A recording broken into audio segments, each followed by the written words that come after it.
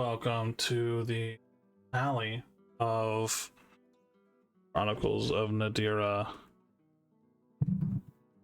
It's time to see how this plays out. Last time we left off, the party known as Morkala had been freed from their cells in the dungeons of Allcourt Keep as they rushed through the hallways, gathering their equipment, receiving godly boons, and then entering into the final ritual chamber, where a seemingly very deadly fight began to ensue. With all this, Riven is now on the ground, unconscious.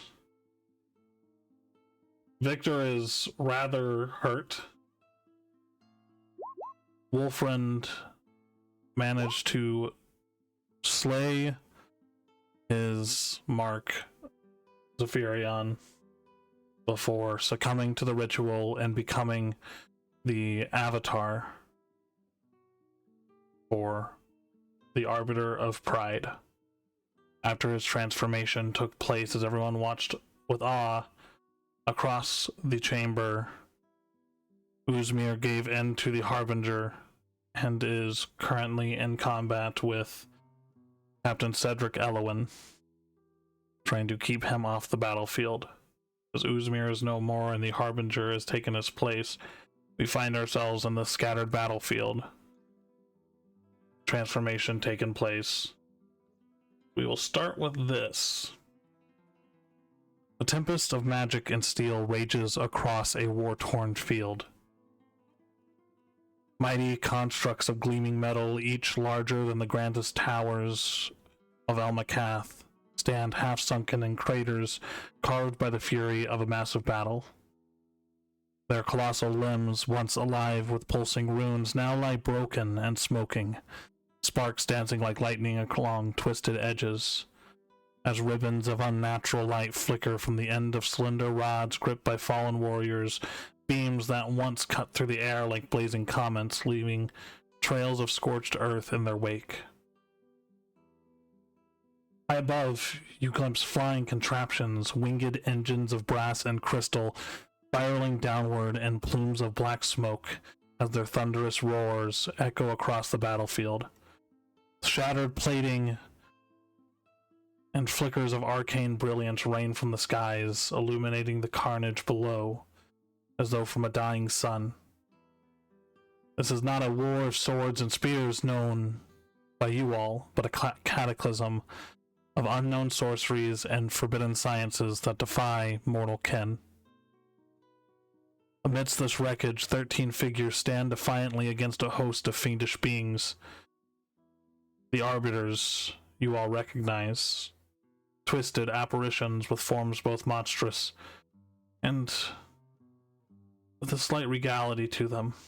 As these Arbiters radiate this dreadful power that warps the very air around them, one by one the fiends fall beneath the combined might of these 13 individuals, their death throes dissolving into black smoke and anguished shrieks. Yet, for every Arbiter struck down, another grievous wound is dealt to the assembled champions. And by the end, 9 of these heroes lie lifeless or barely clinging to breath, their gear bent and shattered. Broken shards of those radiant weapons lie abandoned amidst the ruin. Only 4 remain standing.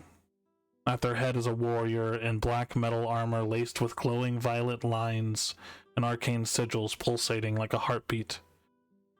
This champion can only be known by the title of Harbinger. Facing them down is the last of the Arbiters to remain unbroken, Pride, the first son of Sin. And even as this champion lunges forward, Pride intones a vile invocation, a ritual to tear free of this moment and seed his essence beyond mortal reach. As a swirl of vortex of darkness engulfs this Arbiter, there's a final mocking laugh. As he's gone, his spirit fled to some hidden corner of existence, and now in the hush that follows, the surviving heroes gather around this lone relic of an older time. A battered blade, archaic in design compared to the ones you've seen in this battle. Faint remnants of Kalenroth's malign force swirl within it, desperate and hungry, and gritting their teeth, the final four channel the last of their strength, forging ancient wards around the steel. As the Harbinger stands at the center, his own runic etchings on his armor flare with brilliant purple light, his sigils spin and coalesce in the air, forming a lattice work of power. With a final rush of his hand, he thrusts both gauntleted hands towards the blade, forcing Kalenroth's lingering essence into it. A terrific flash tears through the battlefield, and when it fades, the Harbinger's form dissolves to ash and drifting embers, his strange armor clattering emptily to the ground as the blade's aura subsides, locked behind a newly imposed seal. In the far distance, a few last remnants of those great and terrible machines begin to sputter out, their glow snuffed as if by a divine hand, thus ending this cataclysmic battle in an age-long past. And as your sight returns to you in the present, you stand face to face with the Arbiter of Pride, reborn to finish what he had begun so many centuries ago. I need everybody to roll initiative. Please. Yay. And thank you. Even the unconscious one. Let's hold on. Where's it's a little dice. Sheet. There we go. Yeah, and it's a little dice in the middle at the top. And then I still get my +2 from my nimble reflexes, right? From the 10-minute long potion. Yeah. Okay. You also, none of you can be crit because of one of your boons. So you cannot currently be crit. That's always 10, nice. Yay! I will get rolled for Captain Cedric Elowen.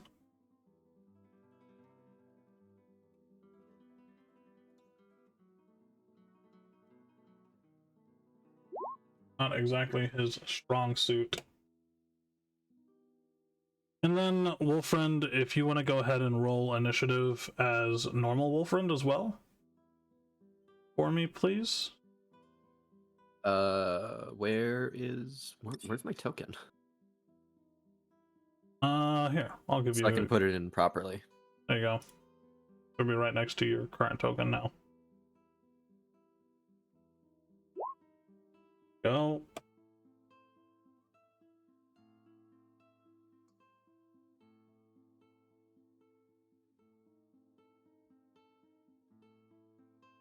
And with that, we'll also roll initiative for this. Misclick my bulb. Wow. Same roll though. We're starting We off rolled right. that one twice in a row. Yeah, 2 nat ones. We're starting off real great. Okay. Good. Still speaking as Dusk, by the way. Yeah, Mavra, why are you Dusk still has speaking magic. as Dusk? I just noticed that, sorry. What a loser. Did I pull that off of Dusk's... Wait. Oh. Oopsie poopsie. Okay. So, jumping into this as now the newly crowned Arbiter of Pride makes his way down the steps of the dais. So is he like walking like he's, walking to like a fashion show? Is he like strutting his stuff, or is it just like a really boring walk? I don't know. Wolfriend, how is your Arbiter of Pride walking? Very poised. Is he Very strutting? confident. Ever so slightly. In my head, it is now That's good. canon. He is just doing that runway walk. It's just there. I can see it now. All I can Hey. see is Escanor. Yeah, he's strutting a bit. He knows his ass is fat. He knows he's got it. Oh, like fat. Dang, I didn't know he was Yeah. pretty hot and tempting. Oh, he is. Right. So, as this happens, it is the Harbinger's turn. Oh, Also, my initiative supposed to be 10. Your initiative is supposed to be 10. +2, remember? Oh yeah. It doesn't change where you are in the initiative order. Yes, but it makes me feel better. I can already see that tonight's gonna be one of those nights where I'm just gonna roll low. all right. No. And I mean, I guess I just turned into the Harbinger at this point, huh? Yeah, pretty much. I don't even think you've attacked as the Harbinger yet. Nope. It was a new thing. So as I came into being, I guess, face meeting Mr. Cedric Elowin in front of me, I'm going to attack. Okay. 33 33 is gonna hit. for I hope that'd so. be slashing, and we'll go with radiant on this one. Okay. So that is gonna be And- minus 30 points of damage. And then another 33, and it is rolling correctly, for another 17 and 6 radiant. Hmm. Then we're gonna hit him with the good old Dust Edge, and this will be 17 piercing, 8 psychic, Holy shit. and he will have to make a Wisdom saving throw. He will do that. Not afraid of your wisdom savings. Pull him up here. There. I might as well open up this other one too. Okay. So, Captain Cedric Elowin, wisdom saving throw. That's a 31. Pass. Yeah, it was DC 20, so. Okay. So as you lay into this man, slashing through him, he is unable to parry or block any blows from you. Your speed and power far outweighs that which he is capable of defending against. You doing anything else, Mr. Harbinger? I guess for a couple things for you. As the Yeah. Harbinger, you are a cognizant individual. You are no longer Uzmir, but you are aware of your mission and your goals, and you have an idea of who your allies are in the situation, because as the Harbinger, you have been also looking through Uzmir's eyes ever since you have been slowly changing into this form. So, like, you don't have to worry about accidentally attacking your allies or anything like that, but you are aware of who is your ally and who is not. Right. Yeah, no, I don't have anything else I can do right now. Okay. Then jumping to the next one. Riven, please whisper me a death saving throw. Let me just pray real quick, and then I'll do that. Sure, roll a Natural religion 20. check. Come on. What's up? You said you're gonna pray, so roll a religion check. oh, you're serious? If you want, it might help you. Get a bad roll out of the way. If this religion check's a natural 20, I'm gonna laugh. No. Alright, so now roll your death saving throw. Yeah, great. Where is it?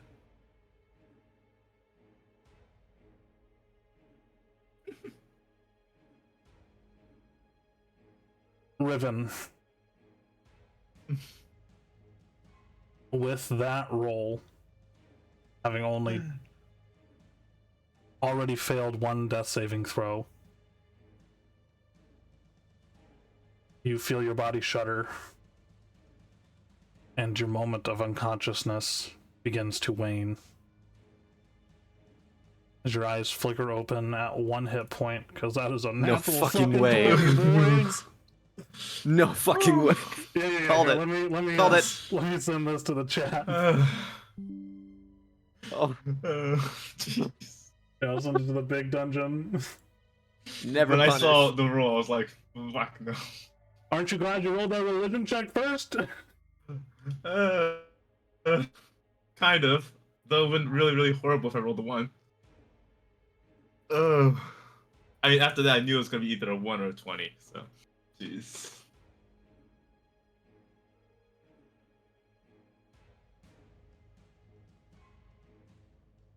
Alright, so Riven is, like, his eyes, like, flicker open. And he just takes a deep breath. Like a... And I guess that's all he could do since he was rolling death saving throws, correct? Yes, Or your death can he saving throw stand takes up? place Yeah, okay. at the end of your turn. Got it, perfect. Okay. So now, yeah, he's alive. Okay. So after Riven's turn, we can go ahead and get rid of that. Go. We'll move on to Captain Cedric Elowen. Wait. Can I use a legendary action on the end of Riven's turn? Yeah, at the end of anyone's turn except for your own. Oh yeah, yeah, we're gonna do that. Okay. So I can attack as a legendary action. Yep. 18. 18 misses. As you Damn. swing towards him, he's already gotten his bearings from your other slashes and barely manages to dodge out of the way as your blade comes sliding towards his face at immense speed. And you do kind of nick his cheek for a moment, but he gets out of the way before any real damage has been done to him. Oh, he is not looking great.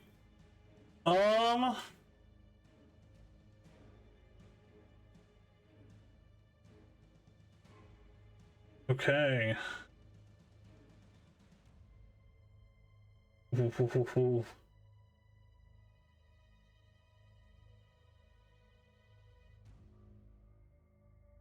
He is a man on a mission, but also does not want to die.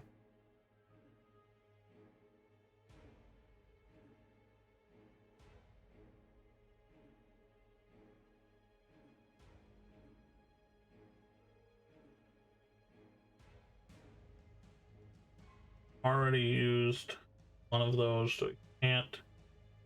2 of those. Can't use those at all.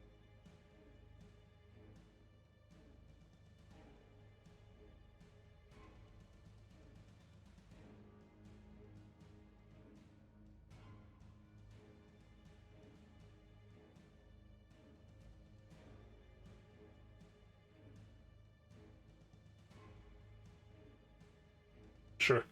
He's going to try to cast a spell. Is anyone trying to stop him? I'll shoot him mean glances. Okay. Counter spell is healing spell. I don't know if there are any counter spells left on the board. I am, mean- glaring at him intensely. Does Nobody that else count? is Does- really close enough. Riven does to have a try counter and tell spell, him. but he is CM and he Pretty is sitting down. far so- away. Yeah. Yeah, that's more than 60 feet. I can show you 60 feet. He No, is for going sure, to but- cast Dimension Door. 60 feet. too. Oh, boop. All the way up to the dais. Jesus. Dimension Door, you can go up to 500 125 feet. feet. That's insane. You can go up to 500 feet with Interesting. Dimension Door. It's not a place that you can see. No. I didn't know. No, Dimension Door is anywhere within 500 feet. Now, if you aren't familiar with the place, you have a chance to, pop into a wall and take a bunch of damage. Yeah, That sounds like fun. I remember now. That'll be the end of his turn. And we will actually now jump into a liminal space for a moment. As this is going to get a little bit weird.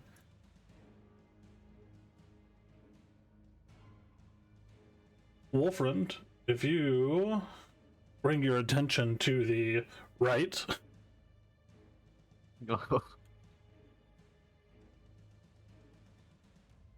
Oh. Back again. Back here again, dealing with the consequences of my own actions. Oh yeah. Oh. Your eyes flutter open, and you are again in a familiar space in your mind.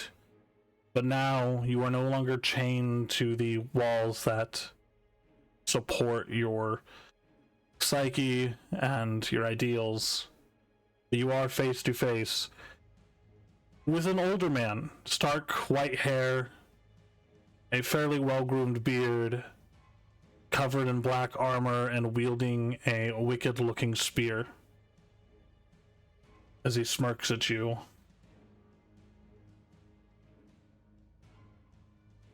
And the first thing he's going to do is not even going to talk at this moment. He is just going to attack you. And he has 2 Dominion Domain. If there is a creature within 20 feet of him, he can strike them as long as... But there are no other adjacent creatures in his space. So he will ignore the 10-foot reach, and he will be able to strike you regardless with his Gungnir. This will not be with advantage. What do you mean, not with advantage? This one won't be with advantage. But that is a 20. No. Does not hit you. So the first not. blow, as you see the spear, it doesn't even look like it exits his hand, but the damage to the crystal formation behind you would say otherwise, as he gears up for a second attack. That is a 35. That one hits. So that is 21 piercing and 15 radiant damage in this case. Radiant damage? Yes. Hold on, do I... No, Dimitri had something with piercing damage. Wolfram does not. That was 21, you said? That is 21 piercing, 15 radiant. And just as a point, like, I'm effectively long rested. Yes.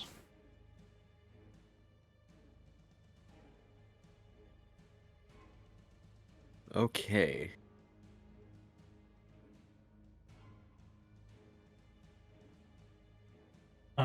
That is the end of his turn. And moving after that, it is your turn, Wolfriend. God. Not even bothering with introductions, are we? Just gives a sly smirk. You spelled Silas's name 2 different ways. That's fine. Loser. I'm not worried about it. Ooh.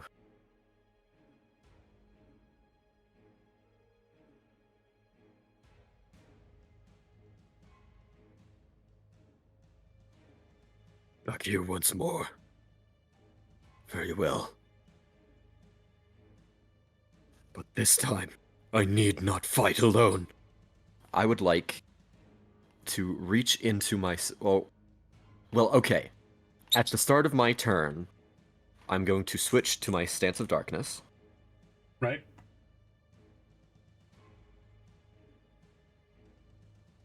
And then I'm going to reach inside myself.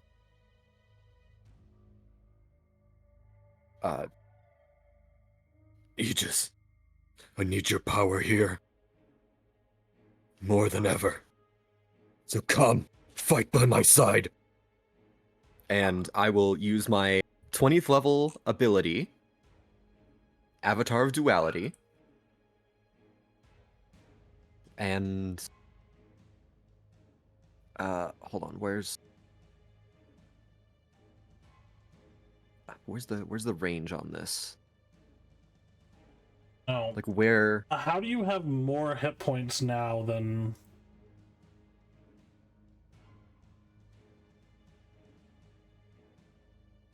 then Or wait a did minute. you? Yeah, because he did 36 damage to you last turn. Did one of your abilities heal you? Yes.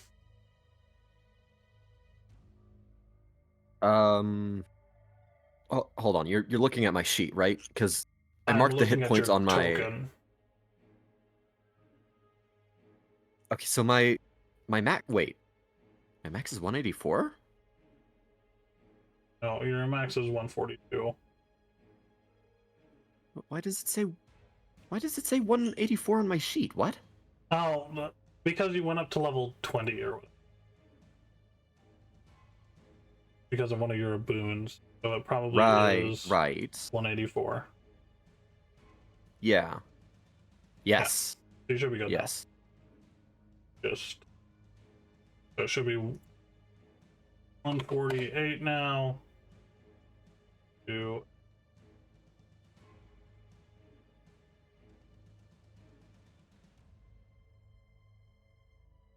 there you go.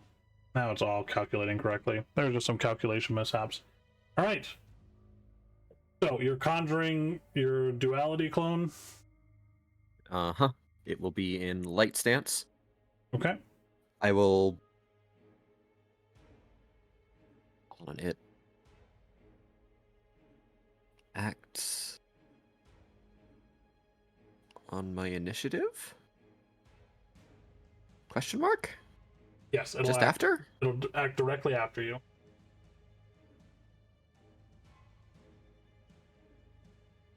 All right. So that's my action to do so. I will bonus action swap my weapon to its cleaver form. Okay. And then rush up to this side. What token should I use for my That works. Hang on. It has how many hit points does it have? 100.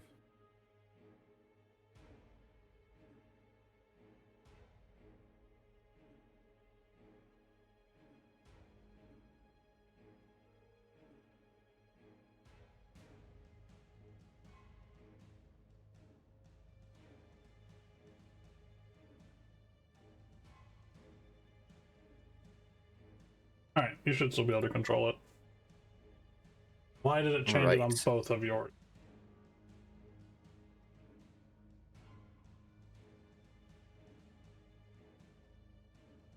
Oh, yeah, it's on. You're Yeah, it's on my fine. sheet as well. I was at 148? Yes. There you go. Now they are different. All right, so you have your clone, and you are now flanking. Yes. So, what weapon does my my weapon has it, or my weapon. My avatar has like a copy of my weapons, right? Yeah. And I suppose all of my other gear as well. Mm-hmm. Okay. My avatar will be well, in light stance with the sword and shield. And he will make his 2 attacks. Okay. Go ahead. Add advantage because of flanking. Yep. That's a 28. And a 28 33. hits. And a 33 hit.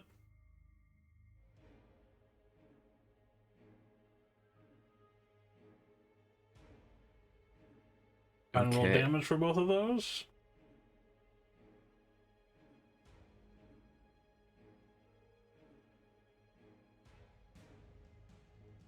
My avatar doesn't have spells, does it? What is the wording on your avatar? The avatar shares your ability scores, saving throw bonuses, and proficiencies. It acts on your initiative count immediately after your turn, obeying your mental commands. Then no, it would not have your spells. I see. So it cannot Divine Smite, then. Cannot Divine Smite. Damn. It can think really hard about it, though. I can think really hard about it. Alright, that's... that amount of damage. Nope. And that amount of damage. Okay. So 36, 39, 48 points of damage as he slices into this figure in your mind. Is that all he's doing? That's all he can do. Okay, at the end of your turn, you should have in your journal something called Mind Maze Layer Actions. So I at see. the end of your turn, you can choose one of those layer actions to take effect. As this is your mind and not his. Oh! I get layer... I see. This is your layer. I am Your mind not power. seeing any actual actions in the... You should have 3 in there. I'm just Here, I got you. seeing I my got mind you. maze. Alright, try opening it again. Well, it's refreshing. Or I'll just... There we go.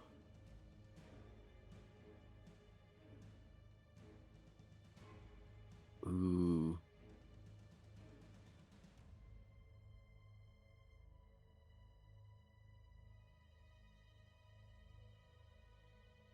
Give me a second. I have to...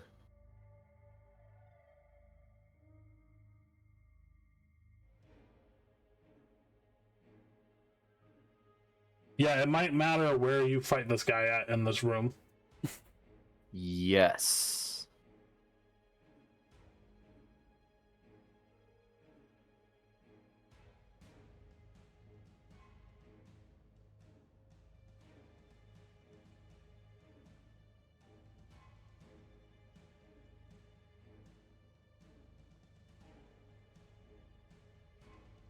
Okay.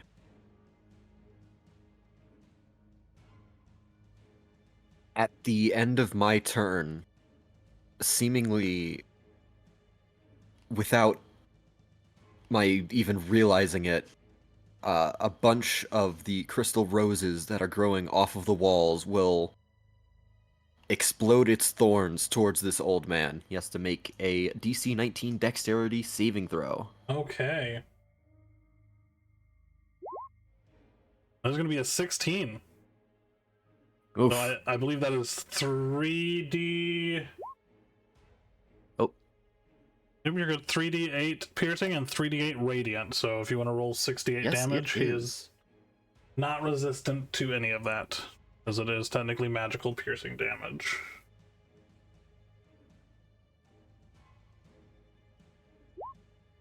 "27 points of damage as this crystal rose bloom expands and alights in bright red.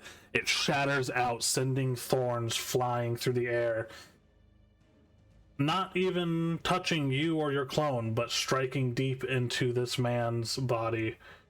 He takes 27 points of damage. Okay, moving on. It is the Arbiter of Pride Wolfrin's turn. shifting battlefields. This is gonna be the most difficult for me and Wolfriend. Everyone else can just stay on that one. Okay. Let's see. Where's the voice?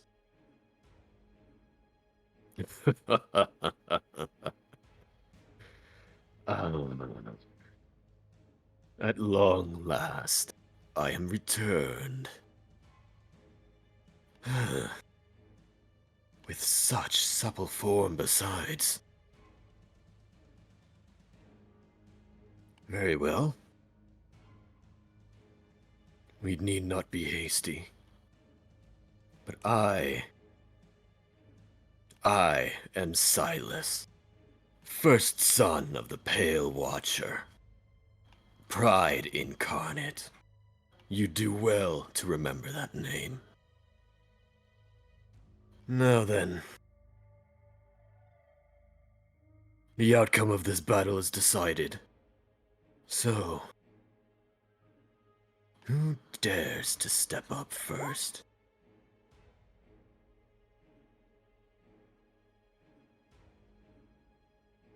Okay, now I should have studied before. You're good. I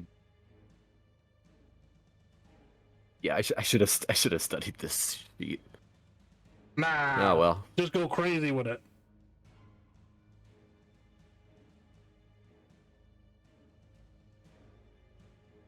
Biggest thing is your legendary actions can be used at the end of anyone else's turn, just not yours.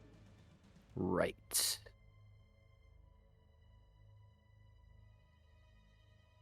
Where? Oh, there are my legendary actions. There they are indeed. Right. Oh, I am spinning a lot of plates this session. Welcome to my world.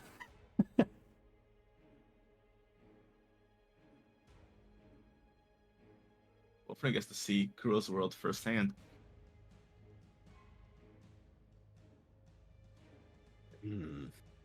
You. And we'll make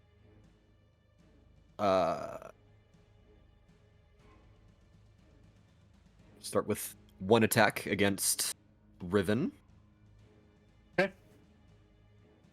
That is a 25. That probably hits. Yeah, Run Riven there and is cry. unconscious. Really? He just got up. So Riven, that is 22 piercing.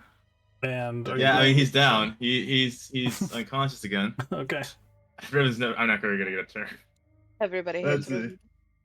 Is he whispering his rolls right now, or is it just invisible to me? He did whisper his role. You can change it to public. Wolfriend should be at the top of your sheet as a toggle. Ah, yes. I did not notice that. Okay, are you doing anything else? The man before you lies now not conscious. We'll make the rest 20 feet. And 2 more attacks against Mavra. Okay. I am sorry. No, you're not. Absolutely not. That's a natural one. Can you roll a D100 for me? Well, I hope he rolls 100. A 70. Close enough.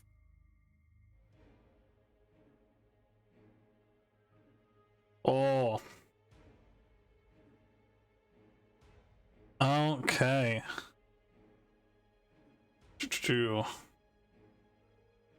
I need you to roll a dexterity saving throw for me, please. Okay. Ah, 13. okay. You fall prone.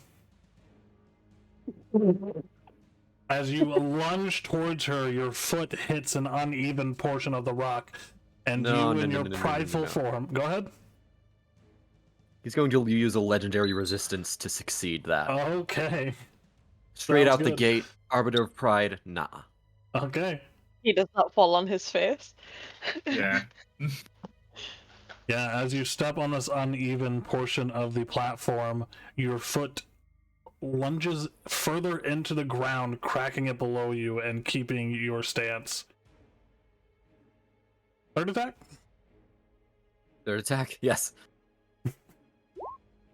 It's a 28. Well, that hits. You're doing piercing or sorry, you're doing radiant or necrotic damage. We'll be doing necrotic damage. Alright, so that is 24 piercing, Mavra, and 10 points of necrotic. Shit.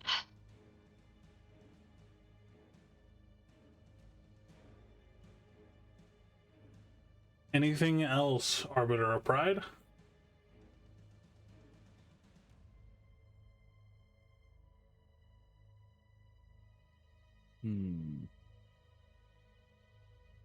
Question. When Sir? do I roll these d6s for if I get abilities, which I assume I don't They start come out stocked with? You roll those at the beginning of your turn, so you can go ahead and roll them now. Oh. Nope. You don't have either of them active currently.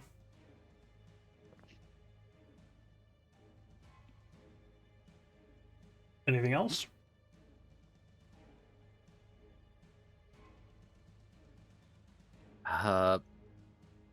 We'll use the rest of his turn to laugh menacingly. Okay. Is a free action. Victor, it's your turn. Really, very stupid question, but I couldn't do the math because I don't have my stuff on me. What was the conversion we said for health to AIP for each AIP point? It's 5 points of health for each AIP point. 5 points of health, huh? Yeah. So you're telling me that I can do 5 of them? What do you mean? Excellent. So seeing as how Victor would see what the hell's going on, and Riven just went down again. Oh, what do I want to do? So wait, I have haste right now. So I have that 2 actions bonus. Victor's gonna want to tax himself to try and pull out more power. Okay. And so I'd use my 1 AIP that I have left over, and then I'd use as many other AIP as I can to alter the Phoenix potion. Mm-hmm. So that would give it a +6 to its dice rolls. Okay. And then I will immediately use my bonus action to consume it. Okay. And so let me do the -25 for my temporary hit points quickly, so I know exactly where I'm at now. So my max, 93, 25. So my max is now 68 that I can get up to, and I am down to that. As you And then I will infuse- use. Yeah, as you infuse sorry, this go. elixir and down it, your body begins to alight and glow with the increased power of this Phoenix device that you have now become. So, what are you doing? I will now use my movement. Okay. So let me figure out what I want to do here. Ava, you're up next. I'll move over here. Okay. And then I will make Can I? Nope, he's right there. So I'll just make both my attacks against new wolf friend boy. Okay. And let me do the first one. There's a 24 hit. Meets it, beats it. That's what's up. Yep. So take 7, and then I still have my 1 potion active on it for the same amount of turns as haste. For 3 more rounds. Does the potion affect him, what does it do? or does he have to make the DC? Enfeebling cold.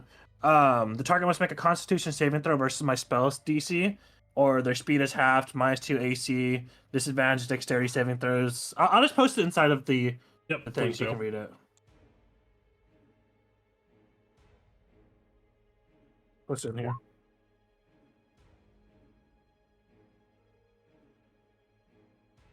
Yeah, he'd be affected by it.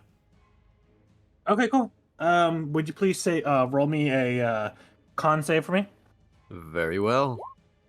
That 100% fails. Fuck. Holy shit.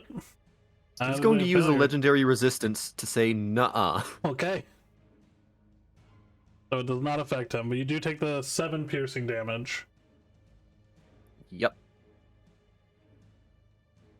Bullshit, fucking legendary resistance. I'm gonna shoot him again with my extra Yeah. attack. Okay. Damn, 16 does not hit, does it? No, It does not. Getting hit by the Fuck. first one was probably enough for him. Well, and then that's the end of my turn. Okay. Neither. So, Mavra, as you see Victor run up and sling these 2 crossbow bolts at him, one of them striking into Wolfriend, the other one, Wolfriend easily grabbing and crushing out of the air. What are you doing? If I move away from him, does he get an attack of opportunity, even though we're not within 5 feet? He has a 10-foot reach, I believe. Is that correct, Wolfriend? Mm-hmm. That is correct. So yes, he would technically have an attack of opportunity against you. God damn it.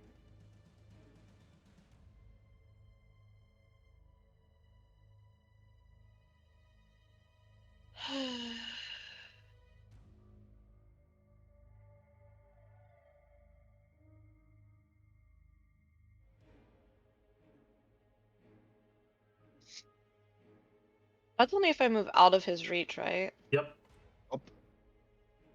Okay.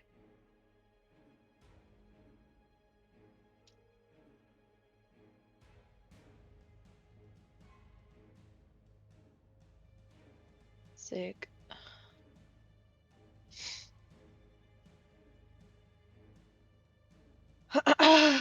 Mavra, knowing that Riven doesn't have much time left, is going to come here and feed him a potion. Okay. What kind of potion is it? It's just a basic healing potion. So that's 2d4 plus 2. You mean I have a turn? Oh. Yeah, you'll have a turn and everything.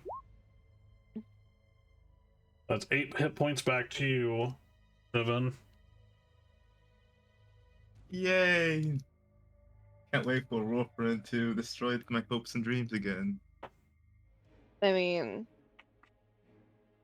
he gotta go through Big Boy first. Also, remember, both the Arbiter and the Harbinger have legendary actions.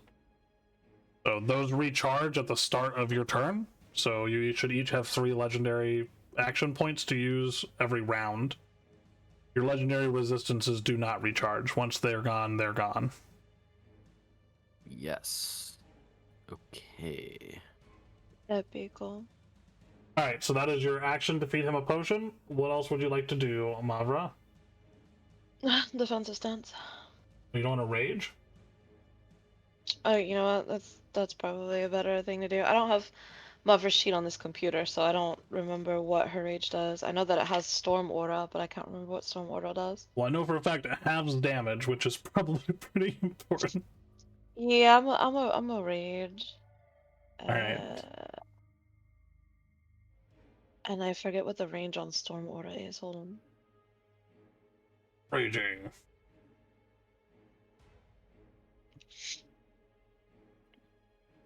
Also, your Storm Aura is, like, all of your stuff is in your Roll20 sheet. Yeah, I see it now. 10 feet in every direction. 10 feet. speak. So yeah, he's going to take whatever. What is the roll? I need to make a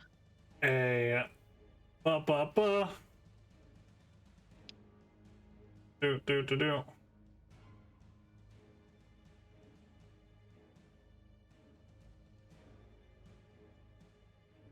There we go. He needs to make a dexterity saving throw. Yep. And he needs to beat 8, 14, 15. He needs to beat a 16 on a dexterity saving throw, Wolfriend. A 15. So he will take your storm aura damage. He gets 5 points of tickles. 5 points of tickly lightning damage. You get some static electricity. Biatch! Sparks start flying off of her form. Tickles. Yeah, she's going to cast Menacing Glare. And by cast Menacing Glare, I mean she's just going to cast a Menacing Glare toward you. Is that the end of your turn? Yes. At the end of your turn, the Arbiter of Pride is going to use one legendary action to make a spear attack against Mavra. Okay. 34. Uncanny dodge. Okay. So instead of 27 piercing damage, that would already be halved because you're raging, to 13, which is halved again to 6. Mm-hmm. And then the 11 is halved to 5, so you take 11 points of damage total. I am down.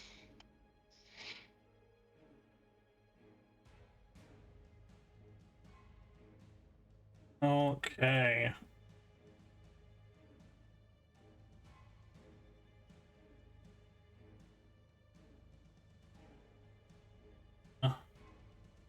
We desperately need our Hulk, as in the Harp. Yeah. So, Harbinger, are you doing anything for legendary actions before the start of your next turn? Nope, I'm not close enough to. Okay. It is now your turn. Alrighty then. So, as I make a nice brisk walk up to about right here-ish, giving Mr. Victor a nice pat on the shoulder as I walk by. I am going to use my action for Cloak of the Night. Putting a 30-foot sphere on a radius. I'm going to use purple. Yeah, I will say Radius. Yep. that one of your legendary actions allows you to teleport. Yeah, think I know, that's fine. but Okay. it's only within 30 feet. Right. Yeah, you're good. Yeah, no. Yeah, don't worry. I have read my actions thoroughly at this point. Got it. And then I will be using my. Don't touch my fucking sphere. Is this sphere staying here? I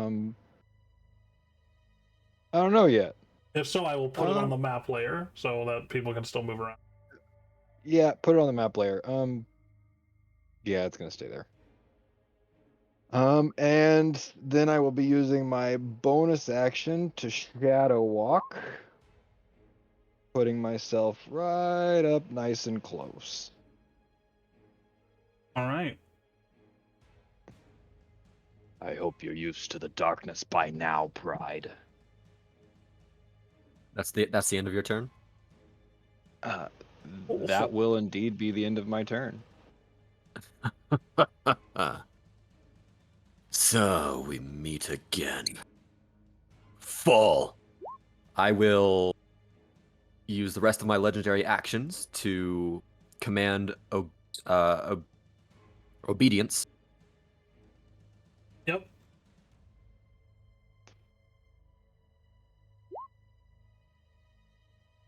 That will be a charisma saving throw, please.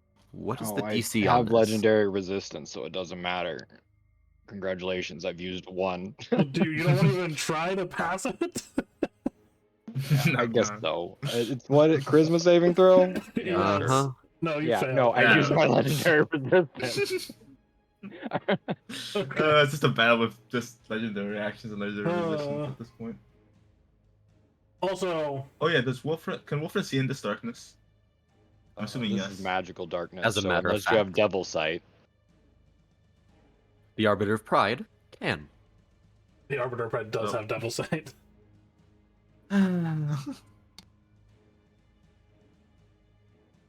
Alrighty, so after that, Riven, you have 8 hit points, and it is dark. Yay.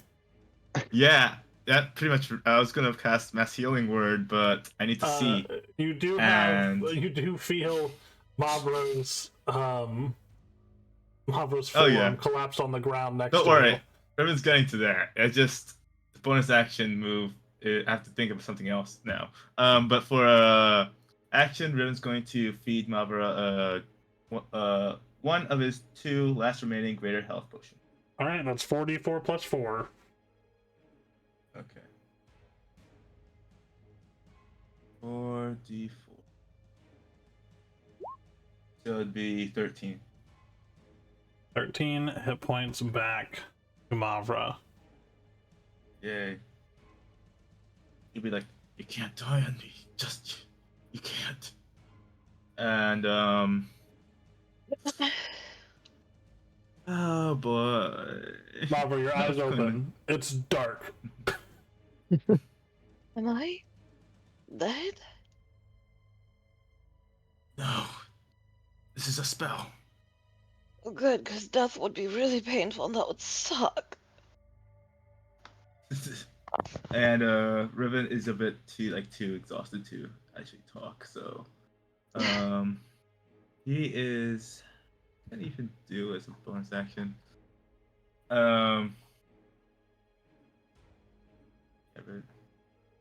Yeah, this spell is about seeing. Yeah, it is. Boy. And I need to see for that too. Okay, you want let me do Fall of Magic. Gonna do Fall of Magic Mhm. to recover sorcery points.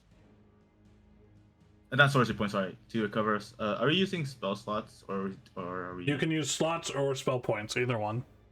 We will be Okay, at least only for using book we'll be using spell points for the next campaign, but you Perfect. can use either one Okay, right now. Yeah, I'm just gonna use spell slots since that's the one that Riven's using at this point. And that's what I'm keeping track of.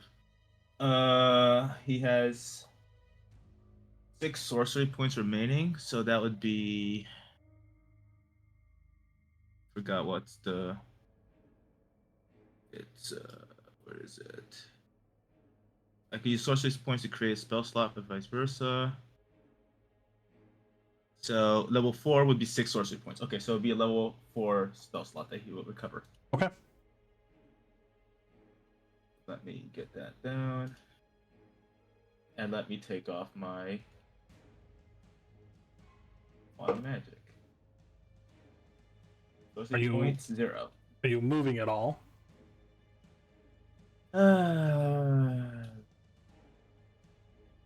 Yeah. Sure. 5. Riven's gonna whisper tomorrow like, need to get out of here. Because he knows they're in a danger zone.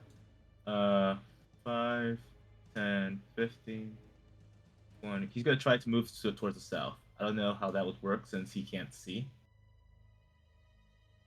Kind of stumble till you bump into something, I guess. Yeah, Stumble till exactly. you bump into something.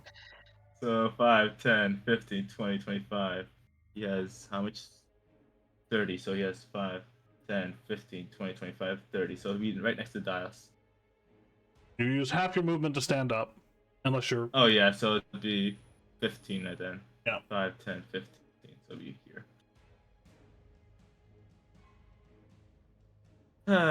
With my 8 hit points. Oh yeah. Yep, and hell yeah. And that's his turn. Okay. At the end of his turn, I have a question. Okay. Is this area considered dim light? Yes, it is a sphere of darkness. No, like the whole area that we are in. Oh. Yeah. As of right now, it is dim light because the ritual's first step is already completed. So the crystals have I'm died gonna down use quite a bit. Knight's Reversal on Mr. Cedric Diggory up there. Okay. Please. Diggory. DC Dexterity 20 and DC 20 Dexterity saving throw. Please. Dexterity is not his strong suit. That is a 7. He is restrained. Okay, so for the moment, he is currently restrained by shadowy tendrils as you push your hand out towards him, and these tendrils start reaching from the cavernous rocks and shadows as it begins to bind him down to the dais that he is currently on.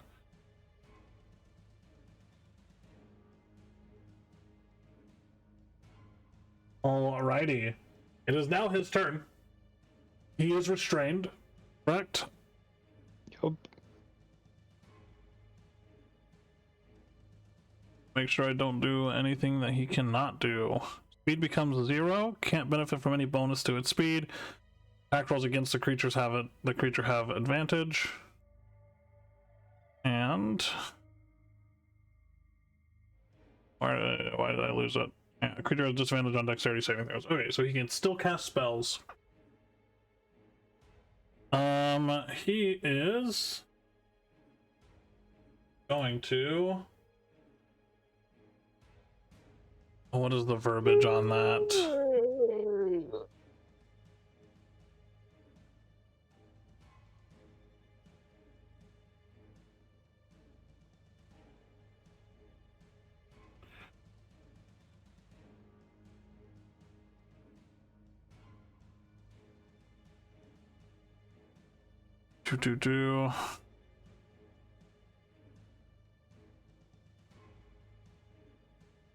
Okay.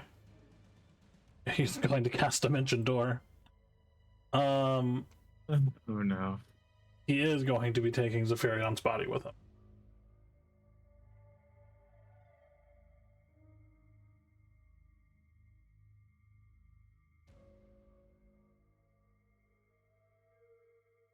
Down there.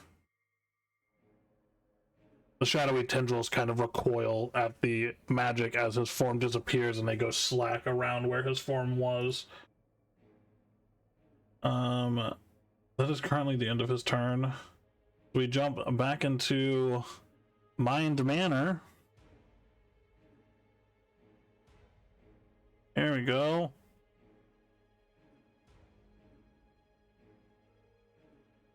I guess there's worse places I could find myself. What was your name? I am Wolfrand Grey, last of the wolves. Well, seems like a good time for the wolves to go extinct then. You're welcome to try. Yeah, he's going to roll his 2d6 real quick. So first one is a 6. Second Wow. one is a 3. Alright, I need you to make a charisma saving throw as he does his pale judgment, focusing in on you with a intense stare and a smirk as he forces his presence into your mind. Hold on. This isn't a spell. This is not a spell. So I would not have advantage against this. You would not have advantage against this, no. Very well. But still 31. That's still a 31. Okay. So you will take half damage, which is 35, reduced down to 17 points of psychic damage, and you are not stunned. Oh, excellent. After that, Oh. My avatar needs to make that same save? yes, he does. That's a 34. Yep, so 17 points of damage.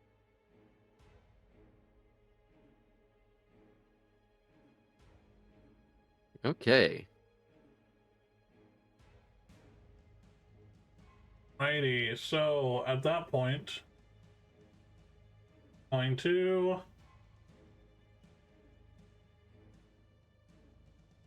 can't do any more attacks because that was his action, but that is fine. He will bide his time for the moment. It is your turn, Wolfriend. All right, tag team, 2 attacks. Let's fucking do this at advantage. You got this, Wolfriend. I believe in you. Aegis Cleaver, that is a 29 and a 31. Okay, so the 29 hits, so go ahead and roll the damage for that one. I am putting some smite onto this. Let's do 3rd level. Okay. Oh, there's some damage modifiers I still need to make.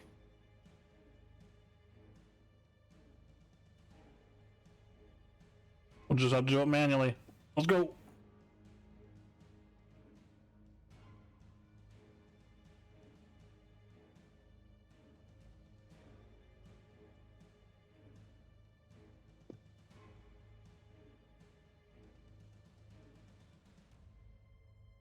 Hold on.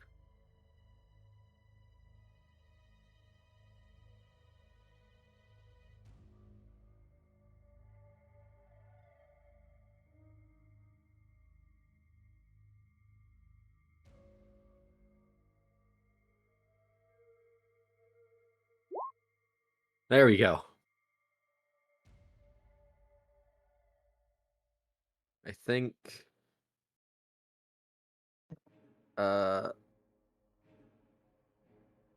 hold on, wait a minute. I have so many things.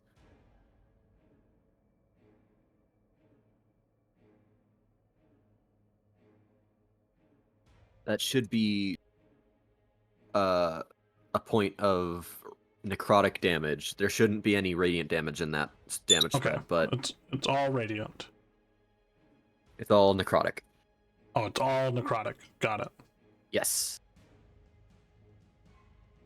Okay. With that first attack, he's going to use his reaction.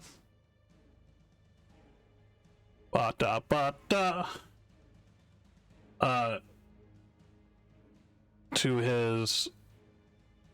He's going to use his reaction to use Domain of the Divine. With that, for 1 round, he will take half damage from all damage types. Mark that use off. So he will have all of this incoming damage, so that'll be 32 to 16 and 22 to 11. As you strike into him, you see this forceful barrier start to exude from his body before cascading across the room and the nearby corridors, and your attack did not seem to strike as deeply as you thought it did at first. You can go ahead and roll damage for your next attack. All right. That much. Alrighty, so that is a total of Oh, shit. 13 points of damage. Were you wanting to do Divine Smite? No, I just remembered an ability that I have that I could have used on my last turn. Oh, I got you. I did not. Gotcha. All right. What's next? My clone.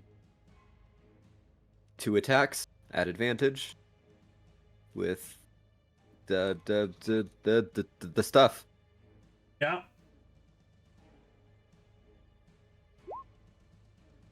26.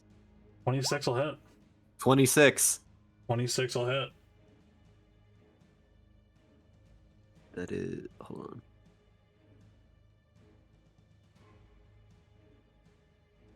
Get the right. There we go. Damage. Alrighty. So that is 9 from the first one and 15 from the second. As you both are slashing into this figure, he just doesn't seem to be taking as much damage as you would expect him to be taking. Okay.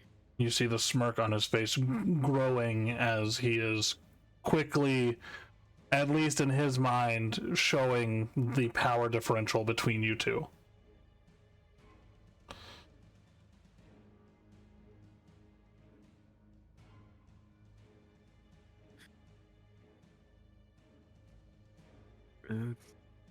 Okay. And at the end of my turn, another crystal rose volley will go Okay. off. The dexterity saving throw? Mm-hmm. This is a 19. Yeah, that does it. Okay, so I believe it's half damage, so you can go ahead and roll 6d8, and he will take half of that, and then half of it again. So 11 down to 5. As another crystal alights and then explodes, sending shards towards the Arbiter of Pride, but not sinking in as deeply as the first time.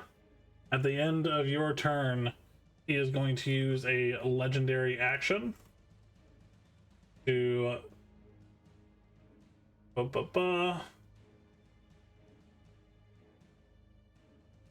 yeah, he's going to do an unstoppable spear attack. So for him, he will spend 2 legendary actions to make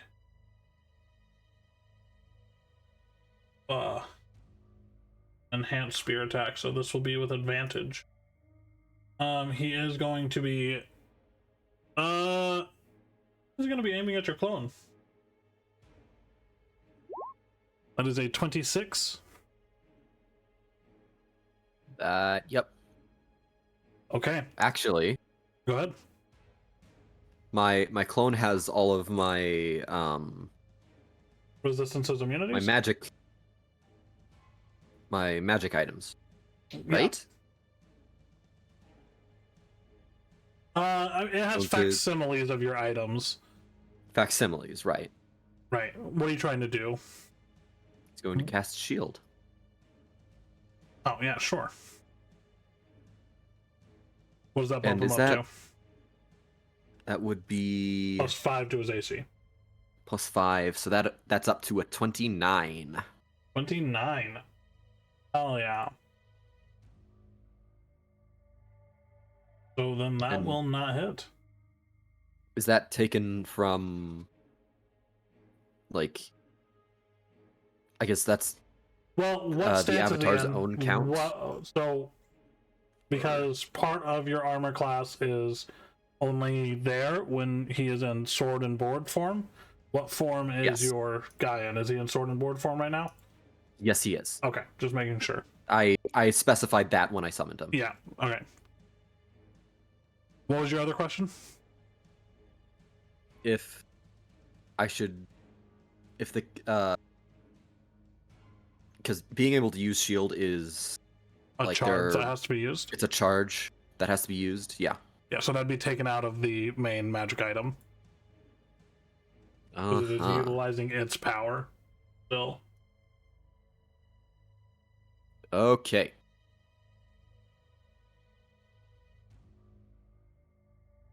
That is fine.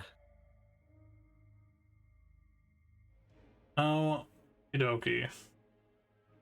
Now it is the Wolfriend Arbiter of Pride's turn. We will jump back over there.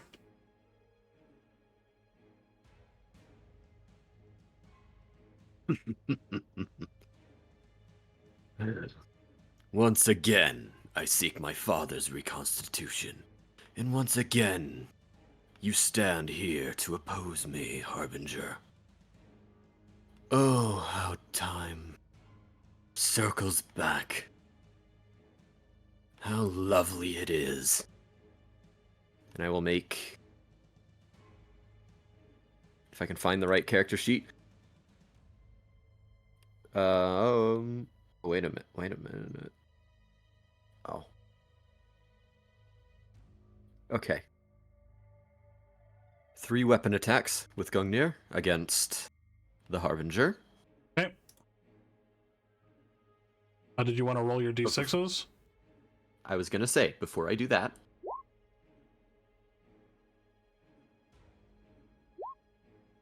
Hot damn. Yeah, so just keep in mind those do use your action, so you won't be able to attack with Gungnir if you use one of those. Yes.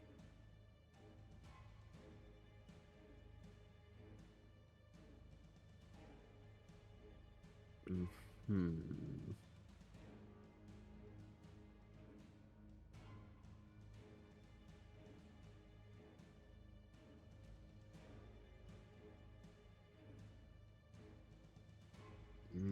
Hmm. Well, he's just focused on the Harbinger now, so 3 attacks it shall be. Okay. It's an 18, No. a 21, No. and a 33. I'm gonna have a reaction on your second attack, by the way. Okay. And repose and hit you with a Dust Fang for 27 That hits. for 18 and 6 psychic. He is Uh, immune to that psychic damage. Well, that's However, interesting. we'll take that piercing. And then the 33 does hit. Yes, so that is 20 piercing and 20... Not 20. 6 radiant. Hold on. That 20 goes down, or is it a magical piercing? Yes, it is. I guess is what. Yes, it is.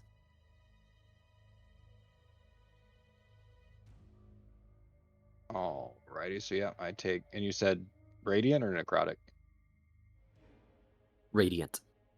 Okay, so I'll take 26. In addition, go ahead and make me a charisma saving throw. Legendary resistance and up. All right. This is a battle whose legendary resistance ends first. Well, we both used 2 now, so Yeah. You doing anything else, Wolfriend? Can I do anything else? Oh. Oh. You're going to want another charisma saving throw after that riposte.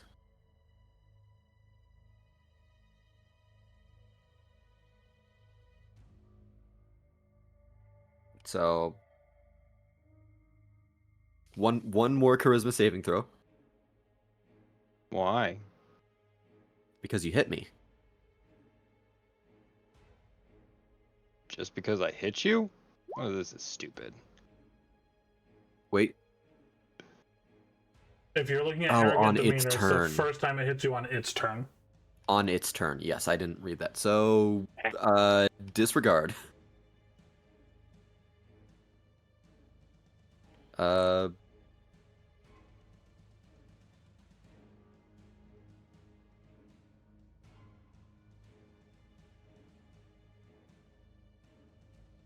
Actually, make me one more charisma saving throw. For what now? Bye. Because you hit me, but this time I'm using my reaction.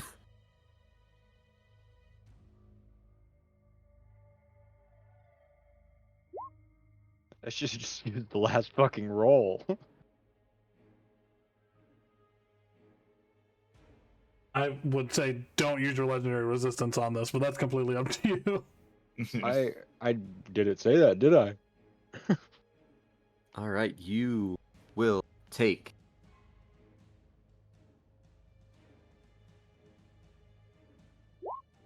13 points of psychic damage and are pushed 10 feet away. I'm immune to psychic. Or no, I have resistance to psychic. Hold on, now I gotta look. I know I got something with psychic. You are resistant to psychic damage. Yeah. So 6. Yep. Are pushed away 10 feet.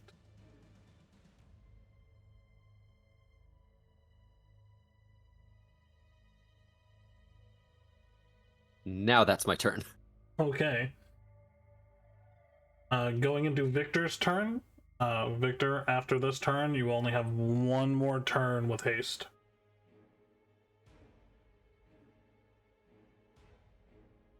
Sorry, give me 2 seconds. I have a quick question going into my turn. So, does Dimension Door make noise when it's activated? Does Dimension Door make noise? It has a verbal component, so you probably would have heard Dimension Door! Or something similar to that. Got it.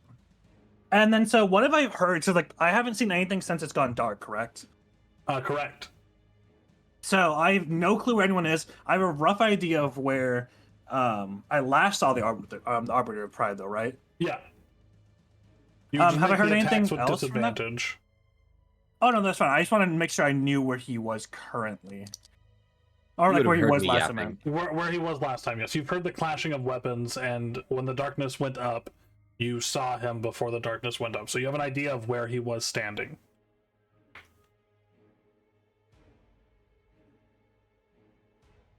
All right, give me a second. Sorry, I've been writing something for the last 4 like turns of everyone else, so I'm trying to like finish it up. I thought I'd be done. Give me 2. Quite the chess match here. Keep in mind, guys, the Band of Calling that was given to you by Lucian is sitting on the center podium with the 4 big crystals, as well as all of Uzmir's gear. And then Mavra currently has the card from Jack in her possession. Please, we gotta call in the cavalry. We do. This is getting bad. Yeah, sorry. I'm really like trying to write this. I have something I wanted to do this turn. Okay, cool. So, since I don't know exactly where he dimension doored to, right? I will use my movement to run as close to where I saw the Arbiter Pride at last. So that would be here. At this range, am I able to see anything? Or is it No, still just magical darkness? It is magical darkness. Cool, good to know. Sorry, let me find where I put the thing. Here it is. And so at the start of like this turn, like when I've ran over here, I am going to pull out a potion, and it's a potion that I have not used yet. It is a potion of wild magic. Okay.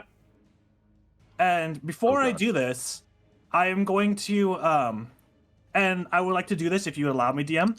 I would like to try and provoke the Arbiter of Pride. And so I have something I wrote to try and provoke him into attacking me. Okay. And so you go ahead and read what you have written, and then I will tell you what roll you need to make. Okay, cool. So at this moment, as far as I get up there, as I'm running and I get to this point, I stop. And let me pause my music so I can actually fucking think about this. Victor stops as close to this Arbiter of Pride as he could. Roll a d20 His body for me real trembling. Quick. Real quick. D20? Okay. Give me a second.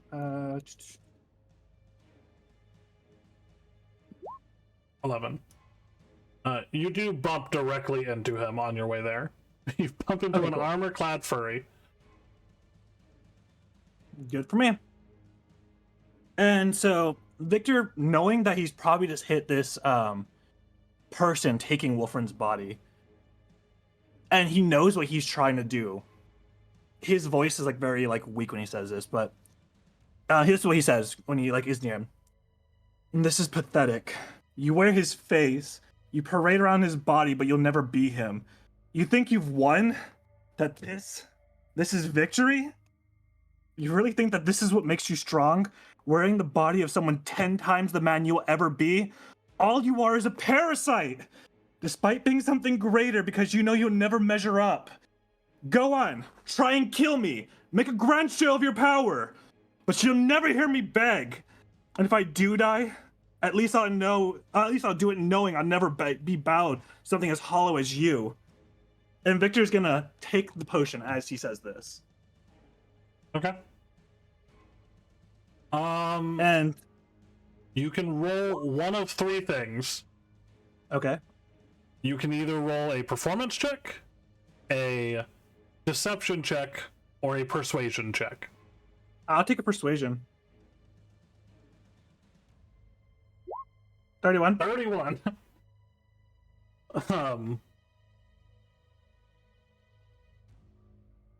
Arbiter of Pride, you can feel free to roll an insight if you would like. If you do roll an insight, whisper it to me. So change the toggle to 2DM, or you can, if you think a 31 is enough, then you can take it how you will. You see that roll? Yep, I do. It'll be interesting. Alright, so you take the wild magic potion. You want to send me in Discord what that potion does? Let me pull it up. Give me a moment. Yep, is that all you're doing on your turn? No, it is not. If I ran into him, I'm gonna try and attack whatever I can there. You said in Discord? Yep. I don't actually know what wild magic does. I've never used this, so this is gonna be interesting. I will say, to give a speech that long, it would have taken your action to give that speech and do that roll to try to provoke him. Perfectly fine. I have another one. Okay. So that's my action and my bonus action. So that's what wild magic does. I don't know what happens. Okay.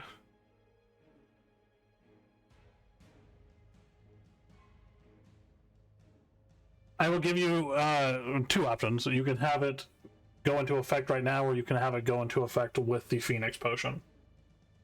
Let's roll for it. Alright, so roll a d4. Odds, it goes into effect right now. Evens, it goes into effect with the Phoenix Potion. Okay. Goes into effect now.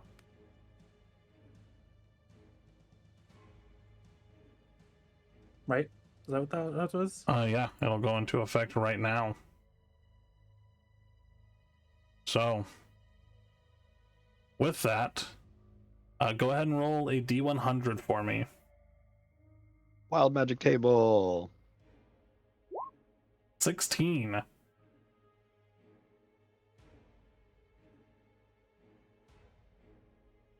Okay. I'm gonna need you to roll 2 more d100s. Okay. Separately or together? Separately. 16 is roll twice on the table. 43 and 92. Okay, so first off,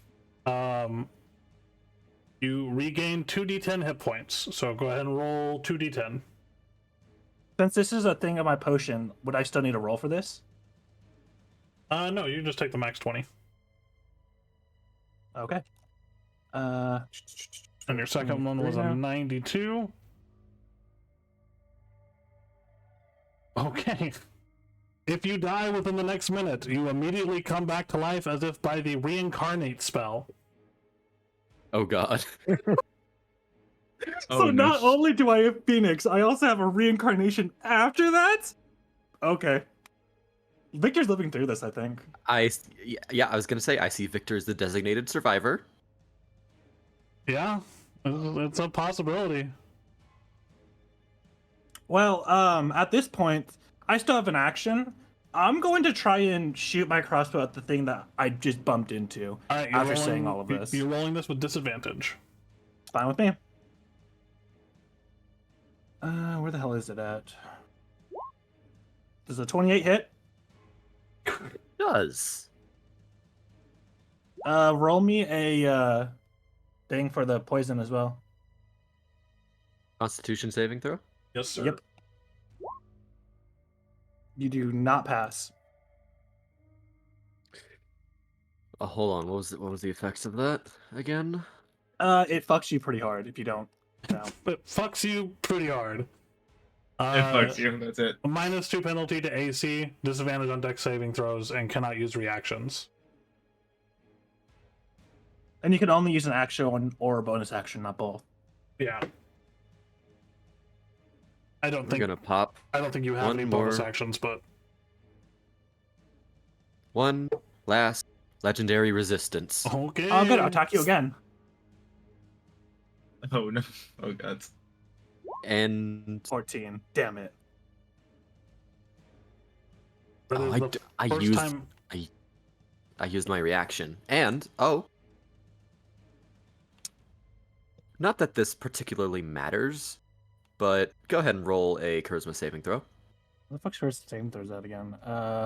Is that What's just the rest of the saving throws? Yeah, oh, there it is. It's a good thing it's not a disadvantage. I think a 22 is still a failure. Is it? No, Unfortunate. 22 succeeds. Whew. You do not have disadvantage, triple disadvantage, rather, on attack rolls until the end of its next turn. Huh. Okay. Well, yeah, I'm good. That's it. My turn's over. Okay.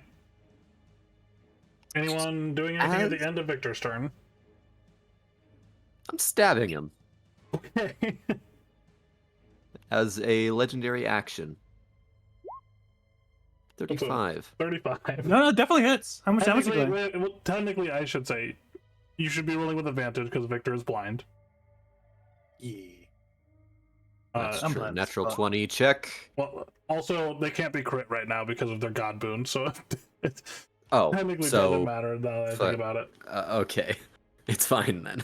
It's fine. You do get bonuses for critting, so That other is true. than the damage, so it's important to see.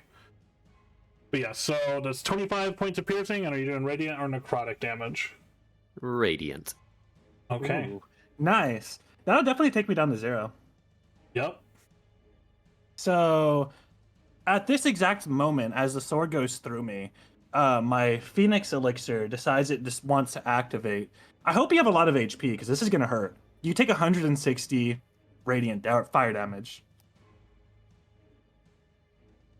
Para, Yes. What, I'm wait, so fucking sorry.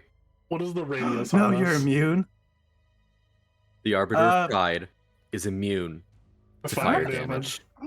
Damn it! Is he actually? That's sad. Yes. As Fuck this your fire damage explosion of resistance. fire spreads out in all directions, it whips past the Arbiter, seemingly having no effect. What is the Arbiter's I'll just reaction take to my this? health. What a petulant child you are. I will never be Wolfriend, because Wolfriend is far beneath what I am capable of. When I took this form, I bore witness to all of his life, his pain, his anguish, his anger at the world. I saw how he thought of you, about your friends. Does that grieve you so? Womp womp. It just says womp womp. Yep. As Victor crawls back up from the ground, you see nothing, Victor, because it is still fucking dark. Yep. I'm also back at my max HP for what I have at the moment. Yep. You are a The battle reborn like is the Phoenix. decided, because I have taken the field. There is nothing you can do to stop me. At this moment, Victor's gonna yell, "Uzma, you're a dick! I can't see anything!" Yeah, Usmir, what the fuck was that? Mavra, it is your turn. You are currently prone on the ground.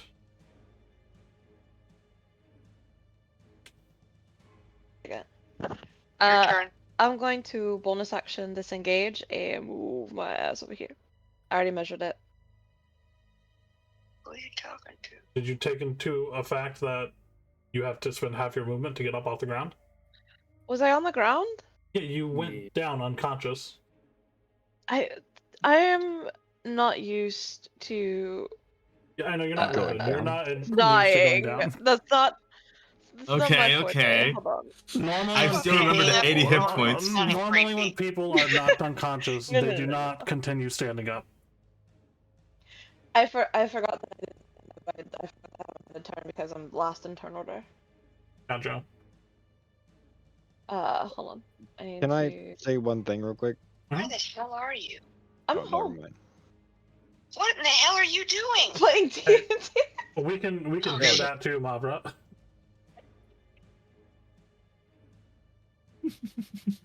What the hell are you doing? What the hell are you doing? That's great. Alright, you move out of the darkness.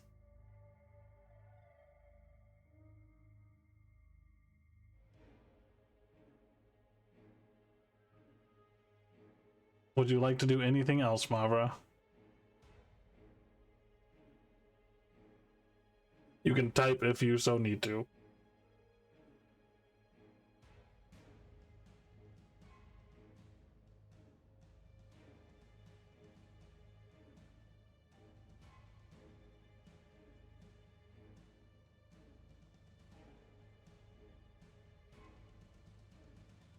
Oh.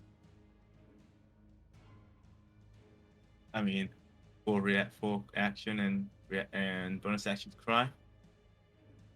We will come back to Mavra in a moment. Harbinger, it is your turn.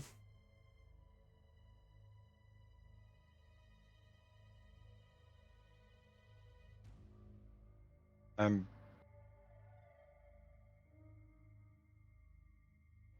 just gonna come up here and attack him. Okay. In this instance, you do not have flanking because your partner is blind, and so he is not considered a threat.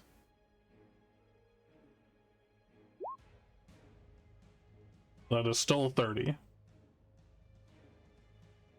We're 18 Very and well. 12 cold. Which 18 Yeah. slashing. Cold or radiant? actually let's try radiant this time. Wait, did we try radiant last time? You did cold last time, and he was resistant to it. No. No, I didn't do cold last time, but thanks for telling me he's resistant to it. We'll do radiant this time. Yes, you did. You did. Yeah, no, you did do cold. I didn't. Last time I did psychic. Because the only time that I've attacked you so far is with my Dusk yeah. Fang. Alright, cat's out of the Well. bag. Oh, good to know. Well, Swing again. 23 probably doesn't hit. 19 does probably not. doesn't hit. That's 19 all I does got. not. Okay.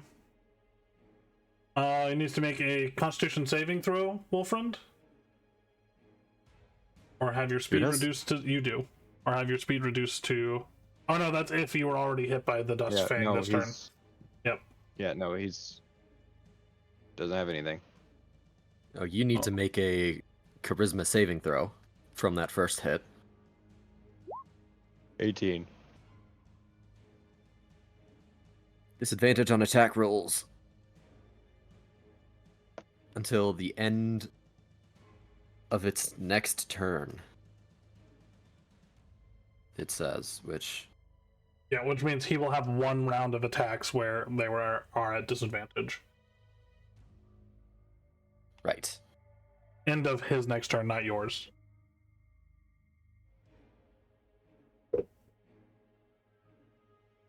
Okay. Is that all you're doing? No, I'm gonna go ahead and dismiss the darkness. Okay.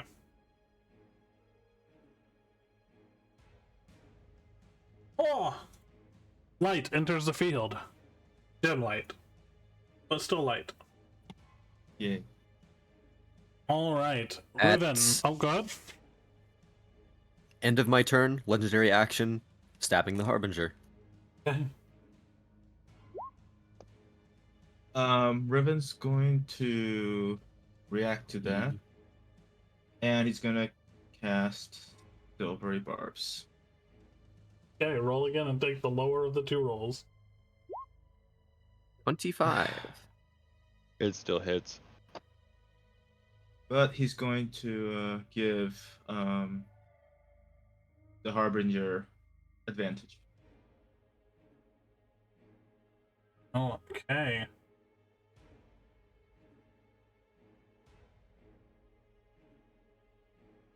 So is that radiant or necrotic? That will be necrotic. And I'm taking the first damage.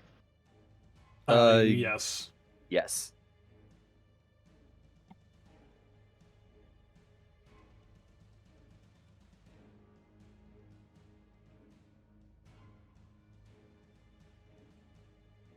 All right, Riven, what are you doing on your turn? Good question. Why am I doing my turn? First of all, he is going to cast a 3rd level spell, Mass Healing Word. Okay.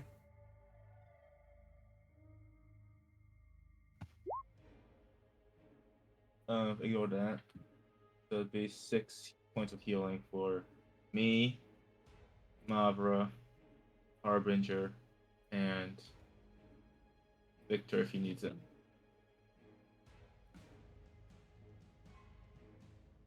No, I Victor's don't need it. Popped up at this.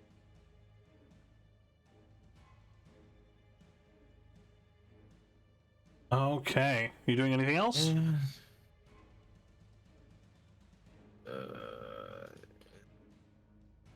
Okay, you know what? Sure. Eldritch Blast.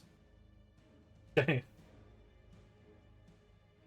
So it'll be 4 beams. Yes, it would. Where is it? 27? That hits. Charisma It's saving only throw. one. It's only one. There's no saving throw. Oh yeah, forgot he does. Charisma that. saving throw for you. Yep, going. There he goes. That saves. That saves. Let me just take that off. Okay. Another one. You can't stop that now. 23. Does not hit. All right. Got to beat a 24. That's great. Like that one. Mm-hmm. Charisma. Nope. Only the 13, first time. that misses. Oh, okay. Then perfect. 30. That hits. 1, 2, 3, 4. Yep, and that's it. And Riven's going to move 5, 10, 15. Did you already take the damage for those, old friend? Yes. Okay. I don't have anything against force damage, so You do not. no. Alrighty. Well, Riven's going to yell, "Well, friend, I know you're in there. You told me to fight when I was at my lowest point, when I was going to die. So fight, damn it!" And that's it. That's his turn. Okay. At the end of your turn, is anybody doing anything at the end of Riven's turn? Okay. Cedric is going to carry the body of Zephyrion further down the tunnel. Isn't he restrained right now? No, he dimension doored out of the restraints. Damn. Back into the Mind Palace. Silas is going to roll 2d6. Doesn't get either of his abilities back, but he is going to slightly chuckle as he says, You won't outlast me.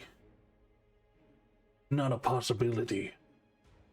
And he is going to make 3 Gungnir attacks against you. These will be normal rolls. So first one is a 19. Nope. Then a 29. For Against you. Yep. So there's 19 piercing and 13 radiant. Hmm. And then his third. Go Kuro. ahead. Mavra still has to take her turn. Yes. Mm-hmm. Whenever she is ready, then she can take her turn. We'll have her take her turn right before the Arbiter of Pride, as she is off the phone, or she wants to message what she wants to do on her turn. That's also acceptable. The final spear attack will be a 30 for 23 piercing and 7 radiant.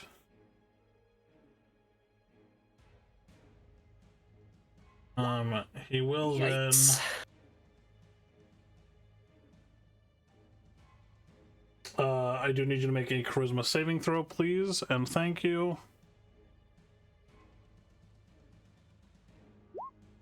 That's a success. 30. You can, both of you, take attacks of opportunity, as he is going to reorient the battlefield.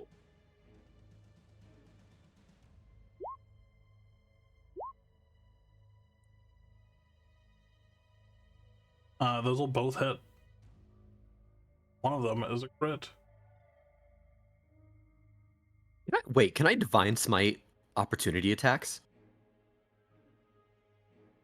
That is a great question. I do not believe so, but definitely a possibility. Hold on. Yeah, as a paladin myself, I would be very interested in this too. It just says when you hit a creature with a melee weapon attack. Okay, then yeah, you can totally do it. Now hold on. One last thing I have to check. Mm-hmm.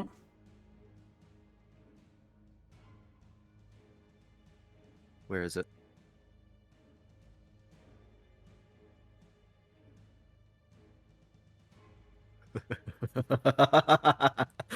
I'm gonna do what's called a pro gamer move. Okay, Mr. Pro Gamer over here. So, Aegis Cleaver attack, necrotic damage, crits, level 5 Divine Smite. I'm putting into this. Are you putting that into the Additionally, crit? Into the crit. Yes. Okay. So, Which is the only attack I can put it in. yeah. In addition, Okay. I would like to use my Channel Divinity, Unfettered Darkness, Mm-hmm. where I can just max out the damage dice on all hits of necrotic damage. Okay. So, let's do some math here. I still roll for the weapon attack or weapon damage, yes? Yeah, roll for the first one first, the 49. Alright, so that is That amount of damage. 10 radiant, 15 slashing, reduced to half until the end of his next turn, or until I read that real quick, just so I'm not cheating you out on damage. Let's see, Domain of the Divine. He halves all damage until the what?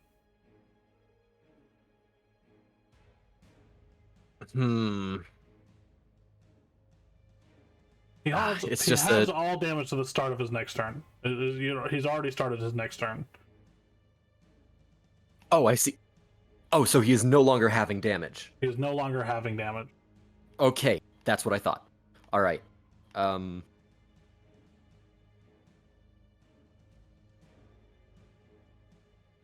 Okay, hold on.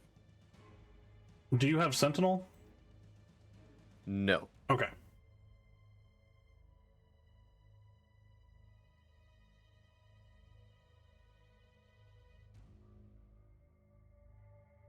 However, let's see. Make sure I have all the relevant modifiers. Yep. That is. So. Okay. So your necrotic should It's- just be maxed out, right? So it's 60-10. Yes.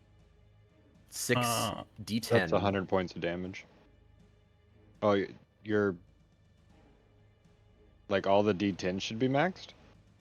Yeah, All the of the D10s D10s from should be his maxed. Divine Smite And doubled. and doubled. So that's 60, so that's 120.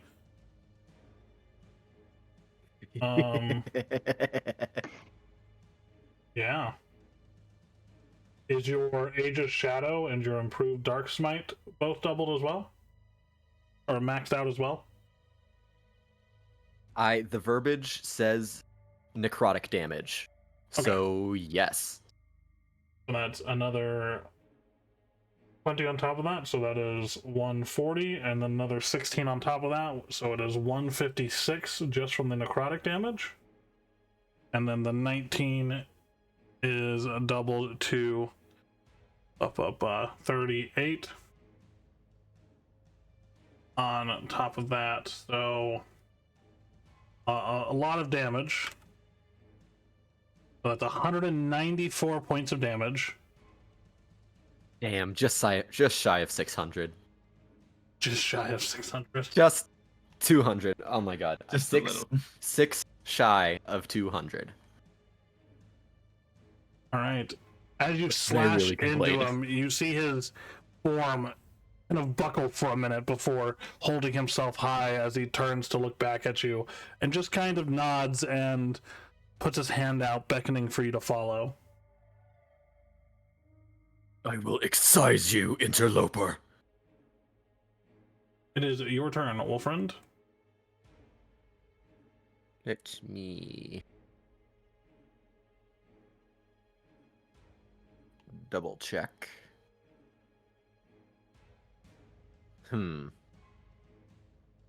This is 20 feet. But this is 20 feet. So, The 20-foot radius, right? yes.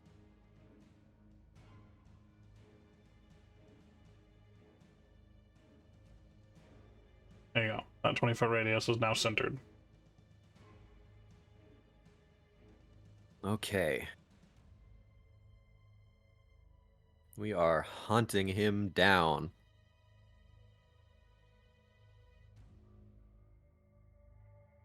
Actually,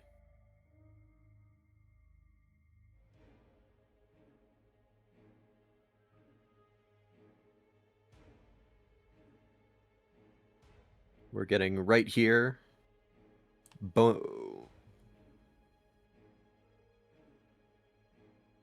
No, wait a minute. Start of my turn. Mhm.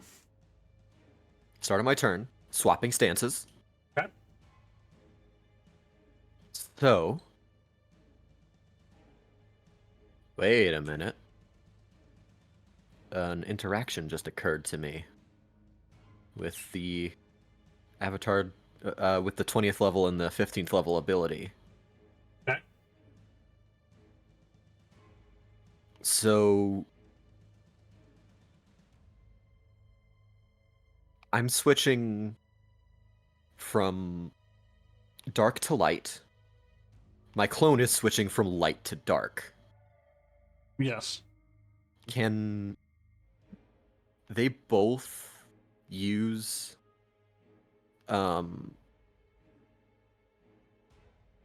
the interwoven fates at the same time? Well, hold on. No, it's whenever you switch stances.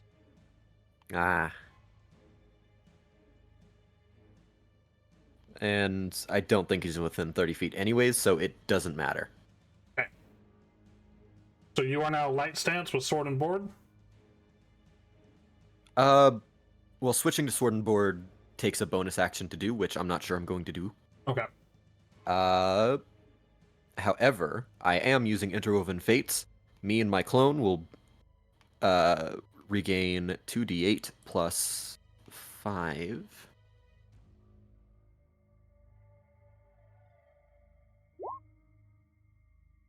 Nine points.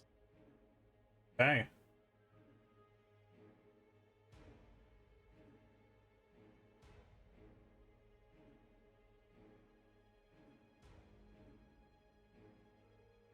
And then bonus action dumping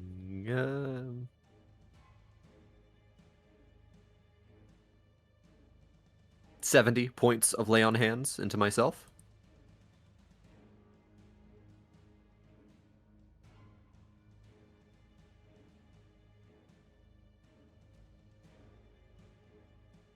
Hunting him down, making my 2 attacks.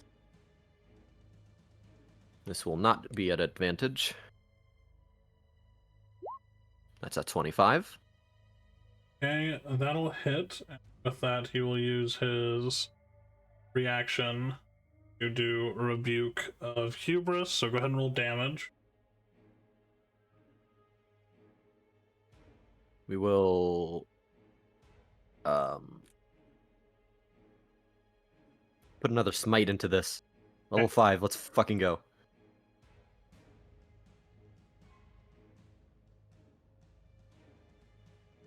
Uh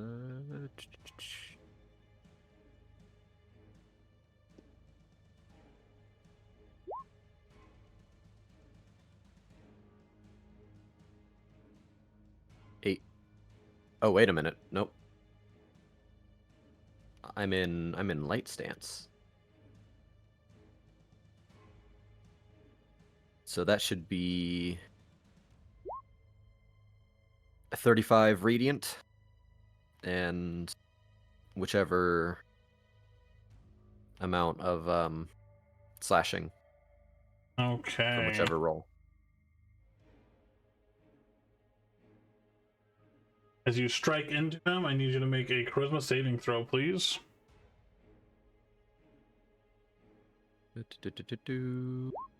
22. It was a failure against him.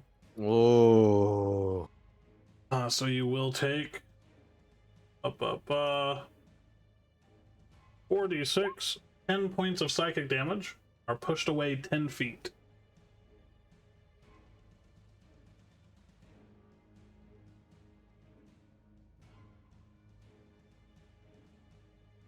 Okay. Clone's turn. Moving up here.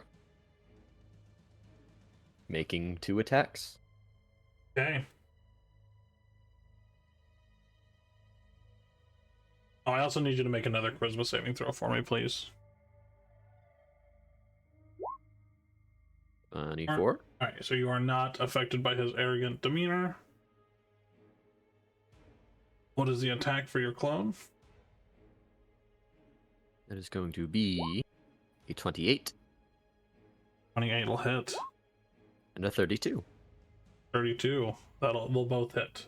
So, just before you do damage, go ahead and roll a charisma saving throw for your clone. Natural fucking 20. Holy shit. Great. Okay, so he does not have disadvantage on his Nice second job. attack. So go ahead and roll damage for Cool. both of those. Jeez, make sure I have all the correct damage modifiers.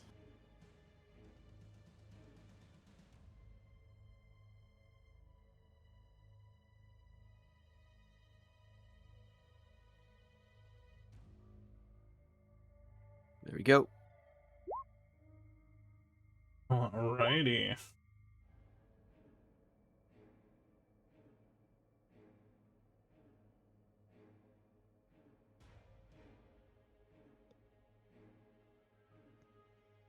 Is that all you're doing? That is all I can do. Okay. And at the layer end of my action. turn... Yes. A...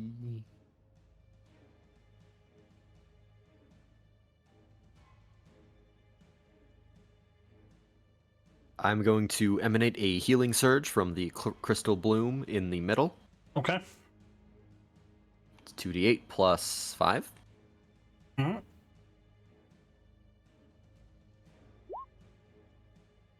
So 15 points of healing. At the end of that, he is going to use a legendary action.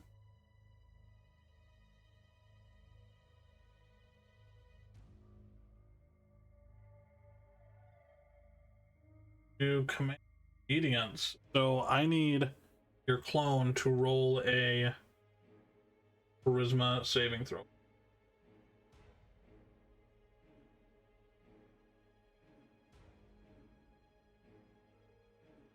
Wait. The aura from another paladin that gives bonuses to saves, that specifically does not stack, right? Like, I shouldn't have a plus 21 to my charisma saves on account of having my clone on the field. I'm If they're pretty sure. if they're the exact same auras, then they will not stack. If you have two different auras going on, if you had a paladin who had like an aura of warding, like the devotions paladin, or if you had where you have your aura of, I can't remember what your aura is, but so two different auras can work together. But I have a oh wait, yes I do. What? yeah, you do. Hey, wait a minute. Wait a minute. Wait a minute. Oh wait. Wait. Oh. I should be dealing an extra 2d8 necrotic damage on everything. Okay. Holy shit. Oh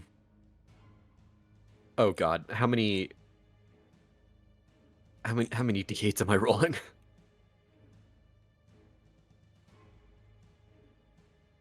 Because this affects every hit that, as long as my clone and I have been within 30 feet of each other, I think. Yes. As long as we have landed damage, it's an extra 2d8. Okay. So that's... I could... Just I roll could go back and 10d8. count that.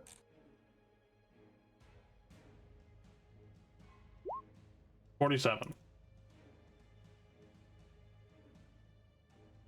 There you go. Let you go retcon that damage. Let's see here.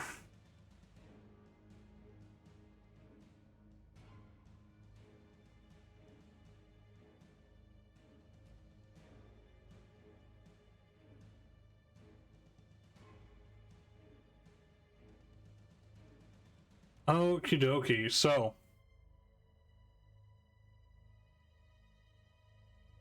anyway, well, did you make your charisma saving throw?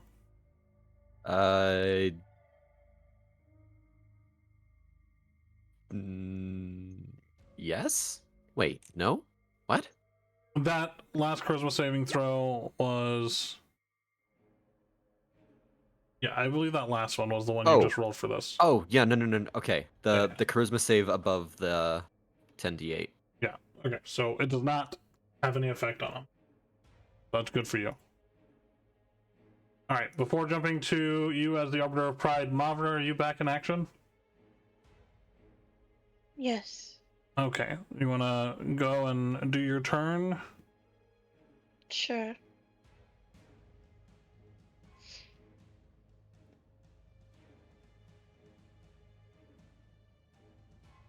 What is Mavra doing? There's no darkness anymore. Okay. Did that happen after my turn? Yes, it happened after your turn. So I would still be taking my turn in the darkness. Yeah. Okay.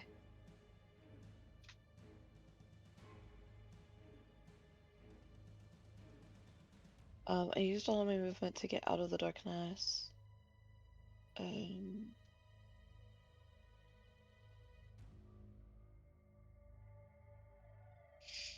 I guess I'll do my best to try to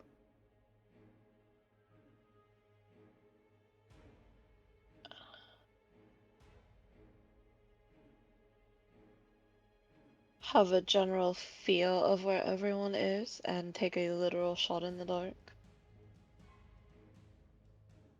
Okay.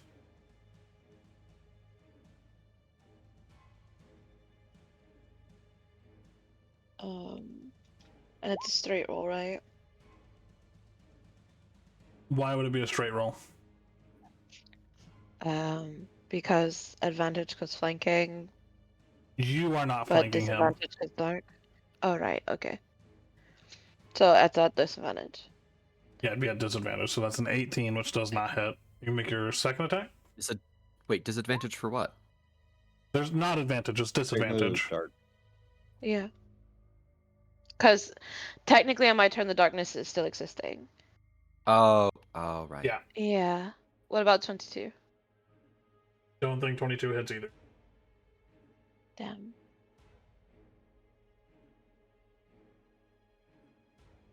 Alright, so as your 2 arrows go flying past them, are you doing anything as your bonus action? Didn't I use my bonus action to disengage? You did, yep, sorry about that. It's been a little bit. Oh, good. Alright, Just a little. Arbiter of Pride Wolfriend, is your turn. Ooh.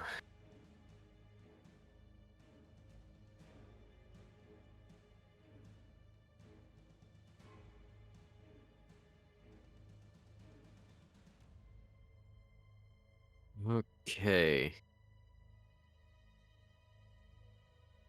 I will be using Pale Judgment on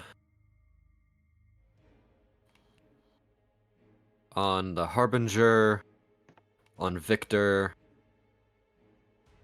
and on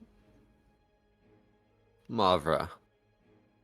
So that'll be charisma saving throws from all of you. Where do people being affected? What's up? Everyone except you, Oh, Riven. okay, got it. I'm not cool enough for the party. Okay.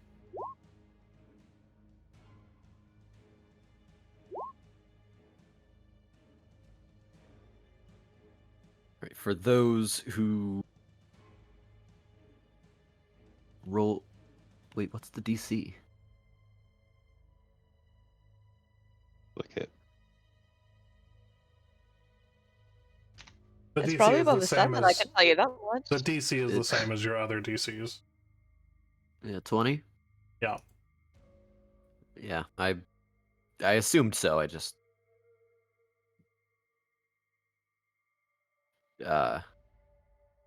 and anyone who rolled below a 20 takes 37 psychic damage and is stunned. Takes what? 37 psychic damage. Hey, Riven, do you have an aura? Please tell me you have an aura. Oh, crap. Riven's not a paladin. I know. I was manifesting it. I wish Riven was a paladin. That was nice. I'm within 30 feet of Wolfriend. Mm. How much Well- damage was Down the again. Sorry. 37. Have I been? Okay. I fall to the ground dead. Again. Oh, great. You're becoming the Riven now.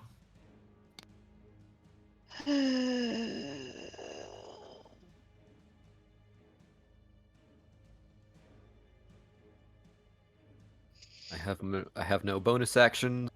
Oh, wait a minute. Oh no, wait a minute. I cry. Stop playing so good, you're pissing me off. I regain 19 hit points because Oh, I that's have great. knocked Mavra down. We both are just free points at this point. Yeah, that wasn't like a normal attack, so I couldn't dodge that shit, which would have saved me. And that's it. That's my turn. Okay. Now it's your turn again because we're all stunned. Oh. Well, that Well, I doesn't mean, affect Riven's not Riven, stunned. right? Yeah, Riven's Oh, not Riven's stunned. got a turn. Yay! I got a turn. Okay. Now my plan's ruined. Is the Harbinger immune to stun? That's a good No. question. I have basically no immunities. Oh. Well, you're immune to charmed, frightened, and poisoned. Yeah. That's good. That's helpful right now. Yeah. Super helpful. I was Riven, gonna- what are you doing? Yeah, that's a good question because I was gonna do something and now I'm not sure if I should do this.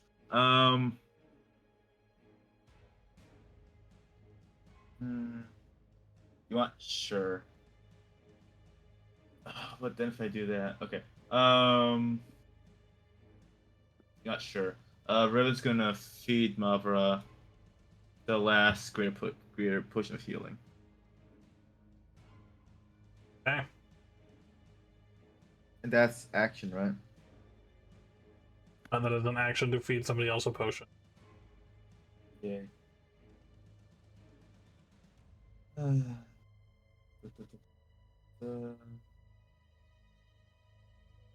Not sure. I'll do that next turn. Revan is once again going to cast Mass Healing Word as a bonus action. Okay. Third level. Yay! 7 points of healing for.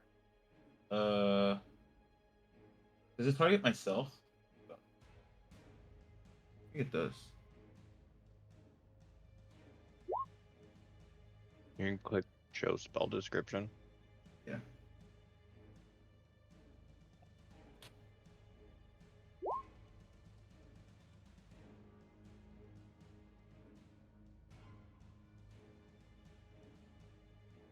I mean, creature of my choice. I hope you can see yourself. Yeah, I can see my hand. But okay, if not, then I'll just pick Mavra, Harbinger, and Victor.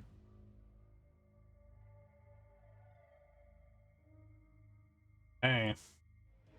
And how much is the greater healing potion? How much the dice it is? 44 plus 4. 4 plus 4. So it'll be 11 plus 4, that'll be 15 healing point. Okay.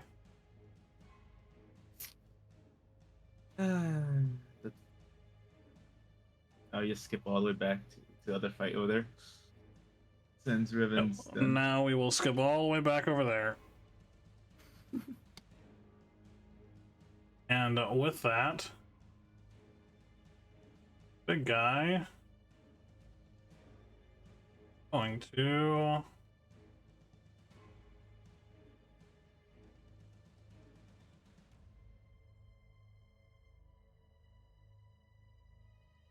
what does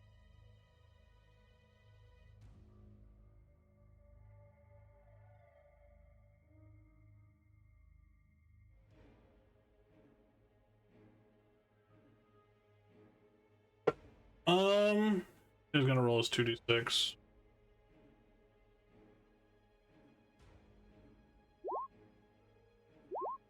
Good Neither of question. those come back. So he will just lean in.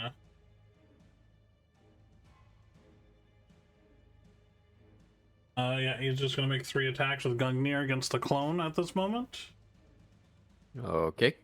That's a natural 20. For Cannot 20 be crit. You cannot be right? crit. So it's 24 piercing and 9 radiant.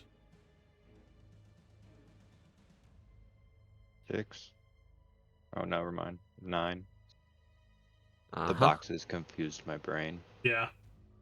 Second attack is a 31 for 26 piercing and 12 radiant.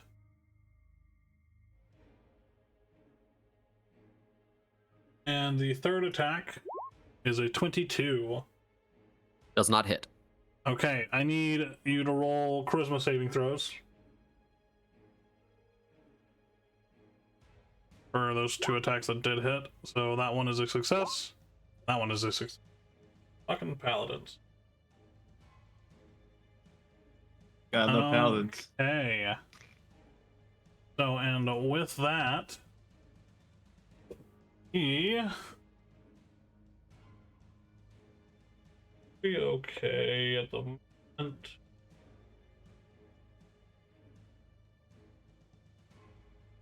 Yeah.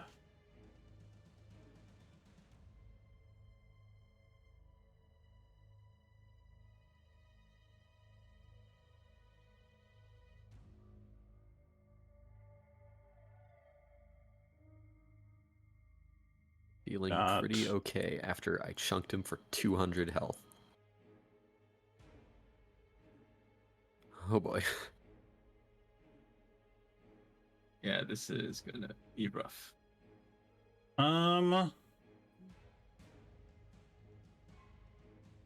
Didn't say he was bloodied.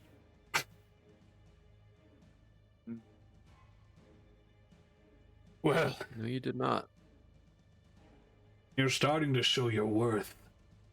Let's see if it'll last. Why don't we take away some of your toys?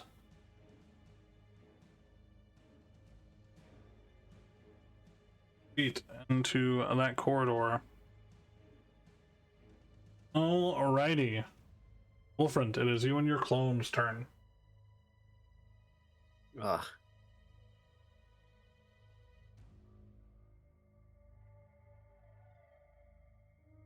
We move here, I think.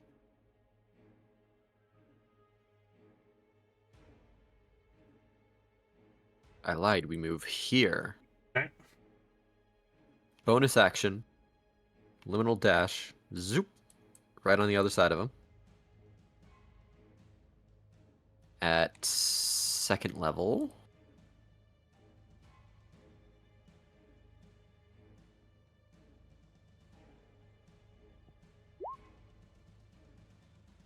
Oh. Forgot to turn off the damage modifiers, but that's 5. As a dexterity saving throw? Yes. A natural 20 for a 28. Okay. So he will take half damage. So that 5 is. Does that include the. I mean, did you upcast it? Nope. Okay, so just 5 reduced to 2? Yep. Okay.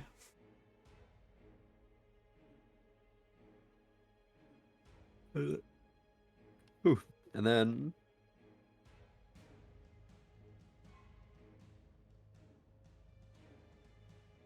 let's do 2 attacks. Do it. Natural 20.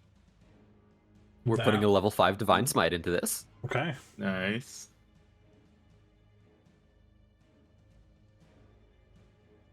I will just roll the damage for this now. Ah, shoot. I didn't swap stances.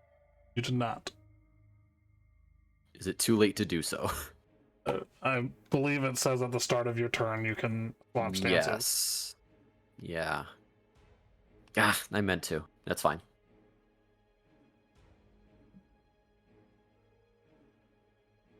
Now, I am not within 30 feet of my,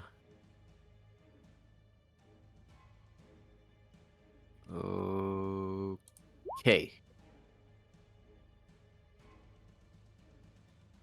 Alright. So this is just straight doubled? Uh-huh. Okay. No dice maxing shenanigans this time. 114 points still. Uh-huh. Now he is bloodied. After Okay. 200 damage, jeez, buddy. After now 300. Second attack. 23. 23 will miss. As the first Very swing well. comes in, striking into his plated armor, the second one he just barehanded grabs and throws to the side. Not so lucky when you don't have your little buddy with you.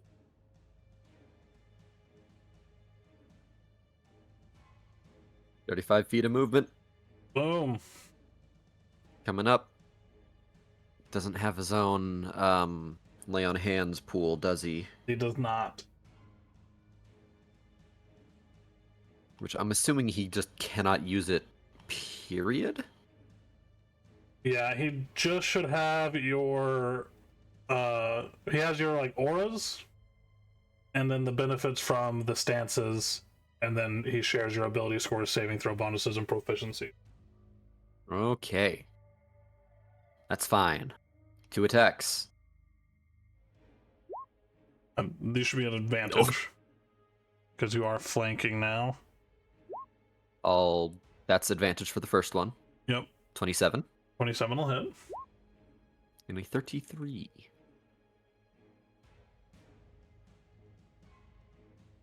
Alright, so the first one, yeah, okay, cool. So 18 and 27, so those will both hit.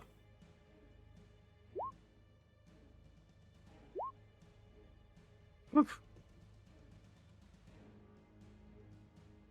That much damage. Yeah, good amount. And that is my turn. Okay. As you both fiercely strike into the Arbiter, you'll move over, and it is now your Arbiter's turn. Actually, do your layer action real quick. Layer action. Dexterity saving throw. Okay. That is a 16.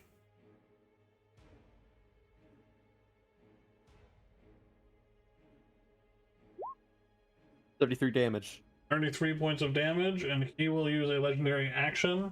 He'll use 2 actions to make an attack with advantage with his spear against your clone. Okay.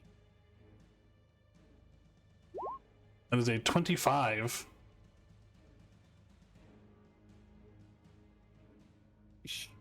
Shield. Shield? Yes. Okay. So that will not hit. Now you can do your Arbiter of Pride shtick over there. Oh. Holy shit. Oh no. Please no. Please so I'm just. Oh. So you guys are no longer stunned because it is now the start of his next turn. Now to stun us all again. Well.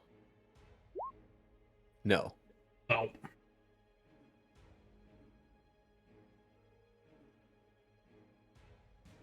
Going to.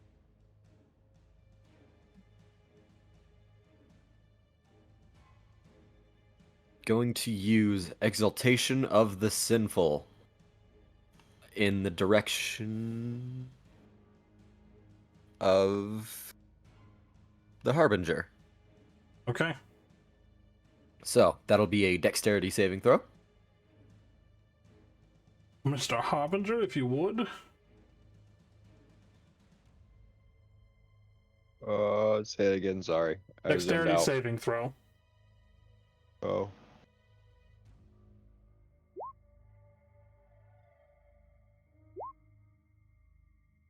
$17. Oh, I clicked the wrong button. I just clicked straight dexterity. Okay, do your saving throw because it has additional bonuses. 29. Yeah, it's got a big ass additional bonus. You will take half of 32, so 16. What You're kind of not damage? Radiant.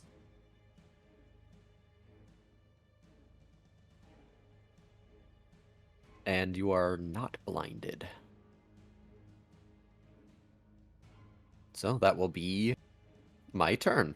All right. Are you doing anything at the end of Wolfran's turn, Mr. Harbinger? Yeah. 1 second. I accidentally took the full 32 instead of half, so I had to add 16 back. Yeah, he's taking damage if he could deal with a 20. I'm guessing Does not. Gracie's higher than that, so nope, that's it. Nope. Alright, Victor, it is your turn. Okay, I'm gonna shoot him. Okay. And then I get a +1 to all these attacks because of close Oh, combat. I should have had advantage on that. You should have, yes. So go ahead and roll again. Because you are flanking. It was 20 again, so. 20 again. Oh, the rolls. I'm gonna do it now. And I get a +1 to all of these. Yep, and And make you go sure you're first rolling attack. with advantage. I am. 27? 27 Or that'd be hits. 28 actually. At 28 hits Alright. still. Oh, and this is also That'll my hit. last turn of the poison, by the way. Yep. So, yeah, con. Charisma saving throw. I will, but don't forget to roll your con. Your poison had the same amount of time as your haste, right? Yeah, haste ran out last turn because I went down. It would have went out this turn if not. No, because you had one turn where you were stunned and it skipped all of you. So your Oh, poison you're right. is Shit, not never active. mind. Fuck, I forgot about that. Stupid stun. So just Alright, 7 never mind piercing then. damage. Charisma. And with that charisma save, you have disadvantage on attack rolls against Wolfrind. So I'm normaled. Yep, just normal. Mm-hmm. I'm making 2 more. So 22, Nope. 24. Meets it, beats it. Good enough. Another 11. Yep, and my turn will be over. Okay.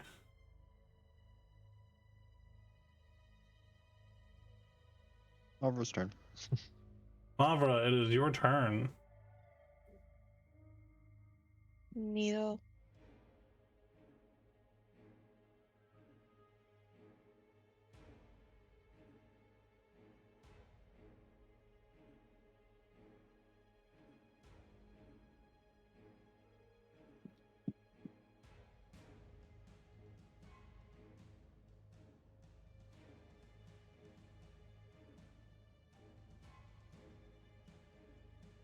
Mm.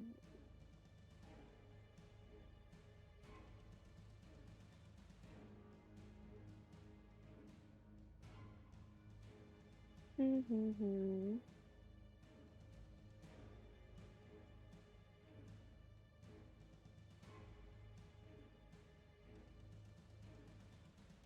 Yep.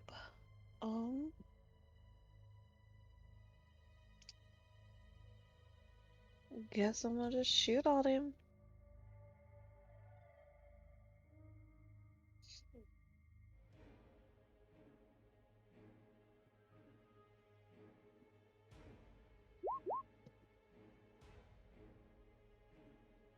Alrighty. Shoot. See, 25 does hit. Uh-huh. That'd be 25 cool. hits. This is the second time this happens to her. Bonus action to rage. Okay.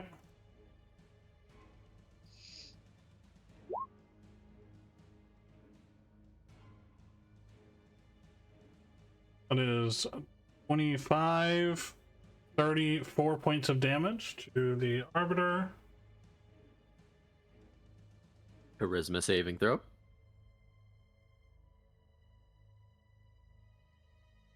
Needle.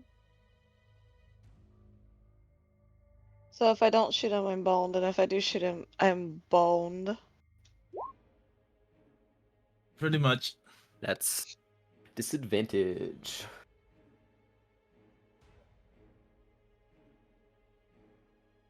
Epical. So your next attack will have disadvantage. Nice.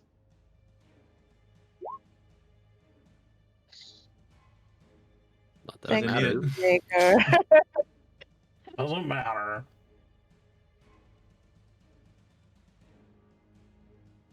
$29 hits.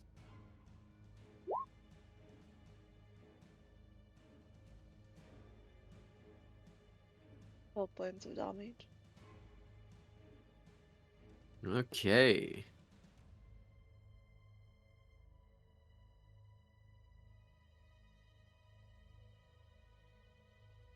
Is he hurt at this point? No, he is looking fine. He is A fucking okay, 'cause he's got He 403 probably points does. of fucking damage. Mavra's turnover. It is. Oh, what else are you doing? Are you moving at all? Movement. I used half of it to stand up. Oh, that. Oh yeah, because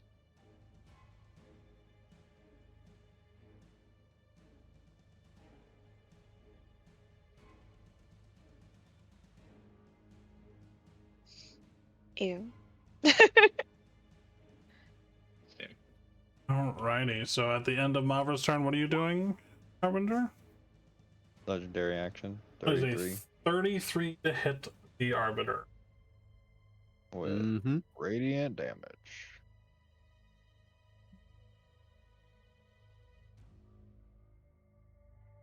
Okay, and then it goes straight into the Harbinger's turn. Oh, Go ahead. Can I do something? Yeah. That I just remember that I've been meaning to do this entire goddamn game. Yeah, I've been waiting Oh for my it. I'm god.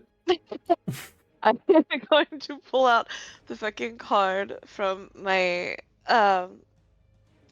inner cloak pocket and be like, Jack, if there was ever a time we needed you, It was now 10 I minutes know you're ago. listening. I know you're It was 10 listening. minutes ago, yeah. Call me here. Killed this last session Uh, ago.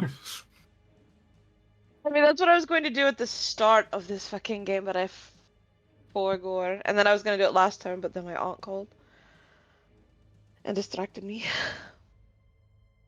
I got you. Okay.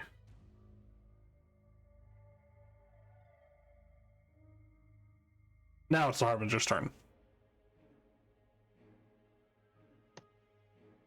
Um.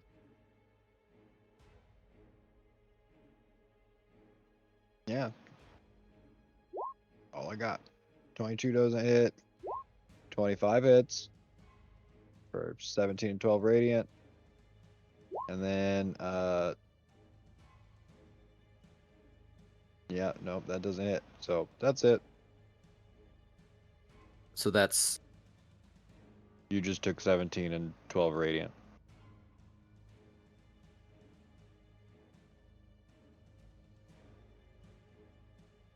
as a reaction. Charisma saving throw.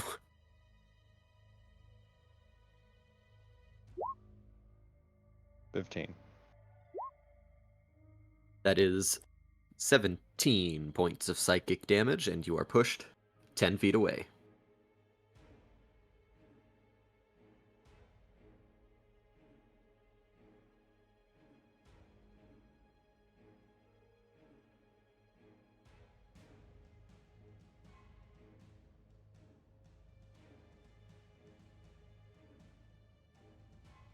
Here's my bonus action to teleport. Alright. Turn. Got it.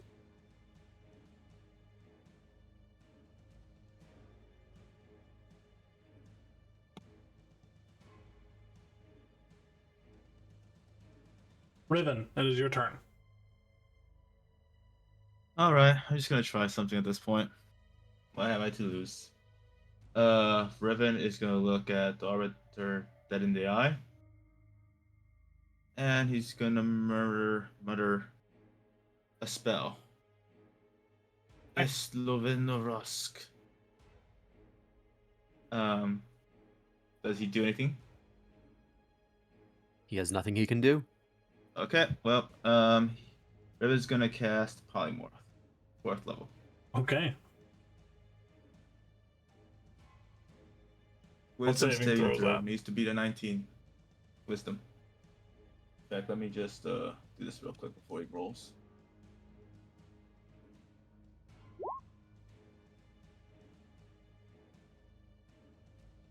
You need to beat a 19 on a wisdom saving throw. That is a 14. And you don't have any. Nope. What are you turning him into? The most embarrassing animal Riven can think of. A chicken. A chicken. Yeah, he's a chicken. Alright.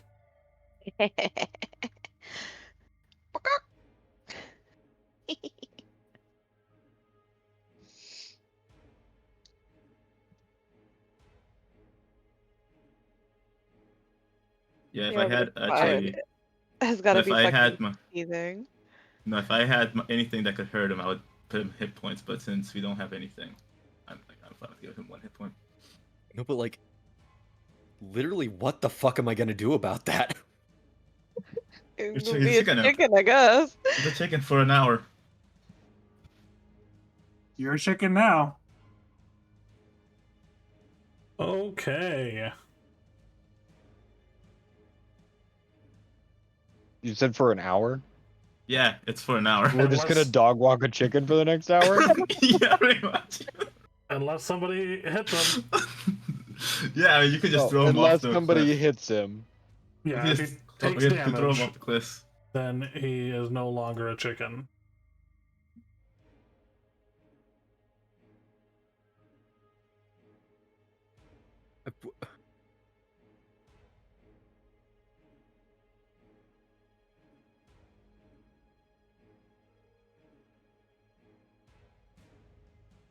There you go, Wolfriend.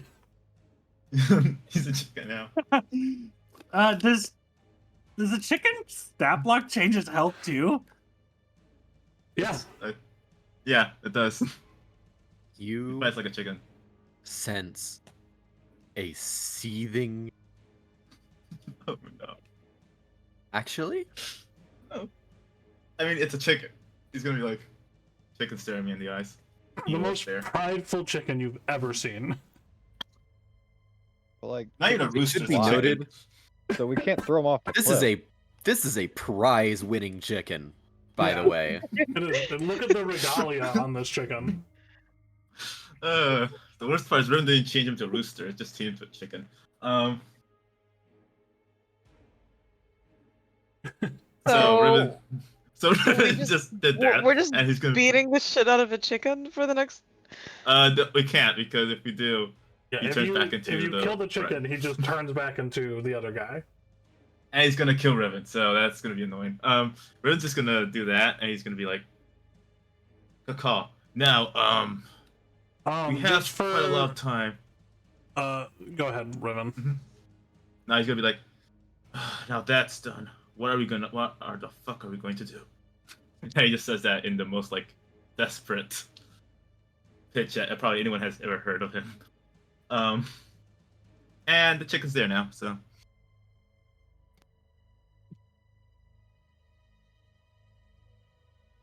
And yeah, that would be Riven's turn unless something happens. Well, actually, he's gonna move a bit closer just in case, because you never know. And that's it. That's his turn. Okay. There's not a stat block for chicken in D&D 5e. So I will send you a stat There block. kinda is.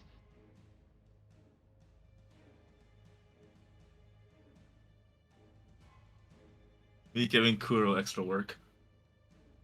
That's fine. I'll just do it really fast soon. Mr. Wolfriend. So we have an hour of figuring out the fuck we're going to do. Like the fucking Pretty chicken. much. All Riven did was stop for time at this point. Because, I mean, yeah.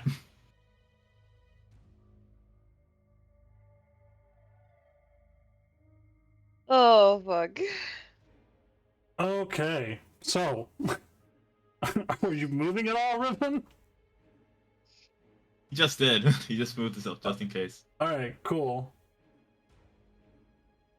So, in this chicken's just so mind happy. palace.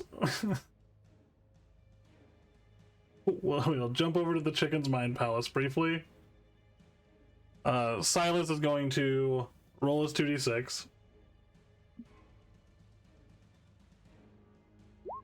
A 6 and a 2. So he will.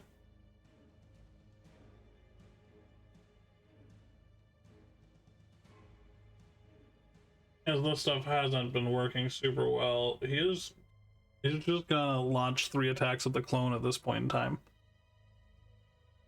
So first one is a 19, which misses, 19 does not hit. and a 22. On my clone? Yeah. I don't think so. Okay. No. What weapon combination is your clone currently using? Sword and board. Okay. So, yeah, no. And then a 26. On my clone? Mm-hmm. Wait, does it still have shield? Oh, because he took his no. turn already. No.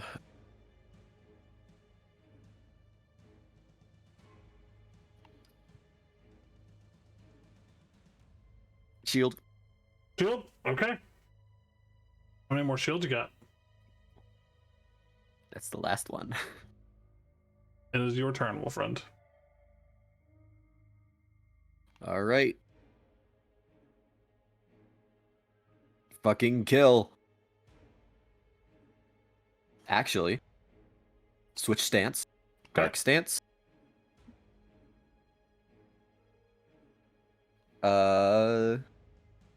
Light to dark.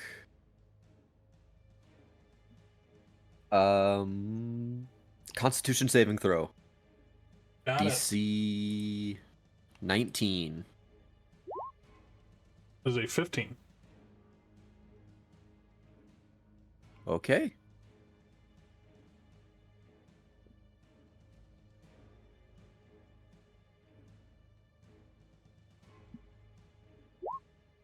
That is 14 necrotic damage. Hey.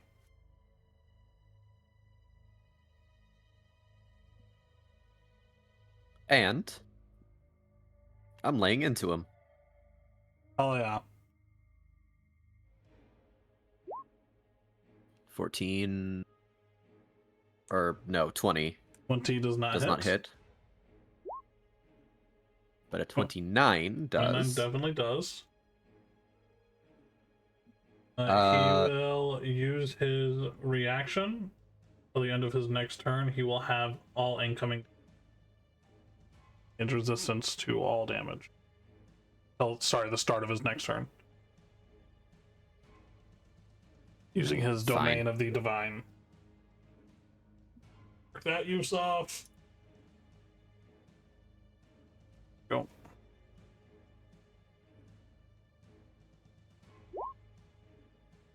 That's 30 damage reduced to 15.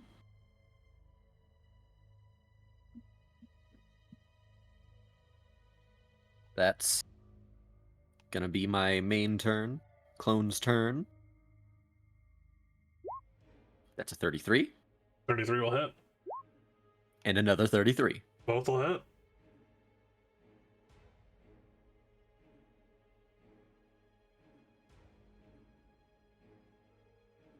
That will be damage and damage.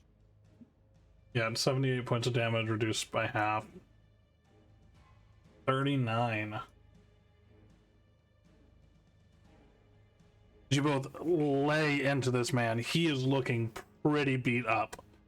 Still standing tall. He doesn't seem to want to waver. We will lay you low. Layer action. That's the wrong sheet. another volley. Okay.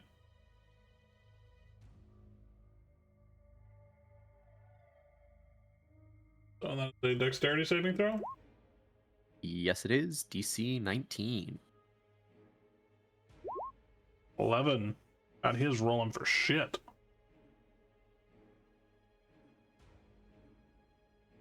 30 points of Alrighty. damage.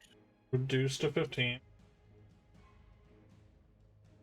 At the end of your turn, he is going to make an sphere attack. So he'll make a sphere attack with advantage. We'll do this against your clone.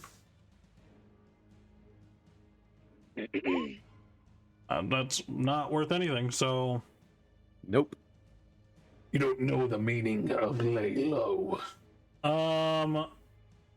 Chicken Believe boy. me, I've been there. What is Chicken the boy. what is the chicken doing? Fucking maulding. Crying But is a free none of you action, can- as always. None of you can tell.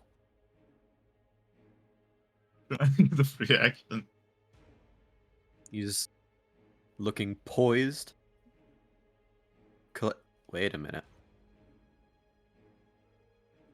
He has See he has actions he can take. Going to rush down Riven. And make a peck attack. Okay. Roll a d20 plus 2. 7. There's a chicken pecking at your boot, Riven. Hi, well, hi there. Glad to see you there, wolf friend. Anyway, What does this arbiter of pride chicken sound like?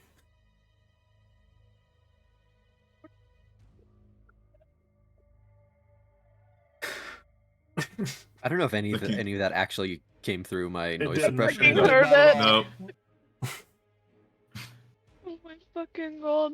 I imagine it was something like Bakak, Bak, Bakak. It's not What, would you Nicolas rather it Cage the be- chicken, fuck's sake. It is. Bakak. Buck. No, it's more like buck. Fuck. Victor, it is your turn. Huh? It is your turn, Victor. Riven, what's in the Never mind, I'm not gonna question it. It's gave us What do we- time. You're right. Victor's just gonna have like his hands against his forehead. Look, if this thing gets out of there, I am dead. He is gonna want to kill me, and every single one of my generations after that. So let's figure out a plan to stop this, shall we? Where's the horn at? Yeah, by the way, all of you go in a row, so you guys can act freely for the moment. So discuss what you want to do with each other, do your movements and everything like that. Because you're all in the Victor's same gonna start chunk walking here. towards them. Does this qualify as us taking a short rest? Cause If you wait the we're not entire fighting hour, him. then yes, you could feasibly take a short rest. I'm waiting. I'm not attacking this thing. No, yeah, let's just get the horn first, and then let's. Well, and he just watches the Usmir. What is the Harbinger Is doing? anybody getting the fucking horn? Real question. DM. Yeah. With my Yeah. Tinker Tools, would I be able to make a really simple I'm getting cage it. real quickly? You don't have my any Smith tool? material to make a cage. I do. I have iron on me. You don't I have a always carry iron forge. on me. You don't have a forge. I have Smith's tools. What do you mean? Yeah, you have the tools for Have a smithing. forge. You have to have a forge still. Yeah, I have my portable forge. Remember? A portable forge that with my magic weapon that doesn't make any noise. Oh, okay. I do have one on me. How much steel are you carrying around with you, or iron, or whatever? That was like 25 pounds at any point. It's on my other sheet, but it's a minimum of 25 at all points.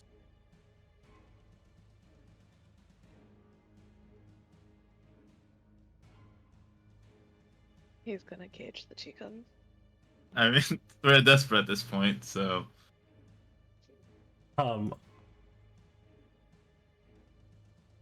I don't know if you're able to make a cage in these circumstances. It would take longer than an hour to make. Yeah, a it would Yeah. take longer than an hour. How about something Uh. super simple to keep it from moving? I don't think Such it as, like, plans something on that- running away. It seems It's gonna run away. like it wants to It's just attack wants you to- all. mostly Riven. As Riven just stays there. I have a question. Can we just yeet the thing off a cliff? No, because Good, it can and we- fly. He turned it into a chicken. Yeah, it's Chickens not. Chicken- can float. Chickens can fly. Yes. Sort of. Sort of. Have you ever have you been around chickens? They don't fly can very tell you, Yeah, good. they he don't would really he would not take the fall damage needed to incapacitate him. Okay. What if we bind the chicken's wings and throw them off the cliff? I like that could idea. work. Yeah, that could work. How deep's that the little ravine on the side? How deep is the ravine on the side? You can Yeah, go you can look see and the- make an the bottom. investigation check. Do you have dark vision?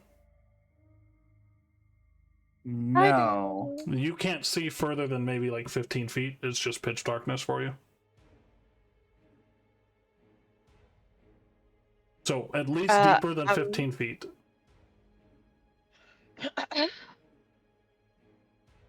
Am I still fighting in my head, by the way? Yes. Yeah. Yeah, I'm trying to figure out what everyone's doing here, and then we'll jump back to your head. Yeah, the chicken's head. Grabbing the horn of calling from all of. I want to go inspect the dead body. Of Okay. course you do. Of course. Thing is, I can't even move from here because if I move, the chicken takes its attack opportunity. It's a chicken. Look, Riven has 1 hit point. If this chicken hits him, I have 1 hit dead. point. Exactly. He hits me and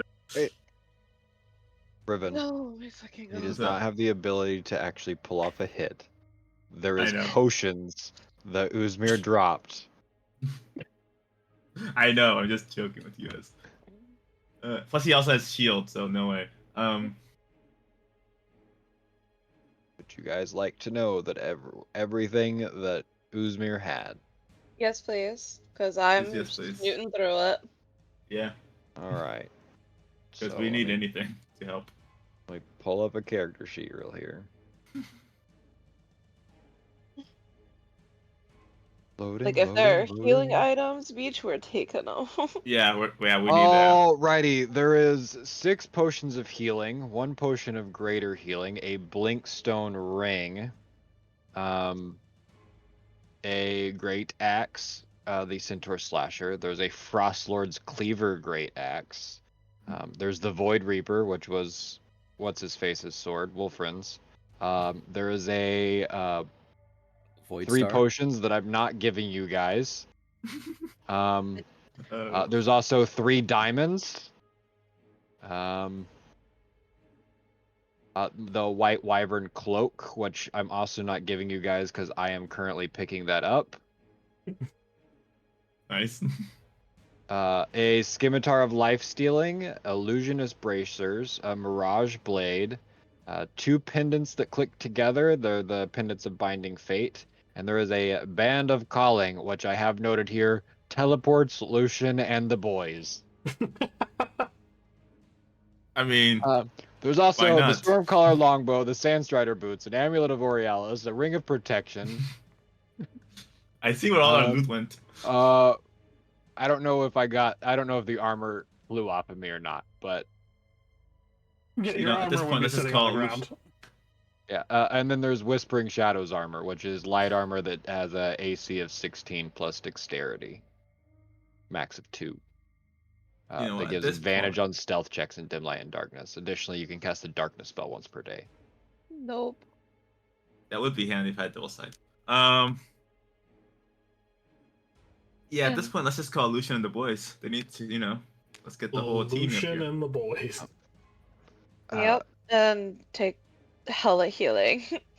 I am we need- placing this cloaked monstrosity on my back, and I'm taking those 3 potions and putting them away because nobody needs to take those. Are you sure? Okay. So first, let's divide the healing, because yeah, we're a bit down. And then let's just call Lucian and the boys and get the party started. Fuck. Usmir, if that is you, Usmir, can you please keep an eye on the chicken?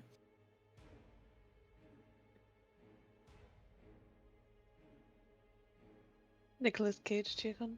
Nicholas Chase kitchen. So yeah, it's 6 normal healing potions and how many greater potions? 1. One. 1 greater healing. Right. Um, I would want to take the greater, and I'll take at least 4 of the normal ones. yeah. I'm gonna actually look down the fucking hole to see how deep it is, by the way. I have 120 feet of Devil's Light. It's deeper than 120 feet. I'm gonna Ooh. bound this chicken. Yes, yes, please, yes. Okay, do you have rope? I do. I have hempen rope that I would have picked up from Uzmir's bullshit. Okay. So I need the chicken to roll dexterity. So it's just a straight d20. Oh my god. And I need Magic. the Harbinger to roll an athletics check. Or his strength if he's not skilled in athletics. Please, if you can't be a chicken. 16. The chicken fluttered out of your hands 10 feet away. You better Well, that's chase right. that fucking chicken, boy. Chase that I chicken will say, in Baldur's Gate, like. like we're bordering on the end of people's turns here. So the chicken flutters 10 feet away from you. I still never got to see what's on the dead body. Roll an investigation check. Hey, let's go. Which dead body are you looking at? The girl? The one I'm next to. Yeah. What you got on Oh. there? I mean, she has some daggers, she has some basic armor, but like she doesn't have any other valuables other than her weapons and armor. Interesting. Whatever happened to the Iron Bands of Bolaro? They were lost to the wilderness. Yeah, Riven decided to, like, fuck this bullshit and threw it away. Yo, give me them weapons. Those mine now. Okay, so you take her core cut dagger, and I will have to look at what her other dagger. Quick. What if I kill the bitch in the crystal? You can I feel certainly like I would know close this. Like, what would happen if you killed the bitch in the crystal? Yeah. They're the part of the ritual that required these people to be here is already completed. They are kind of just unconscious pillars at this point. Alright, yeah. I figured I would know, so. Yeah. Oh yeah, also, taking 4 healing potions. So I'm guessing he has to take, like, 1 per each turn, I'm assuming. So he takes, like, 1 normal one. Technically, it's a bonus action to give it to yourself. Yeah, it's a And bonus so action to technically- ingest a potion yourself.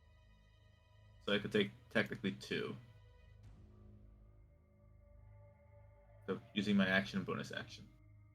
Okay. Unless you want me to try to tackle the chicken. I would just play a game of tackle the chicken. Not tackle, I mean grab the chicken. I doubt he's gonna let me try to bound it again. Not on this turn. Well, we have lots of turns. I mean, we have an hour, so we have an hour to just That chase the chicken's chicken. getting bound. I expect an hour worth of turns here. Okay. 10-4. Okay. That's how And many at some turns? point, It's what, and 10 it's- turns a minute or something like that? Yep, so it'd be 600 turns. 600 turns, got it. I'm just saying, what Okay. if Wolfen Buy eventually... a chicken. No, but hear me out, guys. Hear me out. What if Wolfen wins this mental battle and at some point just takes over his body as a chicken, and then we end up tossing I wanna see the this. chicken off the edge? Hey, Oh no. Wilfred, you need to win this battle fast. Just saying. We wouldn't know, though. How would he tell us? I don't know. That's right. Well, You his guys- cluck would change. you If guys there was don't like cluck cluck, it would you guys don't speak chicken. So we will now jump over to go ahead and Mavra do your does healing speak does it? for. Crow, though. Who was calling Lucian and the boys? Mavra. Okay, so you activate the band of calling. Good to know. Jumping over.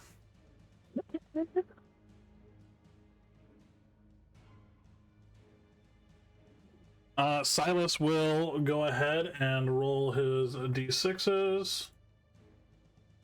Just one, because he already got one of them back. Now he has both of them. That is what he wants.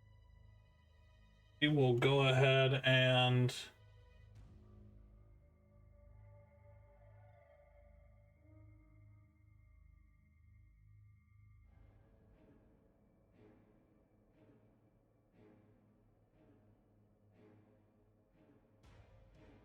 Alrighty, he is going to do his Exaltation of the Sin Lord. You will get an attack of opportunity if you would like, Wolfriend, as he moves back From a bit. both of my clones. Yes. That is not supposed to be at advantage. Okay, 20 does not hit. 22 does not hit. Damn. And I need you and your clone to roll dexterity saving throws. Ooh, we're good at these. Natural 20, is that for you or the clone? First one was for me. Second one was for the clone. Okay. The clone fails, so the clone Yeah. will take full damage. You Ouch. succeed. You will take half damage. Well, that is for Exaltation of the Sin Lord. ND10. Ooh.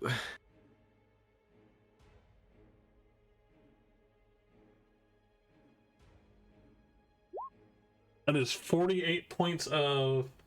we'll do radiant damage. So your Clone clone is is gone. destroyed? Alright. Got it. And then you take half that. So you will take 24 points of radiant damage. 24? Yes, because you succeeded Yes. the saving throw. He is going to... That's 5, 10, 15, 20, 5, 30, 5, 40. Gonna move out here. And that'll be the end of his turn. My turn.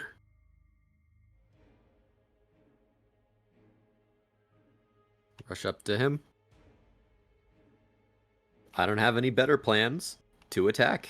Okay. Two attacks.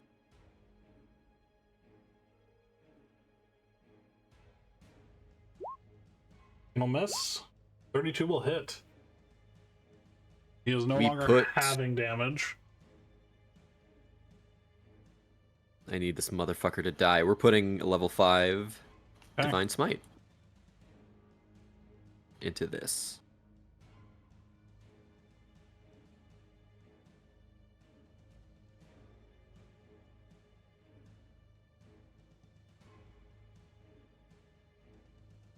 First attack, he pushes out of the way. Second attack, you come up, and with a flash of duality energy.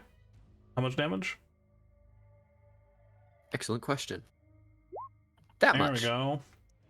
Necrotic. Got it. You slice into him, and you see, like, his armor is starting to shed off of his body as you have cut and ripped through large portions of it. And he just starts to chuckle. Oh, so gleeful. Finally, a one-on-one.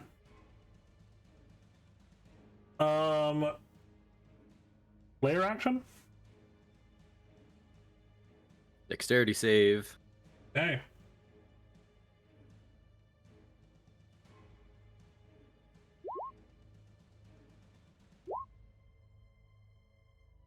Is that a 14 or a 21? That is a 14. 36 damage. Hey.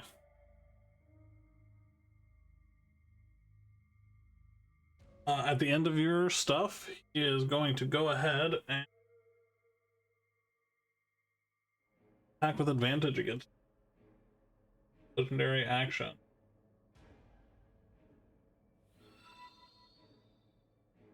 There we go. 34 Yep. for 27 piercing and 5 radiant.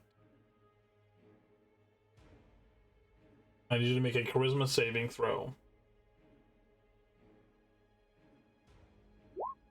26. So you are not 26. affected by that ability.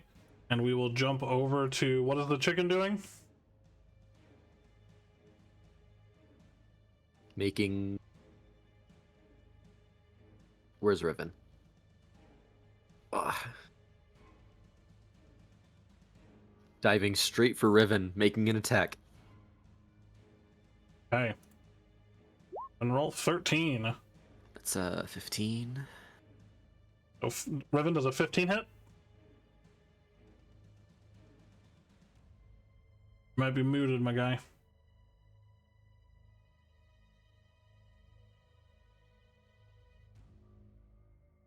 Did we lose Riven? He died IRL. Seems like it. Uh-oh. I do not have his sheet up. I do not believe a 15 hits. I would be surprised if it did, but also it is Riven. I'm pretty sure Riven's AC is like 17. Alright, let's see. Player characters. Riven Lavalor. A 15 does not hit. The AC is 19. Okay. Damn. Anything else? Chicken. Nope. Alright, Victor. You get her daggers.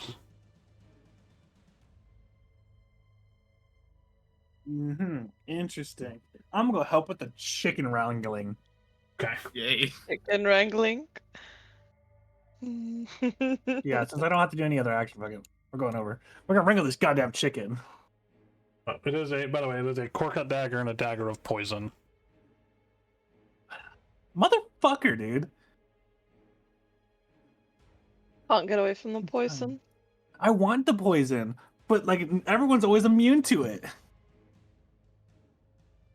Seems like a pretty good thing to Okay. build up immunity to. Have you seen the Princess Bride? I have, yeah. Yeah. We wrangling this chicken or what? Yeah, Wrangling you're wrangling the chicken. Yeah, roll an athletics check, and the chicken needs to roll dexterity. You know, athletics ain't my best.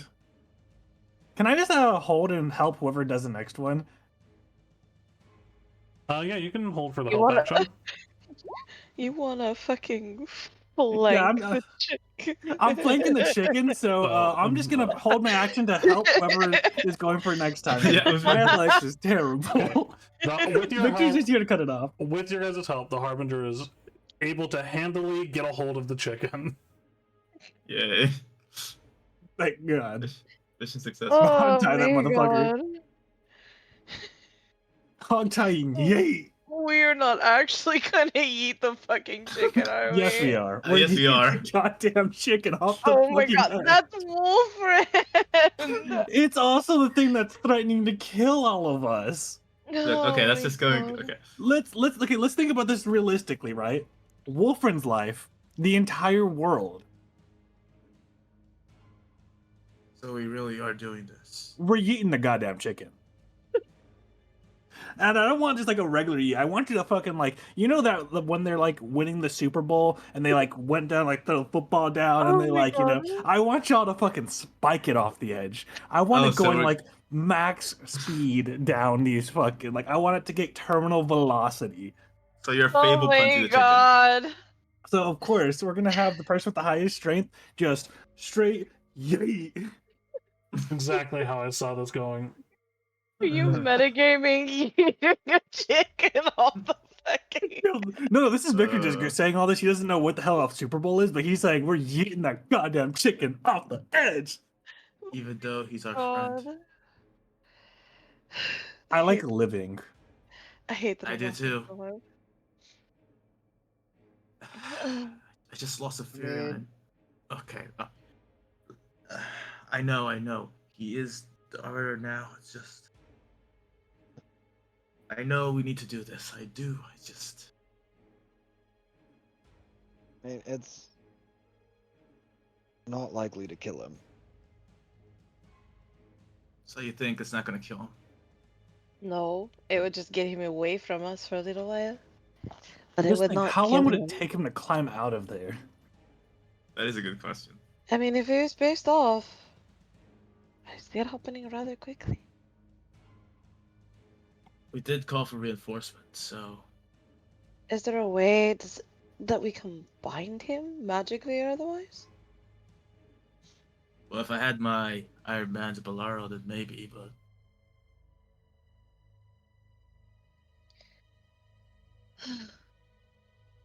I mean, if it'll save us some time, then I think we should do this. But Yeet the chicken. Lusmir, you're the harbinger. World hangs in the balance. I think that should be your call to make.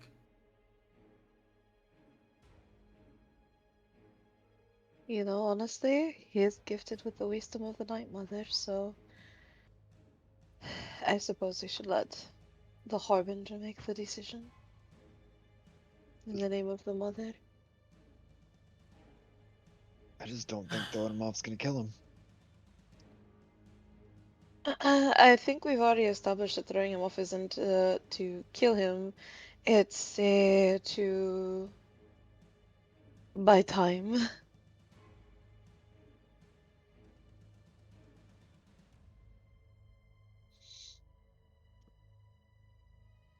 Yeah. The question is how long the reinforcements gonna arrive. Well, the way I see it, we have about 40 minutes until he turns back into a beast off demigod. 40 Yeah, minutes. just off. You know it's only the second turn, right? She's approximating. Everyone's just gonna take a potion of healing. How much is it? Basics are 2d4 plus 2. 2d4 plus 2. Thank you.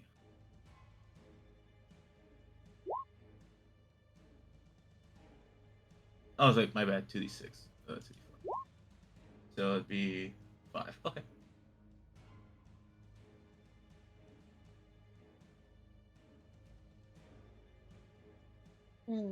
So what are we doing? What are you guys doing? That is a good question. We're all waiting on Uzmir. Yeah. All right, well, Uzmir and you guys think about Over- it. We can jump back over to Dreamworld.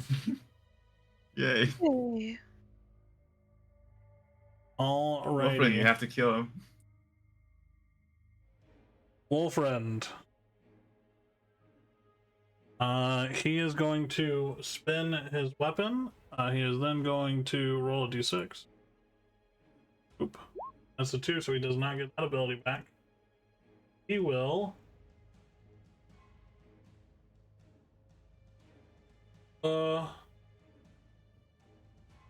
Yeah, I'll go ahead and just make 3 Gungnir attacks. All attacks against you. So first is a 31, 21 piercing, and 9 Yep. radiant. The next attack is a 26 Yep. for 19 piercing and 7 radiant. And then the third one is a 32 for 20 piercing and 10 radiant.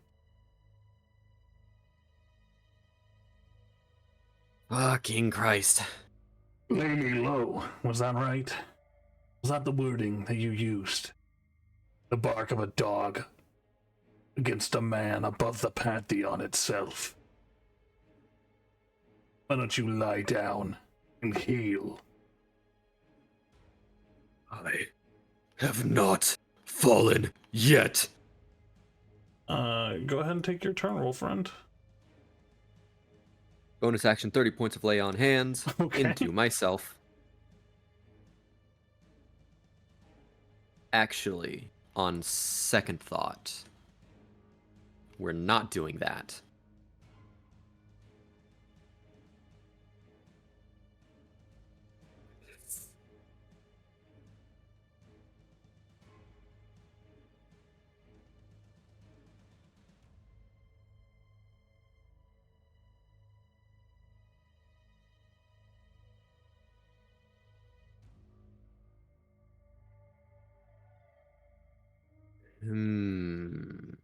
How's he look? Oh. No, that's not gonna... He's looking pretty roughed up. It's beyond bloodied. He hasn't healed at all.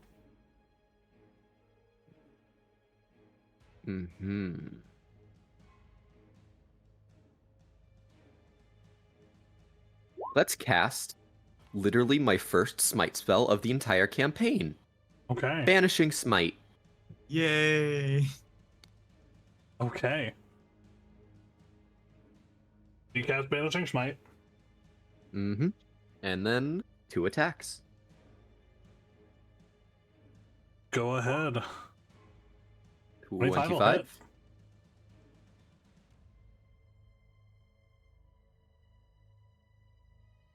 hit. Okay. That's that amount of damage, and then Banishing Smite goes off. There's an additional 16 force damage. Jesus fucking Christ. 3 ones? And this is why I haven't been casting smite spells like that. Second attack. A 30 to hit. A 30 will hit.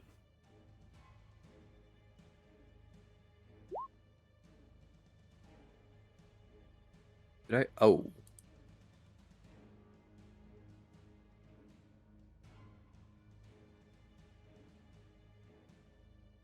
That has,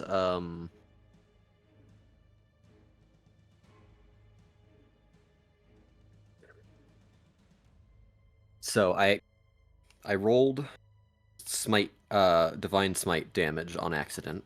I could Okay. do one of 2 things here. Either I could try and subtract out that damage, or I just put a smite into this. Up to you. I will do the latter. All right. So the damage will stand? The damage will stand. Okay. Your Banishing Smite has abilities. Yes. But what are those abilities that it does? If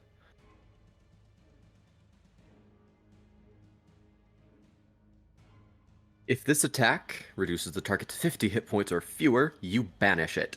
Okay. He is not banished. Which, yes, I was gonna go out on a limb and say that didn't happen, so.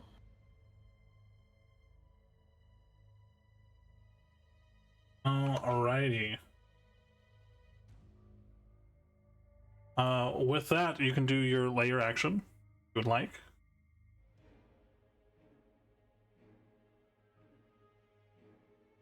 Thorn Volley. Dexterity saving throw. This man needs to die That is right a 20. now. So that is halved on all of that. Okay.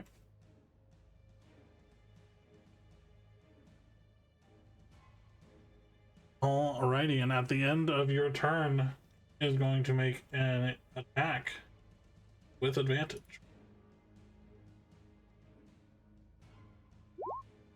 That is a 29 for 23 piercing and 7 radiant.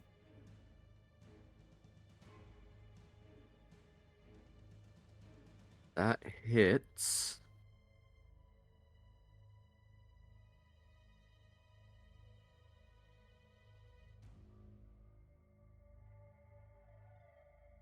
I am down to 0.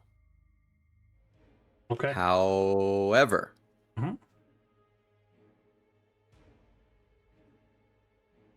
I've been reduced to 0 hit points, but not killed outright. That is a Constitution saving throw.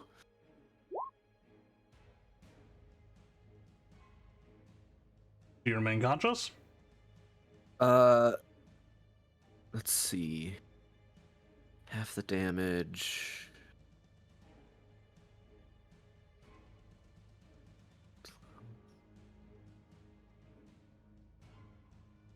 Yes. Just barely. By my count, the DC is 8 plus half the damage taken, half of that damage, or the DC, that brings the DC up to 23. That is a 24. Okay. So you come back up at 1. And it scoffs at you. Alright. You have not killed me yet. In addition, I'm resistant to bludgeoning, piercing, and slashing damage. Sweet.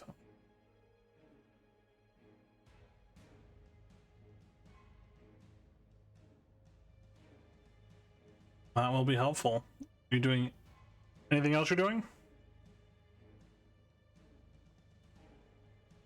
Let's see, I didn't use my bonus action, did I? I do not believe so. I'll switch my weapon to shield mode. Alrighty. Sword and board.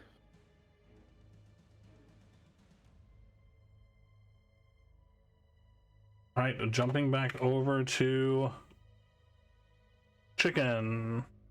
Yay, chicken. What are Chicken you army. guys doing with the chicken?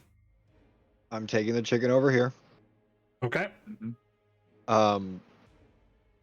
I am holding my bonus action, Okay. and I am diving off the edge of this cliff with this chicken, Okay. Oh boy. holding him in front of me, Oh. and with my bonus action before I hit the bottom, I'm using Walk with the Shadows. So if he survives, it is just me and him at the bottom of the gorge. Ooh, he Gandalfed him. Nice. Got it. Okay. You're just jumping off with the chicken. Are you trying to Jumping land off on with the the chicken? chicken. I would technically, I guess, land on the chicken. Well, no, because I would teleport before I hit the bottom, so Oh, I you're don't take teleporting damage. before you hit the bottom. Got it. Yeah. I'm basically making sure that there is nothing that he can do to wiggle his way out of these ropes and stop him from taking this damage. Okay. Now, here comes the age-old question. Does teleporting negate inertia? So I mean, We haven't mean, encountered this issue as of yet. Oh, didn't Wilfred's sorcerer did something similar? Like he went up into the air and then before landing he casted Misty Step. yeah, we already did do that. He Sure. casted Misty Step before landing. Did he take damage? No, because it was when that was when Zephyrion got captured. Yeah, when he wanted to grab Riven, but he couldn't, so he still went up. Okay. Oh, yeah.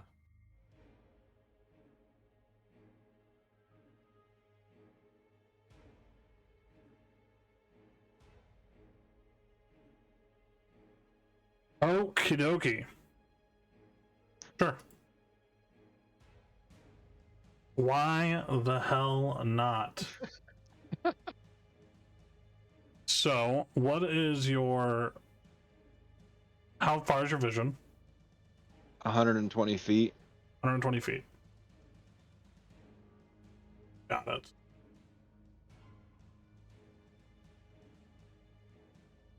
And the only other thing... Oh. Yeah, he's...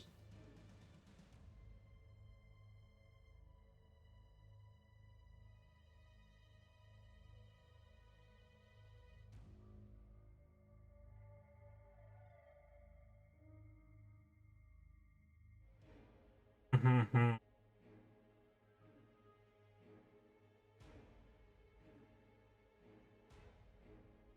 I need to roll some. Does this show up for everybody or does this show up for me? It just shows it.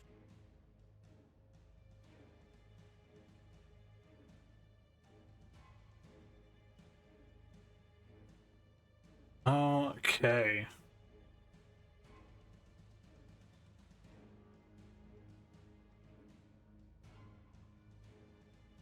Yeah, that's a lot of damage. He also takes the damage as a chicken. So there comes the question of, does he still have his damage resistances as a chicken? Well, the chicken has 2 hit points. Yeah, but all additional damage is passed over to the character. Right. So the way that works is, once the chicken dies, he turns back into himself, and the rest of the damage goes on to him. So then his resistances and immunities will all take effect there, but he's not immune I thought to it just hitting passed the on. ground. Wait, what do you... Yeah, it is passed on. He doesn't stay a chicken. And then He at turns what back point into is himself. terminal velocity? Oh, what point is terminal velocity?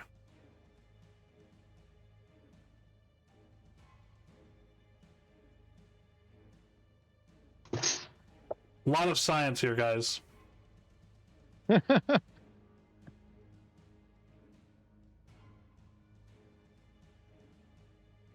Let's see. There we go.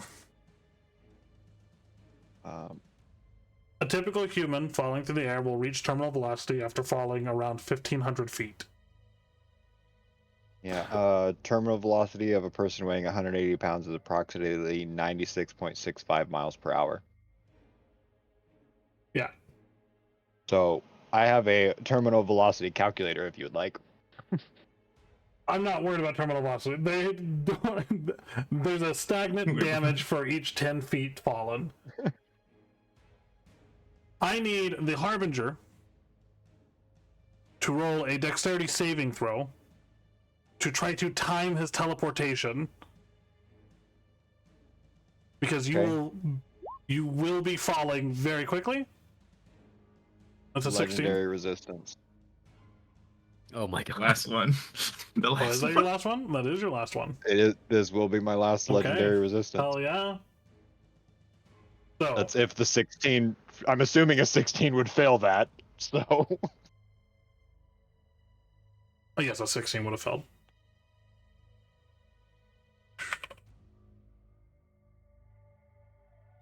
Oh, by the way, I did look it up. Chickens become badly hurt if they fall even like 10 feet. So, because they kind of suck at flying. All right. Well, we will get back to that in 2 rounds, because you fall per the rules 500 feet per round, and you are falling more than 1,000 feet. So the rest of the party just watched Usmir do this without. You all watch the Harbinger jump off of the side with the chicken. What? And not say a word about it. And that's it. He's just so stunlocked. At this point, a ripple in space cuts through the air, about right here, where you then see, first off, let's see, where, just right here. Have his sheet open. I just need to pull him on thing. That's cool. There he is. No one wants Corsa. Where you see Lucian step through, followed by a massive 2-headed dog.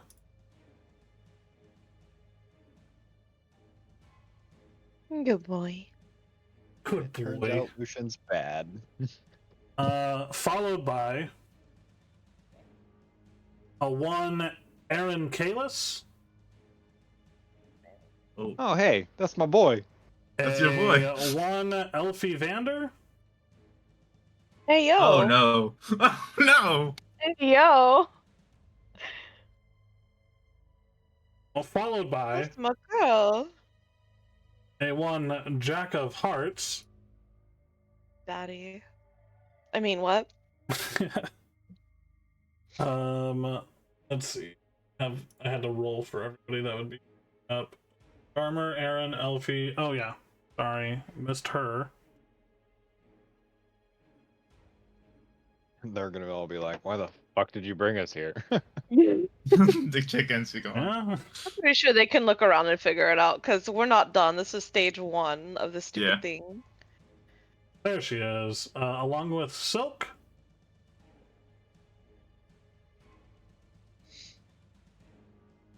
That's a stripper name. Sorry, guys. You're on your own for stage 2. Yeah. With half the team or just stage beat 2's him. happening where I'm at. One of the two. Yeah. I mean, it's kind of befitting This that the is Harper stage 2. Reina Valig.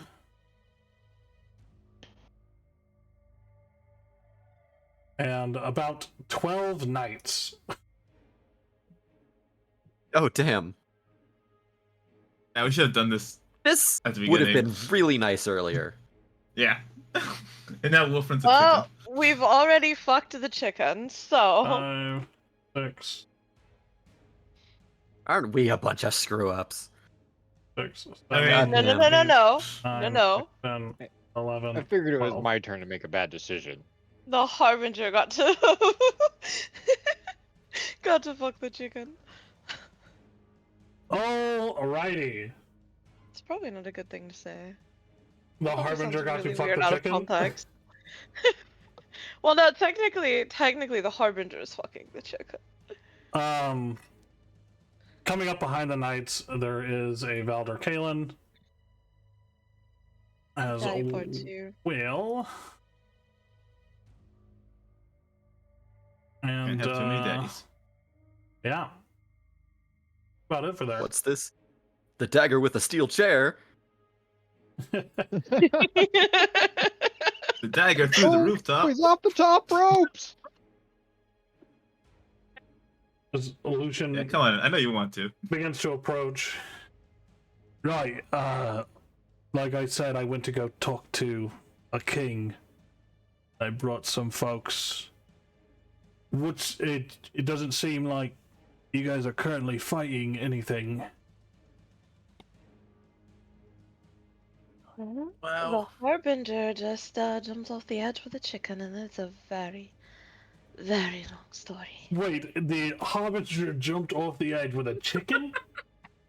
Oh my And we'll jump into Brain World. God An damn. explanation. And then like in a turn, we're gonna hear. But that's all we're gonna hear. Hey.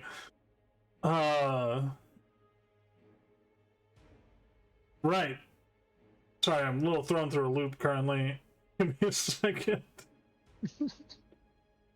The Didn't fuck is expect that, did stupid. ya? This is all because of a last second desperation Plywar spell. Alright, that's a 4 and a 2. Oh, he had his secondary one. He's just not using it because it's a charisma saving throw. Yet to fail one of those, so.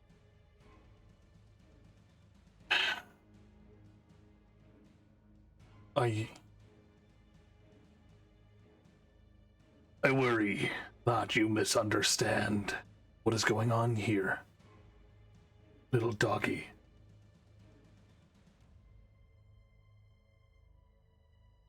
You do not stand against the divine.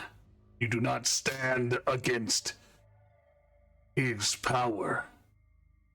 You do not stand against the throes of destiny. For I am written in all of them, and you die in all of them.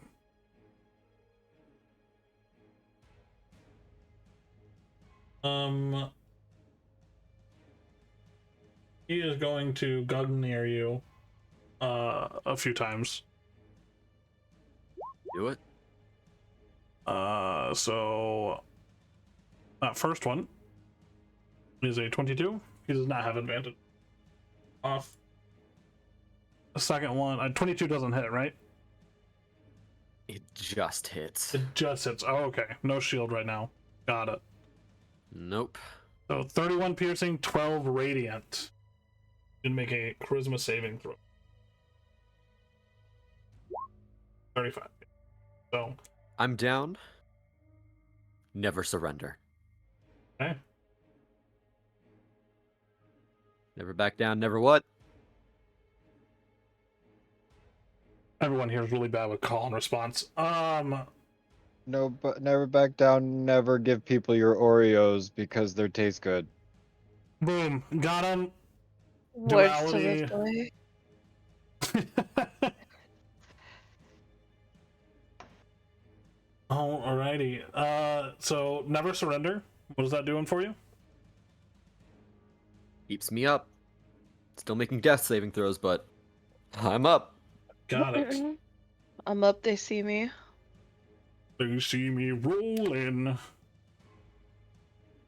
This is laughable.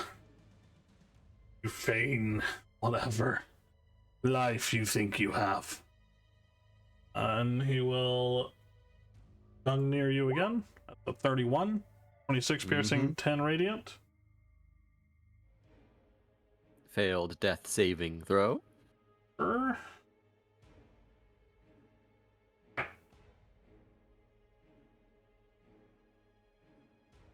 Next attack. A 27. 27 and 10 radiant. Another failed death saving. Yes, it is.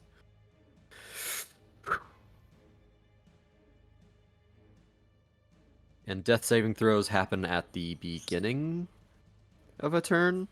Death saving throws happen at the end of your turn. Okay.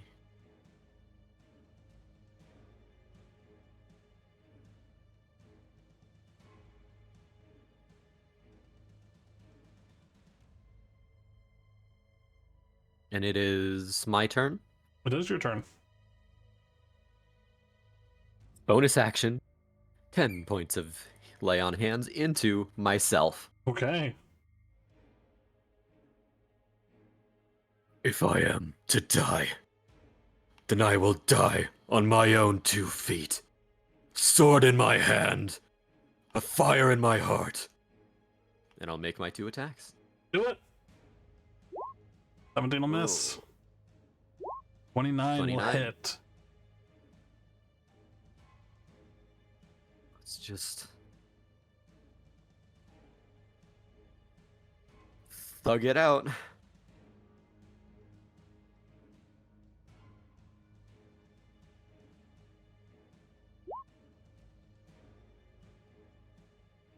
Hey. That much damage.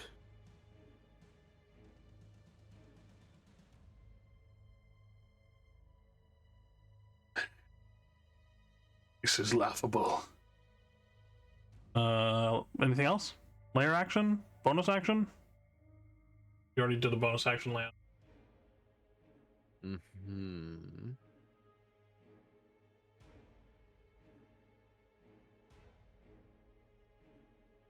It would be fitting that he's just on 1 hit point. We don't know it yet. Hmm. Shut up, Riven.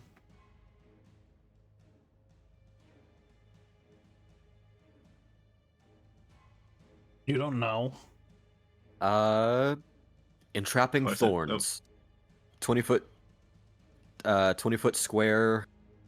Honestly, in a somewhere that just won't hit me. Okay. DC 19 strength or dex. He's gonna do strength. Is a 21. Damn. The thorns begin to sprout up through the cracks in the stone and bind around him, but he easily pulls free of the thorns. Do you take half damage from that at all? I don't know if it does any damage. I can't remember. It doesn't do damage. Okay. And 4. Alright, is that it for you, Wolfriend?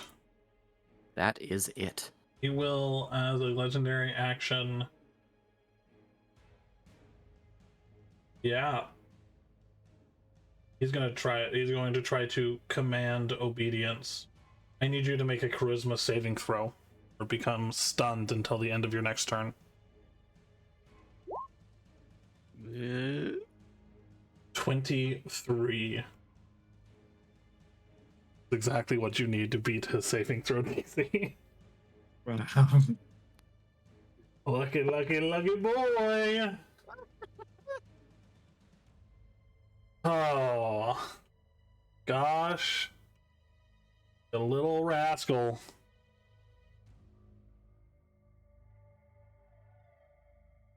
If To burn to the I skin of our teeth.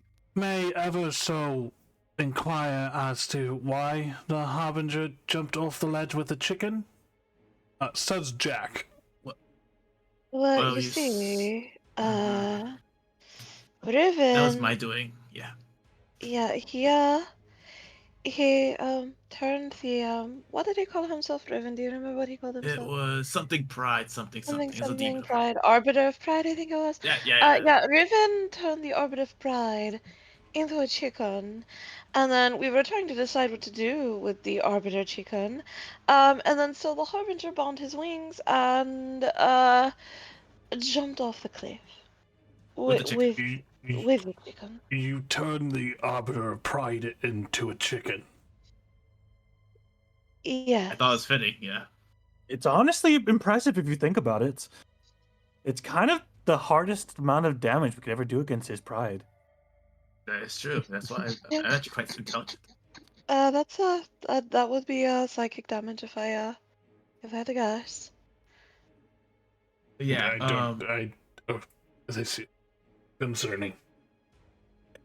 Yes. Is, Well. but it does give us some time to prepare in any case. I'm quite sure the Harbinger does maybe have something on his sleeve. I don't think he tried to kill Not this himself. time.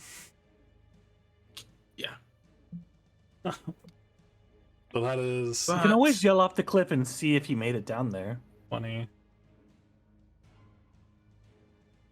Could That's be. for So I'm a bit more alarmed about what's going on around us. Like, is it over? Do we have to kill anything else? Like, do we get the people out of there? It's quite concerning, if I could be quite honest with you, because we don't now the Arbiter of Pride, the key to ensuring Kalenroth does not become a free divine being, an Aeon among man, on this side of the divine gate is the fact that he's about to hit the ground very hard. And if it doesn't kill him, which I can't say either way at this point in time, but let's just say it doesn't look so good for us if he survives, because now we have to go down there to kill him. How far of a drop is it? But, 500 or more feet. yeah, I can't see it, so yeah. So Look, the chicken takes 2 damage, not the chicken. and then the Not Harbinger, the chicken, we said. not the Harbinger, the Arbiter of Pride, takes 387 damage. Oh. Sorry, wait. Bad math. Oh, thank God. 415 damage. Oh, fuck. Oh. Where's the token? Because that's where I've been marking the HP. Right. That will The token be disappeared. the 415 is reduced to half because you are resistant to non-magical bludgeoning, piercing, and slashing. Let's see. Where did I put the token? Token layer. I'm just gonna put them on the edge over here for ya.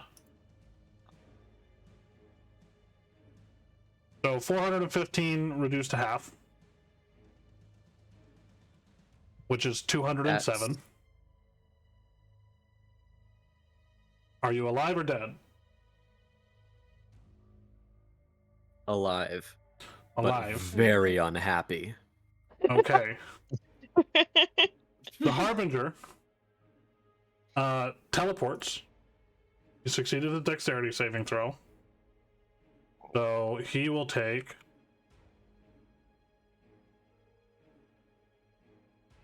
50 points of damage for a bit of a rough landing. No, I just cut your damage by like 5.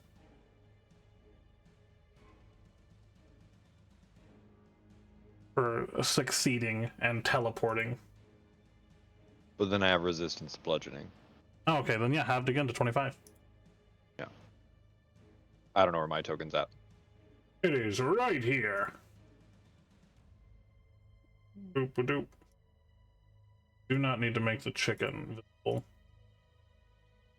Oh, we're gonna see the chicken.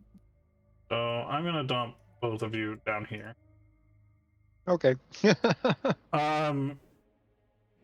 Falling approximately 1,300 feet to the bottom of this crevice / cavern. Yeah. That happened. So Yes. what are we to do now? Well, first, do you have any healing spells? Because me and Mavra are not really looking well. We've been fighting. Me as well. I'm kind of messed up at the moment. I can't remember what Elfie Vander sounded like, so I'm just gonna assume she sounded like a valley girl. She She sounds was just a like Jamaican. Mavra. She was Every Jamaican. character. Like, oh my god, I have so much healing, especially for you, I Riven. swear to God, if you don't fucking knock it off.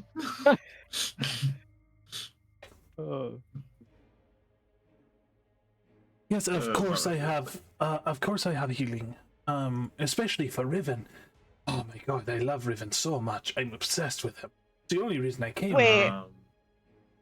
I'm gonna look at Elfie and I'm gonna look at Riven. I'm gonna look back at Elfie and I'm gonna look back at Riven. Mavra's gonna be like, "Is there something I should know?" No, there's not. Yes, He's I just been am following me pregnant, ever and since. he is the father. I want to insight check that. I did. I Yeah. also would like to insight check. Yeah, go ahead and roll an insight check. What the fuck's my insight at? Oh no! Oh Ah, no! nope, she's definitely pregnant. Oh no! Ribbon! Please kill me. I have in mind to just jump off this ledge right. And Mavra, don't worry. No. She seems to be completely honest to you all. I thought you mean- couldn't be a worse human being. Yes, we Look, are I- with child, and No, it's we're going to not be a with little child. boy. No, it's not gonna be a boy. It's not your boy. I knew Ribbon liked children, but damn. Can I please just get healing? Riven just seems like so done. Yes, of course, my husband.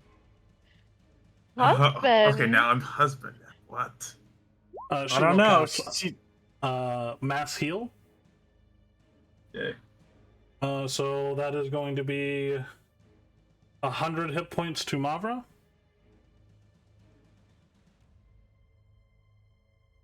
Hell yeah, boy. You can max yourself out to your 68 there, Mr. Victor. hell yeah. Riven, you can max yourself out as well. Yeah. Yeah. She can't see the Harbinger, so she can't heal him. So, like, are you his sister or something? No, I'm his girlfriend. she is. Well, I can't expect a man like him to, you know, he has urges. So when he's not I'll talk to you later. when he's not home with me, I can't be mad that he takes a mistress or two. Home with you. Riven's just I done. was Victor's gonna gone. pull out a bucket of popcorn. Look, this I- isn't the time. Silk I was starts gone walking for up. half a year. Silk What do you starts walking mean?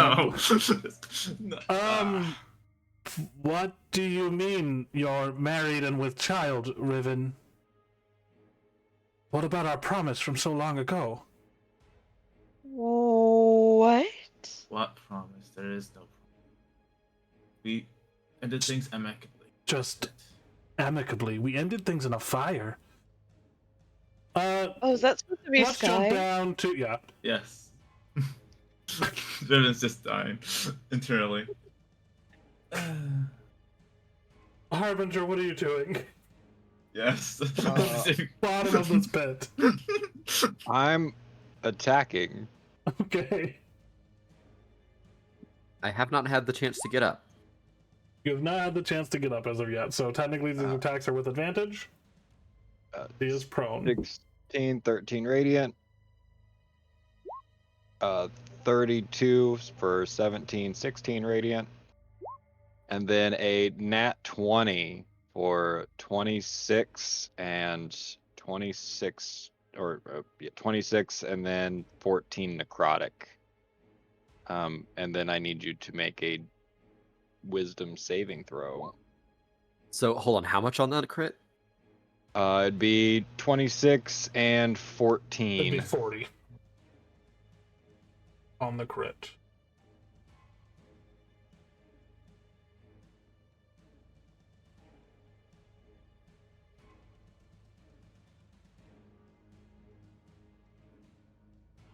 All right. Oh, wisdom saving throw. Yes, Yep. please.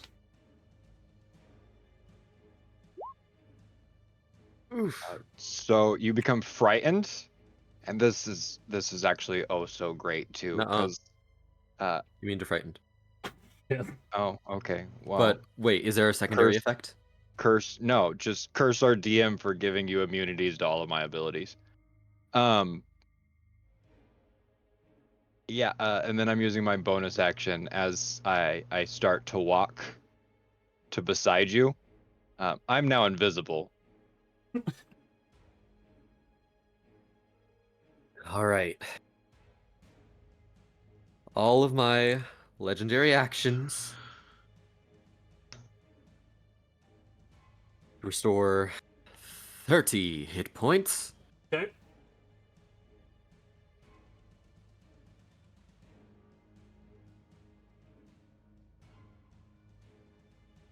We will jump back over to Alice for this. Go ahead and we'll have Silas do his d6s here. A 5, and he does get his big one back. I need you to make a dexterity saving throw, please.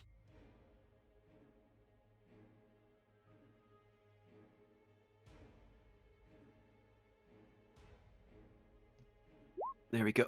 Natural 20. Okay, so this will be half damage. It kind of doesn't fucking matter. It does, because if it does damage double your max, then you just die outright for Right. the spell. I mean, if it deals damage double your max, you're just fucking dead. Oh, the spell's not in effect anymore. Because you healed yourself, right? Yes. Okay. So that's how much damage? Sorry, that is... did not mean to roll that privately. Roll it again. 54. So 54 reduced. 27 points of radiant damage. Doesn't matter. I'm down. Never back down, never what? Eat fried rice on Black Friday. What? No, you're supposed to not eat fried rice on Tuesday. What? Oh, I eat fried rice every Tuesday. You don't eat fried rice on Tuesday. That's when the eggs go bad. What's wrong with you? Well, I like bad eggs. That explains all of your dating preferences. Anyway. Alrighty. That is the end of his turn, so you can go ahead and do your actions, if you will. Okay, immediately. Bonus action. 10 points of healing.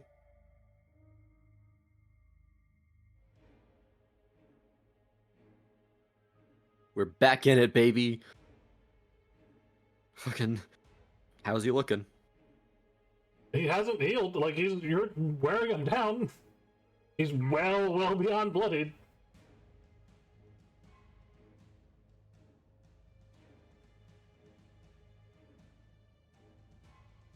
Let's fucking make these attacks. Oh yeah.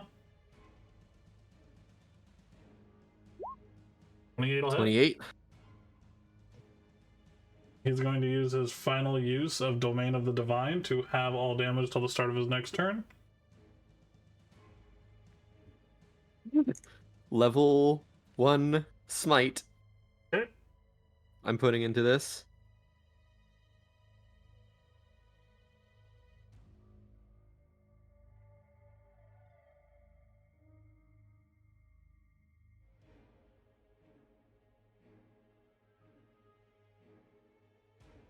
Go ahead and roll it, boy. Uh-huh.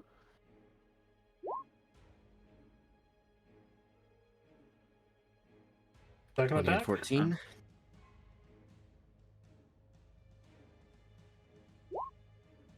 Need you to roll a D100 for me, my No. friend. This could be bad. Oh. I don't. What does a 5 do? A 5.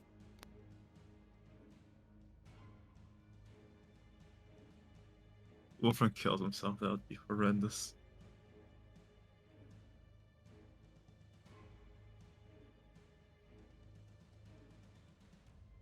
Well, what tab is my shit in? You have disadvantage on all attacks until the end of your next turn. Oh, well. That's really not what you needed. I can think of worse things. There are much worse things, like hitting yourself That's and my critting. turn. Yeah. Imagine. Your layer action? Dexterity saving throw. Okay. 15. 19 damage. Wearing him down bit by bit. He will use his Will of the Gods and restore 60 hit points.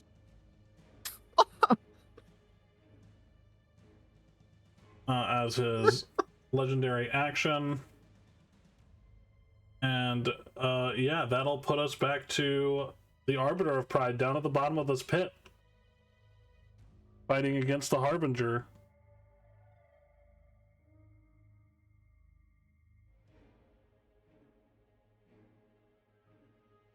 What will he do? Yeah, we're just eating popcorn. Just watching this fight for an entire universe unfold.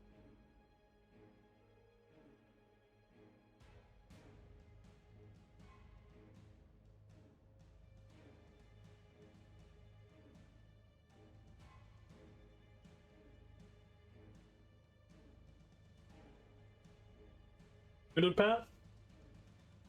Huh? Oh. Oh, shit. It's my turn. Just sit in silence. Just stare in silence. You've gotten a good. You got one over on me. I'll give you that. You die here and now. Fuck. With disadvantage. With disadvantage, he is invisible. He is invisible. And you know what? You know what the Arbiter of Pride does not have? Blind sight. True sight.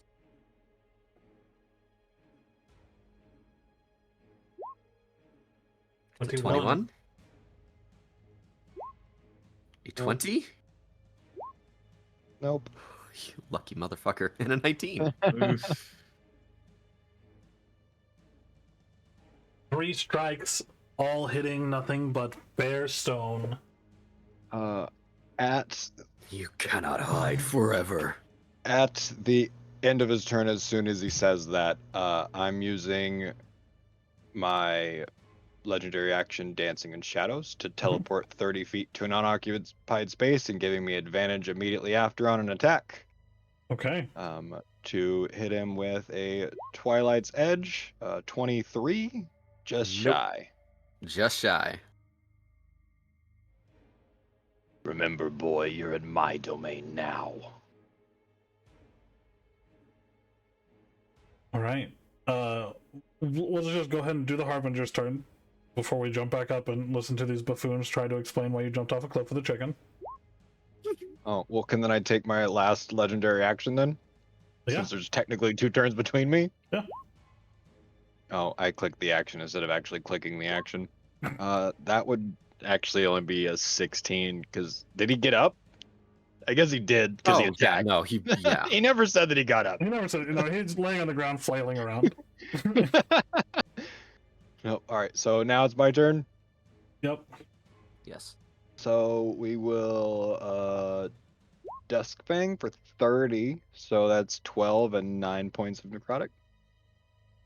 And then another Dusk Fang with a nat 20 for 22 and another 24, so 46 points. That'd be piercing and necrotic. And then a 26 for 11 slashing, 11 radiant. And I need you to make a Constitution saving throw. That's sick as hell.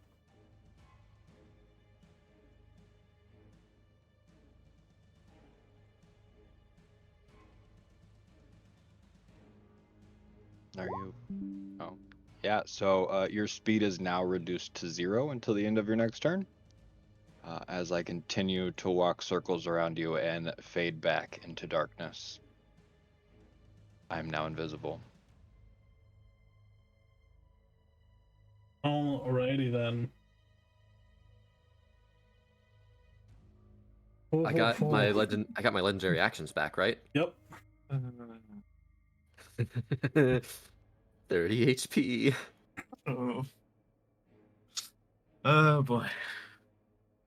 Alrighty. Not gonna say Victor, Mavra, and Riven. All right, Riven's Riven at first is just like, so you can tell that he's really like losing it at this point of just having enough of this. He's just gonna be like, first thing, and he's just gonna grab Mavra and he's just gonna kiss her. And he's gonna be like, second thing, we are wasting valuable time. 2 of my friends are down there, and you're here just spouting absolute nonsense. Can you roll an acrobatics check for me, Riven? Sure. Yeah, to see if he just kisses the wrong person. Got it.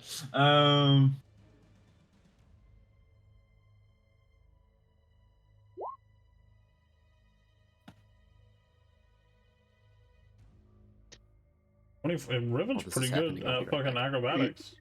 You should still fail that. Yeah, the DC's a 30. I feel like that was at least a 25. It's a well.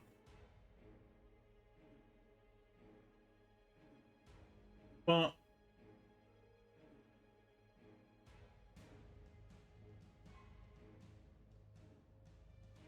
What the hell is happening? Riven just wants to get things back on track. That's, all he's That's trying what to it do. is. Riven's just Elfie grabs you in the middle of you talking and just plants one on you and then looks at Mavra. Riven has had enough of this, and he is. I wish he could do this, but he won't. He was about. If he had Misty Step, he would have just.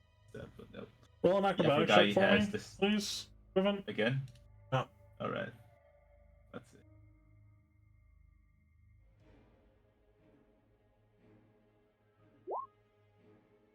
see.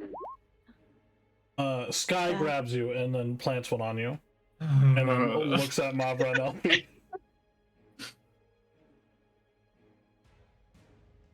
And then you see this towering figure behind Elfie as he's walking up.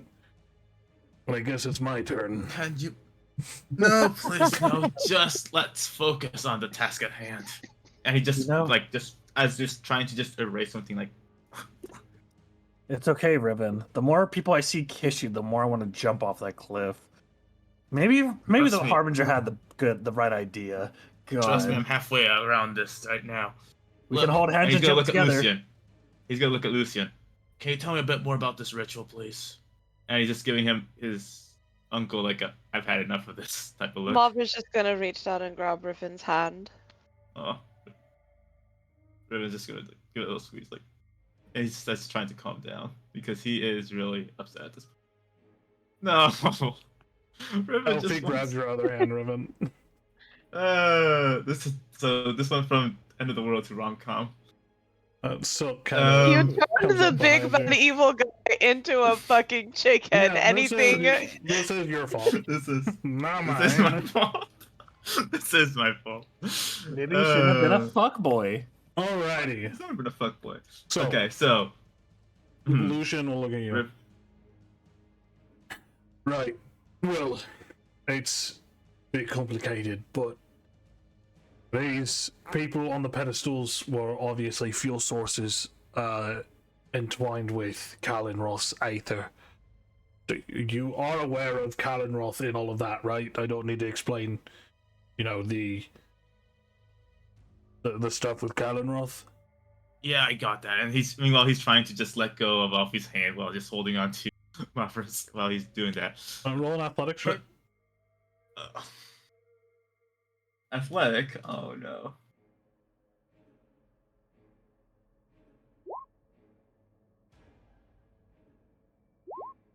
She's not letting go.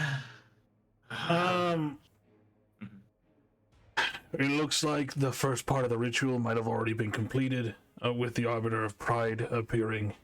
But if the Arbiter of Pride is defeated, and we need his body for the ritual, otherwise his essence returns to Kalinroth and the seal is broken. So we need to go back down there. The Harbinger needs to come back up here. We need the ritual to happen, and the Harbinger must consume Kalinroth's essence and use himself to lock the gate. Well, that would have been great to know before he jumped off the cliff with the chicken. No. Listen, I did not tell anyone to jump off of any cliffs with Arbiter chickens, okay? This is not what we were expecting. And you just hear behind him, as the dog just lays down at this point, as nothing is happening. Reyna approaches. Where is Wolfriend? He travels with your lot, doesn't he? Well, he was a chicken. What do you? I thought you turned the Arbiter of Pride into a chicken. Yeah, haven't you said anyone more? Well, you see, Wolfriend is the Arbiter of Pride. The fuck? Yeah, he's always has been, Do you always mean will be. he is the Arbiter of Pride? What do you mean? Well, it was going to be Zephyrion, and then Zephyrion died, and then the pact that Wolfriend made with his cursed item came calling, and then at the same time he touched a thing that he probably shouldn't have touched, and now he's the Arbiter of Pride. Fucking idiots. And then Uzmir, he grabbed the chicken, which happened to be, Wolfriend, but also the Arbiter of Pride. Yeah. Yeah, and then they decided to commit a couple suicides.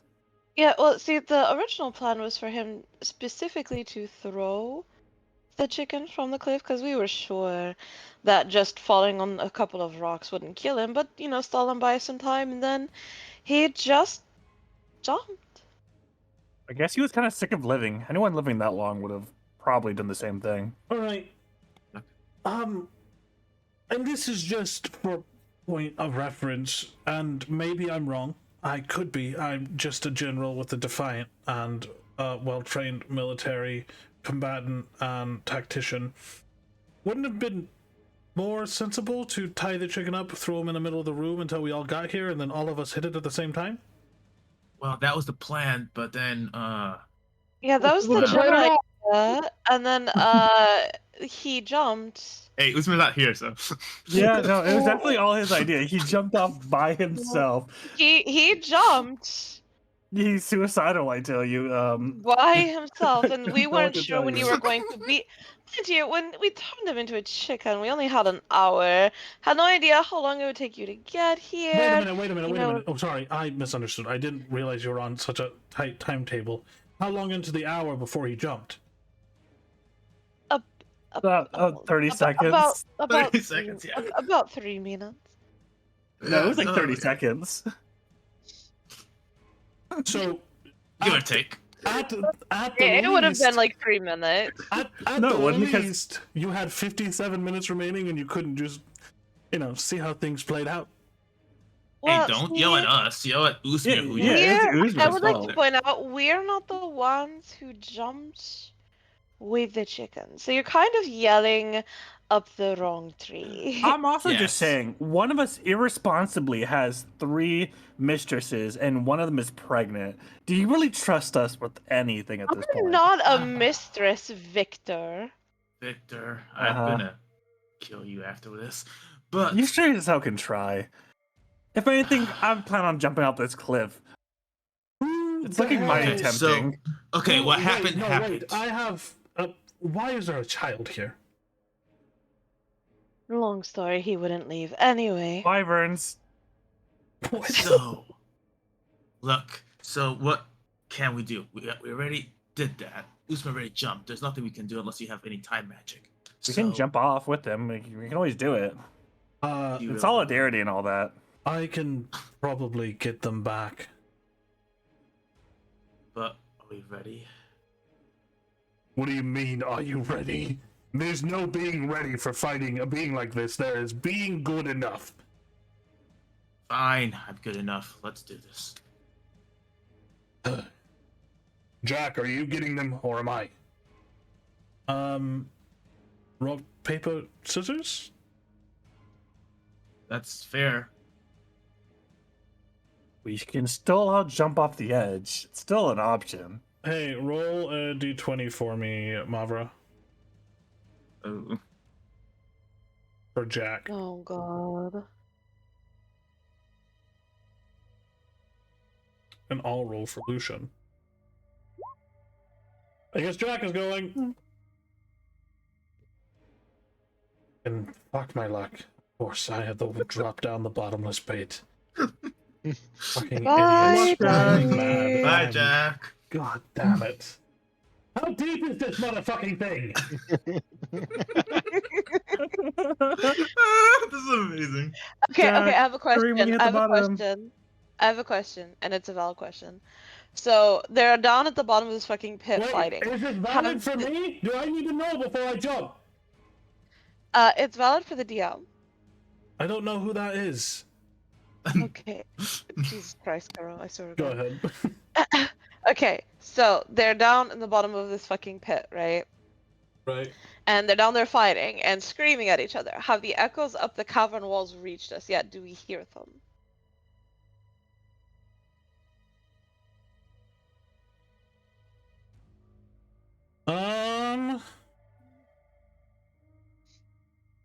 Boop, boop, boop, boop, boop, boop, boop, boop, boop.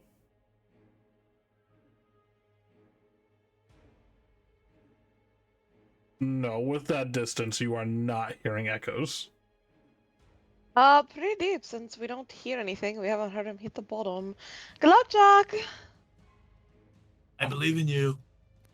I called dibs on 10. No, you fucking don't, you... my god.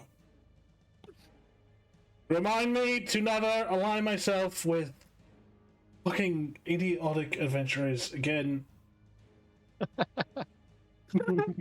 Well, to be fair, you kind of aligned yourself with the Harbinger, and the Harbinger is the one putting you in this position, so enjoy! He turns around. Yell at Say hi him to when him you first. get there. You see he like pulls his mask down just enough to where you can see his eyes, and he winks at you and says, "You're the only good one, Mavra." He jumps off. This is gonna suck. Opera's the only good one. It's, Marvel's like, I get it, delicious. but like,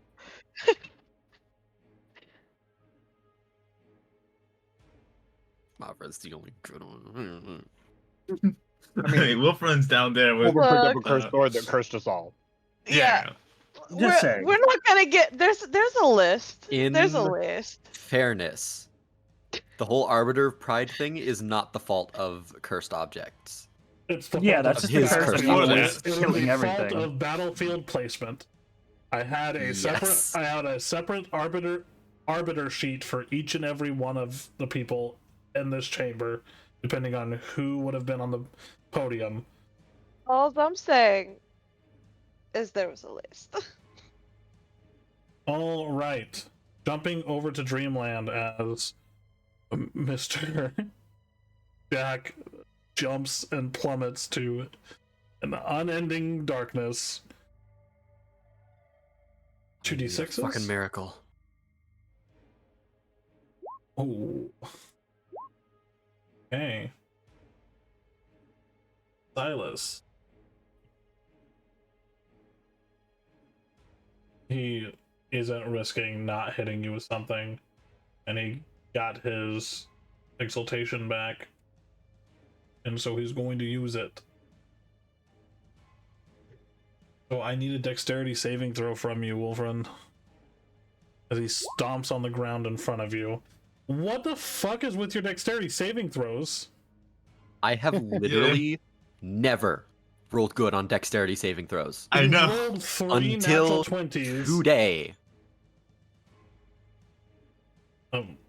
Just a second. I want to see something. Yeah, those dice are loaded. No, they're not. They rolled just fucking fine. This is fucking stupid. Yeah, it's just. No, I'm kidding. It's all good. I'm happy for you. It's because it's not Wolfrin that's rolling it. So when it's Wolfrin's hand, it's. Nope, it's just Wolfrin. This is Wolfrin. Look, the dice really want me to win in my own head. Hey, yeah, no, like full on. That's great. I'm just surprised. It is still 20 points of damage. Radiant damage. And you are not blinded.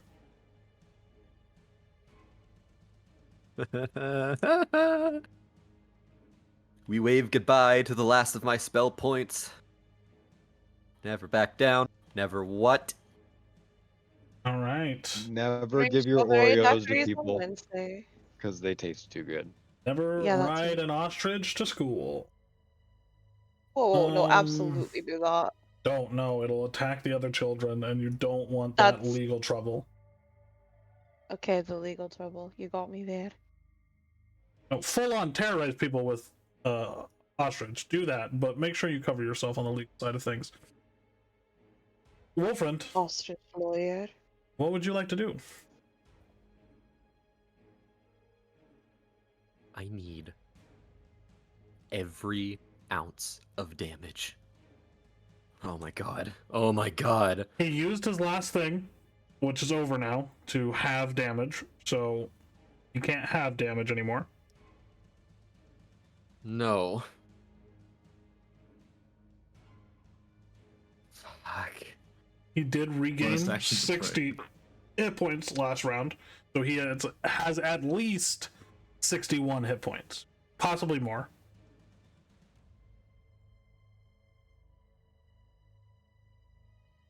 Huh.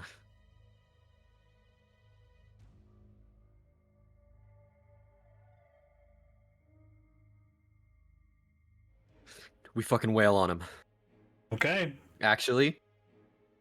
I can't fucking believe. Bonus action, Hex. okay.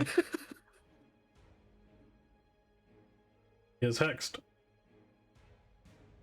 Disadvantage on strength checks. Disadvantage on strength checks. Got it.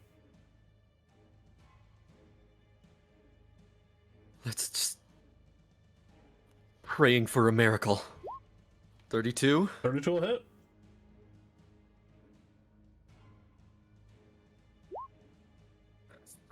Uh, 40 damage.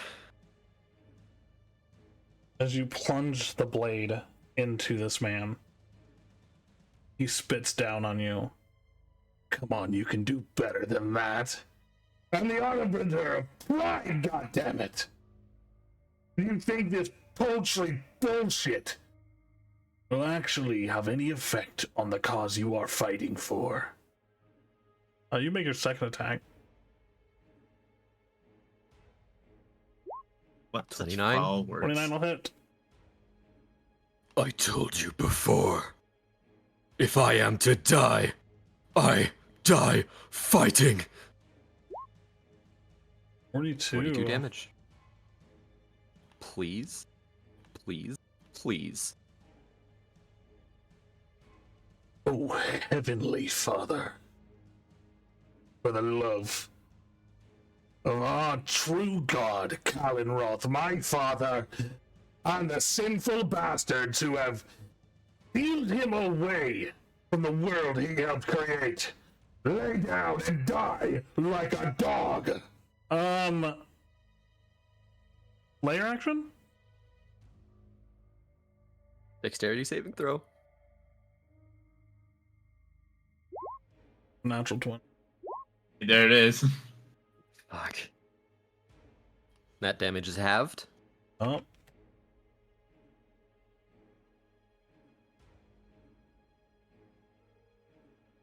I'm getting truly irritated, which I pride myself on my ability to deal with scum and mortal men like yourself, but you have found just the right way to push my buttons, boy. And he will make an attack with advantage against you with his Gungnir. With advantage. Oh. As a legendary action. Yes, okay. That is a 30, Oof. 27 piercing, and 11 radiant. Failed death saving throw. Nope.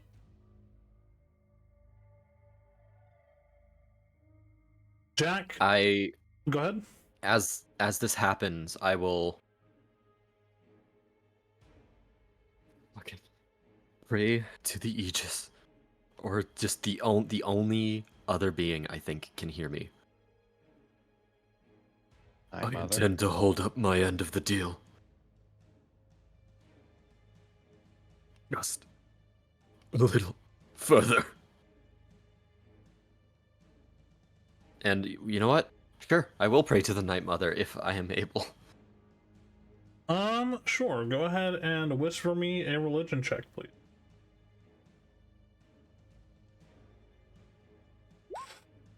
Okay, 10-4. And then go ahead and roll a persuasion check as well. Oh.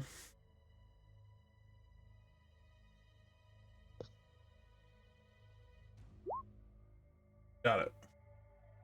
As Jack leaps off the edge, Assassin's Creed style, soaring down, he folds his cloak around himself before transforming into what looks like some sort of corvid type bird before soaring downwards and downwards and downwards and downwards. It is the Arbiter of Pride's turn.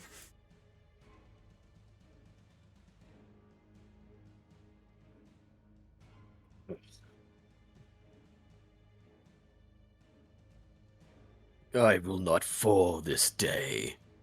And The even if I do... Oh, No, sorry, the Harbinger Harbinger. is invisible. So, yes. You cannot stop what's coming. We have won. It is decided.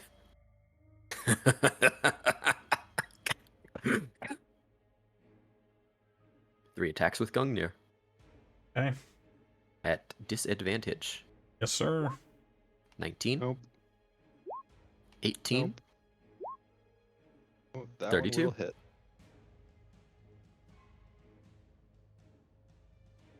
Radiant or necrotic? So, Radiant.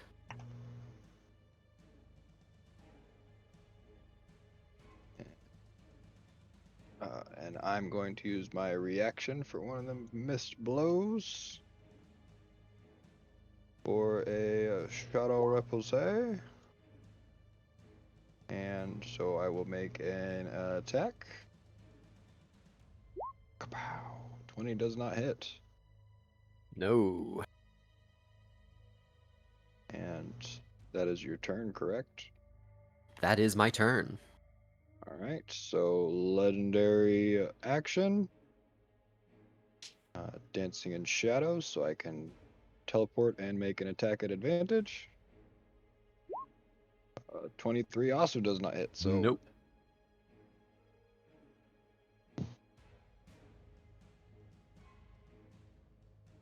We can go ahead and jump to your turn. There are other turns in between, so if you guys are using any other legendary actions, let me know before the Harbinger it will goes. be 30 the more hit Twilight points. Edge. 25 does hit. So Yes. 24 points of damage.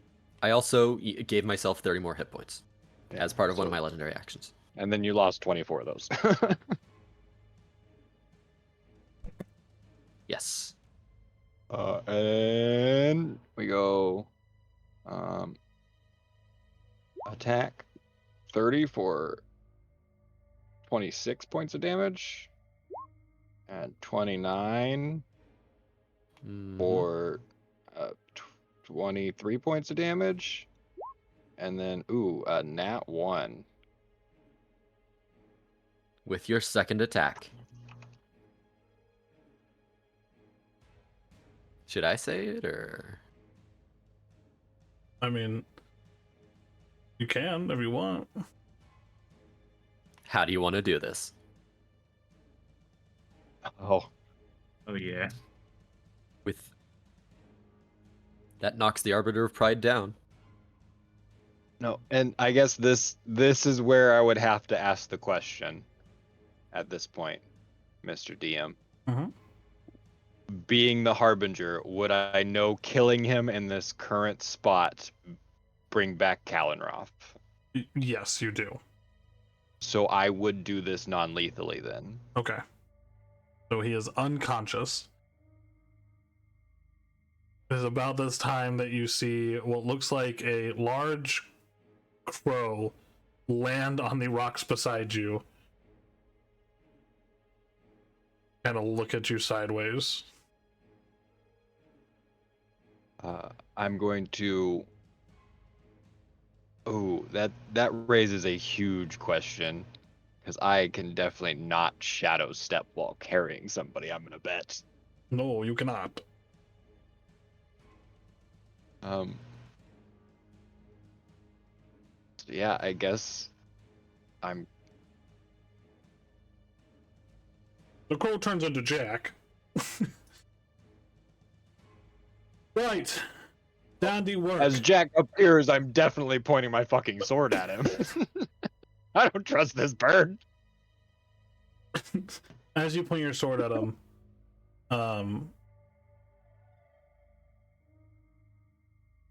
he pulls his mask off his face.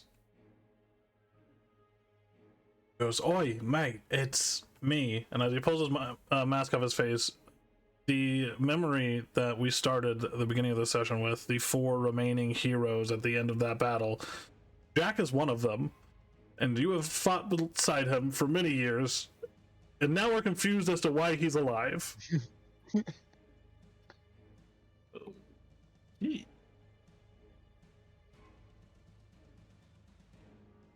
David, it's me. Let's calm this down for a minute, and can we take this party upstairs, please? As I start to sheath my sword, I've at least knocked him out for the time being. Right. The question is, how do we get him back? You didn't have a plan for that when you jumped off the fucking ledge with him? I just knew that he wasn't going to die, and I wasn't going to leave him down here by himself. Fair enough.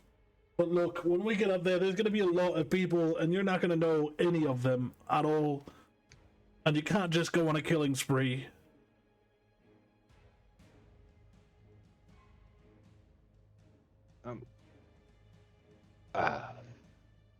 Well, Jack, I've been watching through Uzmir for quite some time, so I at least know 3 of them. Right. Slightly bigger issue. So, I assume you might have met him when you were Uzmir, but Lucy's up there too.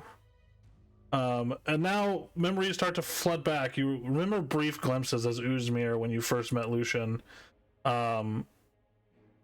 Lucian is also one of the 4 survivors. However, you were never really on good terms with him, as he was more of a, in a fight or flight situation, was more of a, you guys can handle this, right? And he would run for the fucking hills.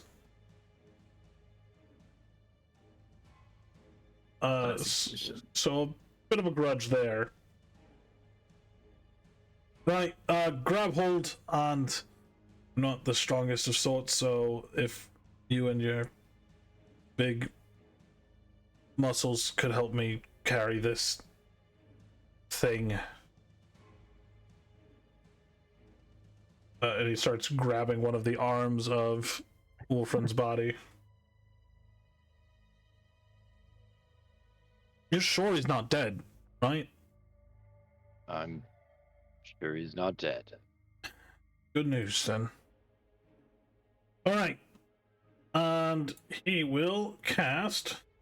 Why is it not letting me grab him? It's because he's on the map layer for some reason. Go. He is going to cast Teleport, which is an issue because there are barriers within the keep for teleportation. But, I guess... Harbinger, would you like to roll a D100 for me? Oh, great. Up to you. 38. 38. Would the stuff inside the keep go this low? Wait. I would say no, since Cedric was able to fucking teleport. Cedric was also rolling on this table. Oh, fuck that guy. Diggory dies. Diggory dies. Spoiler alert. Okay. 38. Up. Okay. That is enough to successfully do this. As you all see Jack, the Harbinger, and a unconscious, deformed kind of Wolfriend in the form of the Arbiter still. Right, well, no time to dilly-dally. Let's get him in the middle of the ritual circle, and you can do your thing, Harbinger, sir. Fuck you. Stop jumping off of things. Oh, Uzmir, you're back.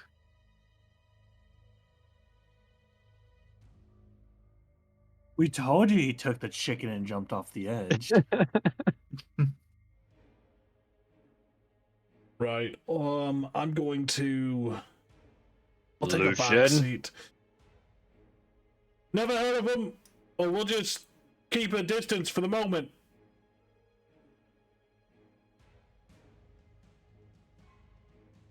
So, at this point, is anyone else here doing anything before this ritual finishes?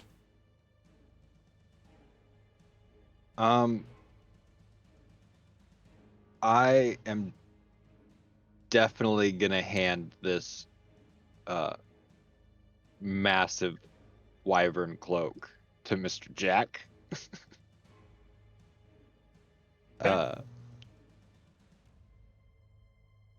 Don't touch what's inside. Well, if you say so, but now I'm kind of interested. It's the Scythe of Gluttony. Right. Best not to touch that then. Well, and he kind of flicks his wrist and it disappears into smoke.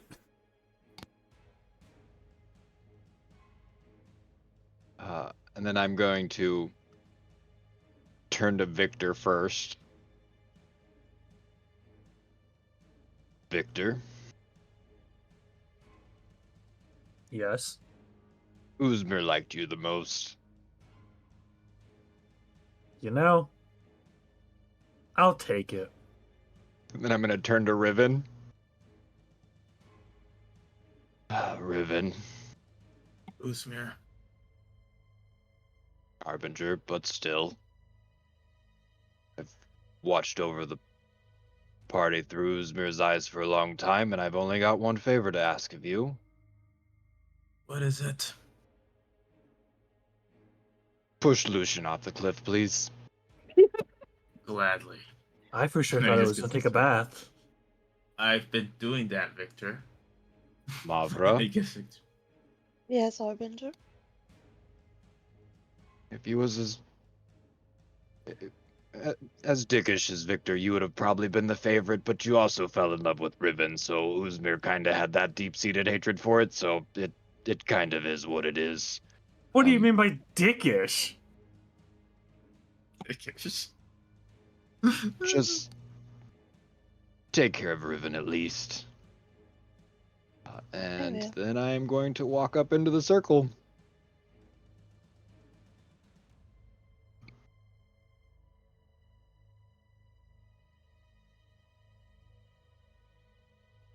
Okay. So out of that point, Ooh, depression.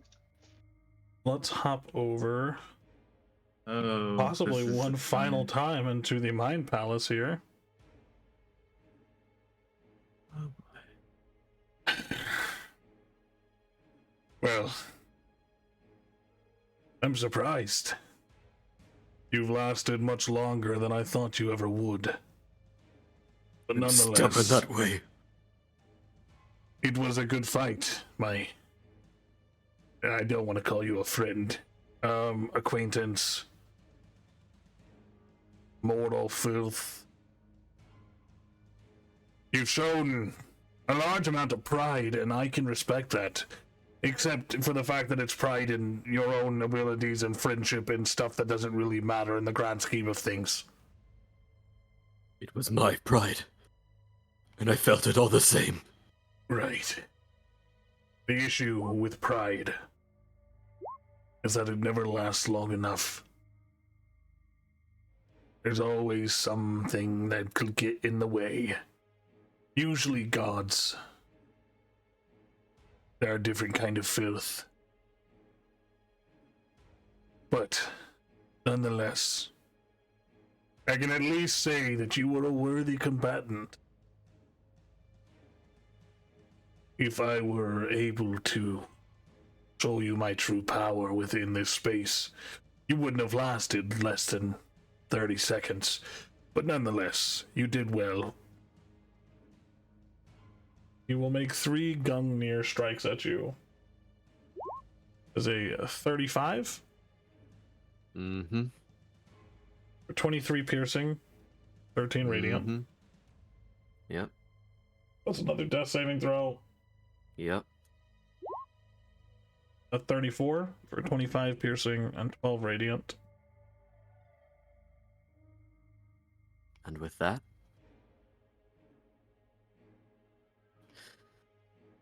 that's my third failure. Okay. Drop to the ground in your own liminal space. Feel the weight and pressure of this man's aura bearing down on you. I die fighting. You feel him come closer as he grabs you, pulls your head close. Look on the bright side. Your friends are still alive. Take respite in that.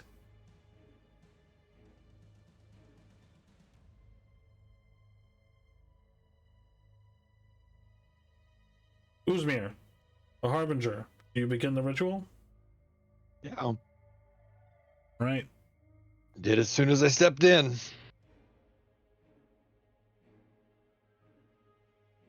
As this ritual begins,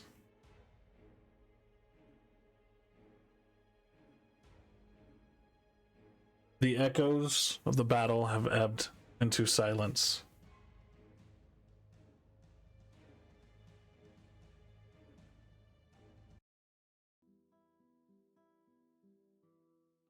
You all standing in this vast cavern high above, black pit below,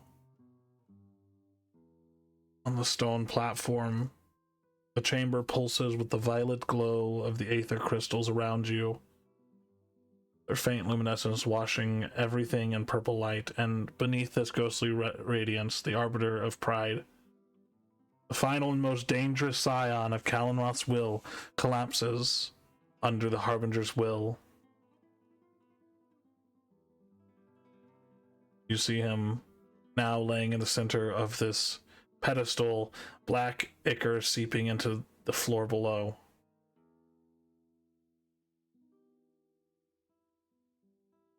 Flickers of a sickly aura swirling around the Harbinger's form at this point. The corrupted essence of Kalenroth bound within, and with the last of all of this, his form cracks and shatters like porcelain.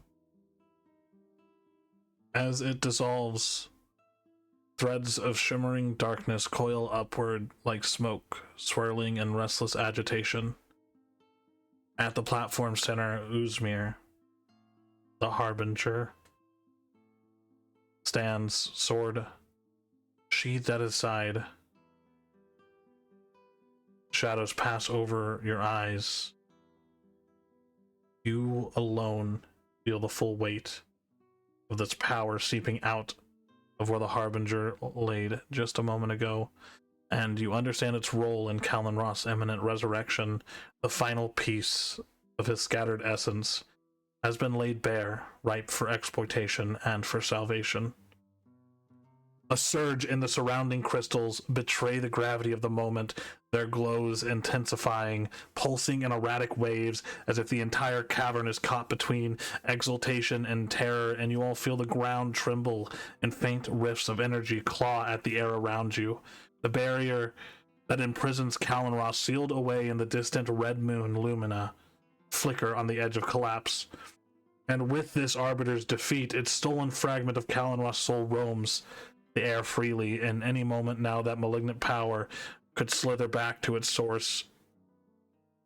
But Uzmir, you know you must act now, or risk unleashing the Lord of Sin upon Veth'arden once more. So this is a time for a choice. You can choose to try to absorb the essence, or let it return to Kalenroth. Mr. Harbinger, how are you feeling today? Oh, yeah, boy. no, we're definitely gonna stop it from returning to Kalenroth. Okay. Feeling yourself. Go ahead. I did send you a message, by the way. Oh, yeah, let me check it out. You choose whether or not to do it, but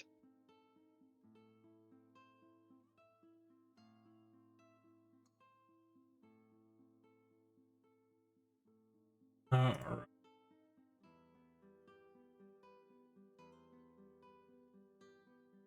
So,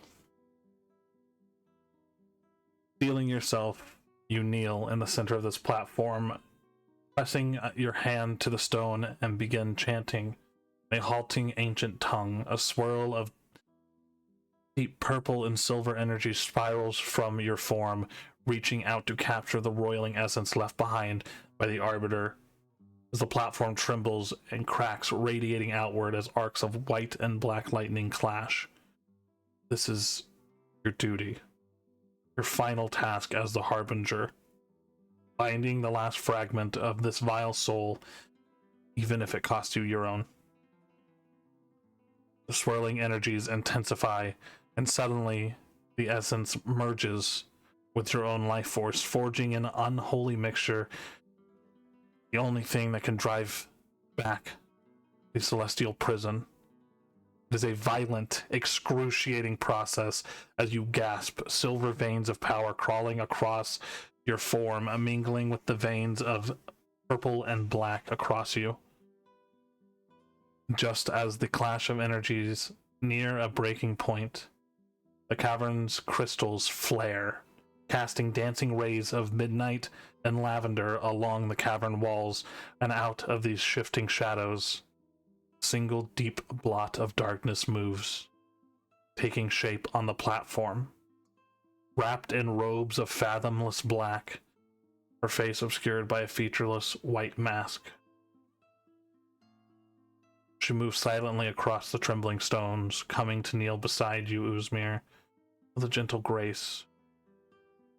Your form almost to the side a moment. She pulls you, cradling you against her, her robes billowing like living shadow around her wounded champion. Dear child, you have given everything. Her voice resonates through the crystalline chamber. Life after life to hold back the tide of sin. But let this be the last time your blood must flow for this cause. Your eyes flicker with relief and awe as you look upon this goddess, the energies raging around you slow, drawn into the Night Mother's subtle influence as she places one slender hand above your heart, where swirling darkness meets the faint gleam of your purplish light. The Night Mother's masked visage turns outward to a distant place beyond mortal senses. You all feel a disturbance rippling through the air in a blur of star-touched divine magics. She extends her will to the cosmic plane, housing Kalenroth's prison. A horrifying presence that is threatening to break free now shudders. We cannot merely repair these chains. Kalenroth's domain can no longer be left whole. His lingering essence must be stripped away, and to spare this world, and to free you, my beloved champion, from endless torment. Her colossal force seizes hold of the essence swirling around you, Uzmir. The ground cracks under the pressure. The platform groans in protest. Lights of black and crimson, shot through with malignant violet, are ripped from you and pulled into the Night Mother's grasp. Cupping that seething well of darkness between her hands, the Night Mother divides it with deliberate finality. You all see three separate spheres of raw, writhing power form, each tinted with an unholy hue. One a deep and furious red, another laced with shimmering gold, and the last thick with tenebrous shadow. Malleus, Varina, and Dralin. Her voice resonating.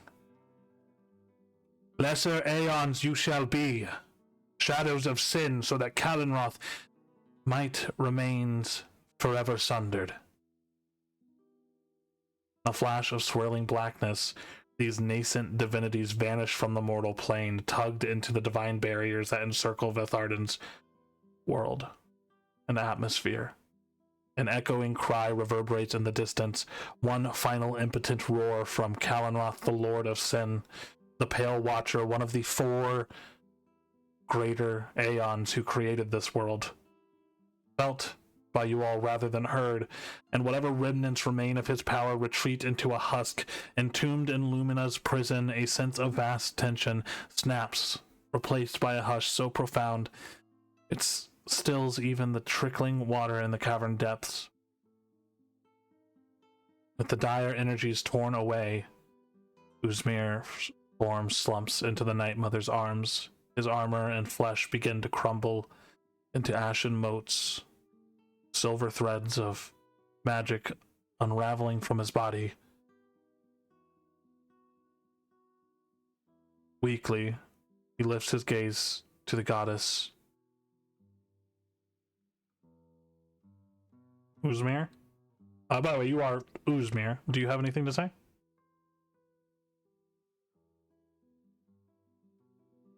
As you all see the garbs of the Harbinger melt away in the form of Uzmir, and I mean like the original form of Uzmir. White hair,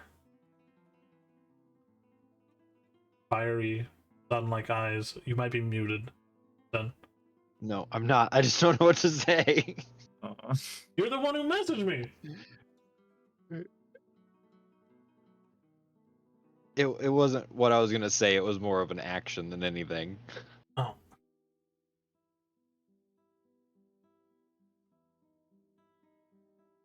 Peoples are here.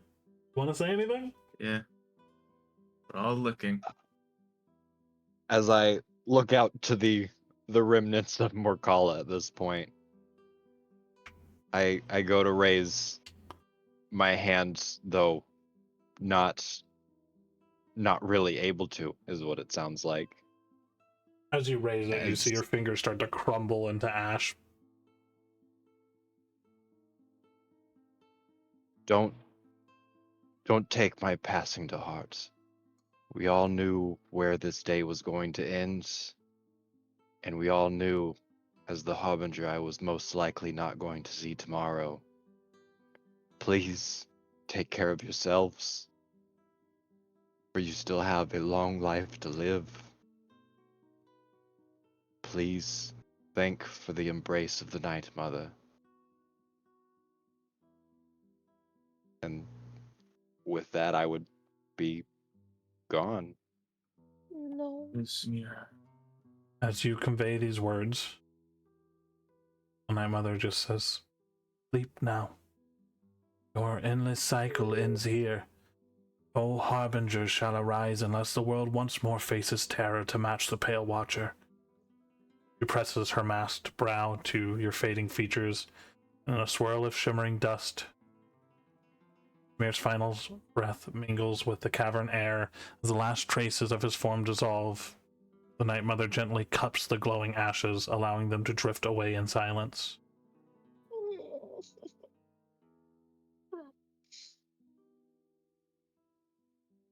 You see her pull what looks like a silver thread, hide it away in her robes. The shuddering platform slowly steadies. The aether crystals revert to a softer, steady pulse, and overhead, the spectral swirl of darkness that heralded the Night Mother's arrival begins to recede. She stands robed in cosmic black, gazing at the scars left on the stone floor. She raises her hands. I do not know what to say in such times, but on the final parting, you all acted so... well, there's a thin line between bravery and foolishness. You managed to walk it pretty closely. But I can say this. At the very least, I can grant you your goodbyes. As she pulls open her robes from the darkness, you see the spectral form of one Wolfrind Grey stumble out, no longer brandishing the blackened armor that he was so known for wearing. What does Wolfrind look like on the other side of this mortal coil, I guess? And what would Wolfrind like to say in these last moments? You see Wolfrind not in his armor, and notably his forearms, even when his armor was dismissed. There was always the Aegis with him, but not anymore. He looks almost naked without them. You know, he's dressed in the simple travel finery that he favored. A heavy fur cloak still draped around his shoulders. He looks serene, unperturbed, in a way that none of you ever was able to see in his time with Morkala. He looks out to the procession before him. My friends, my dear companions, I'm sorry. I wasn't strong enough.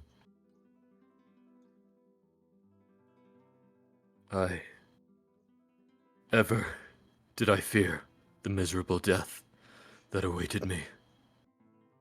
And now that it has come, there is nothing more terrifying. I carried my regret with me always. A desire for justice. A desire for penance. One that consumed me completely. I feared that should I have stayed with the rest of you, those fires would consume you too. I'm sorry.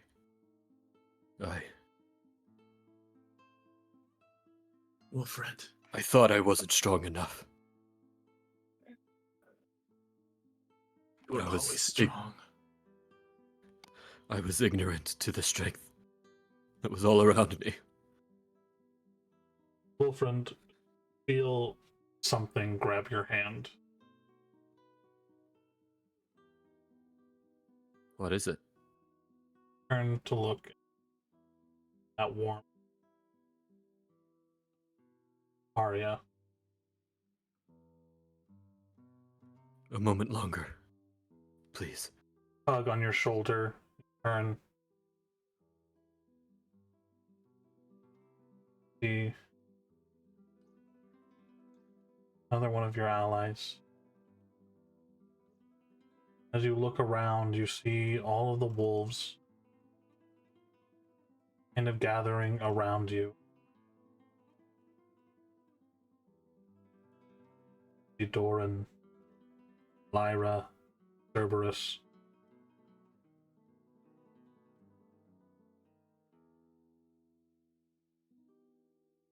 I know. Friends, I know. We will have eternity together, will we not? Please. One moment longer. Victor. You were the latest to join our troop. I had my fears as to whether we could protect you, if you could protect yourself. Full glad am I to say that you proved capable, more than capable. Back home, there is a city waiting. You will do much good for it. This I know.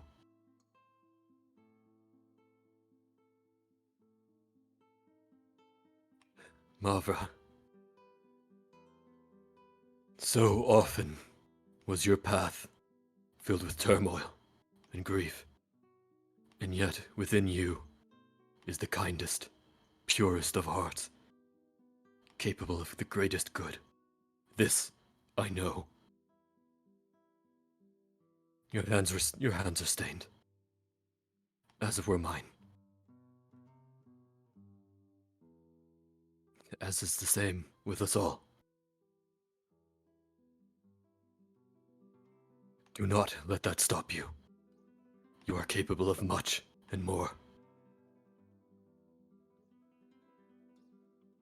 Your kindness is a boon to everyone it touches. And Riven. Yes. Again. Your path is more stained than most. Had things turned out a little differently, perhaps. Perhaps I would have taken your head before I had gotten the chance to know just how good you are. You are capable. Let not your failings dissuade you from this fact. You are capable, with a long life ahead of you. That is certain. You can and will do much good.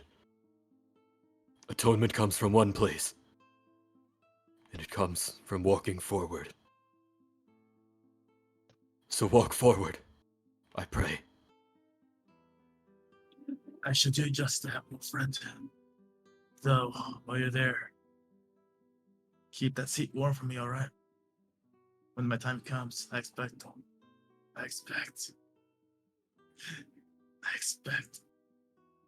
a hearty drink in hand, though.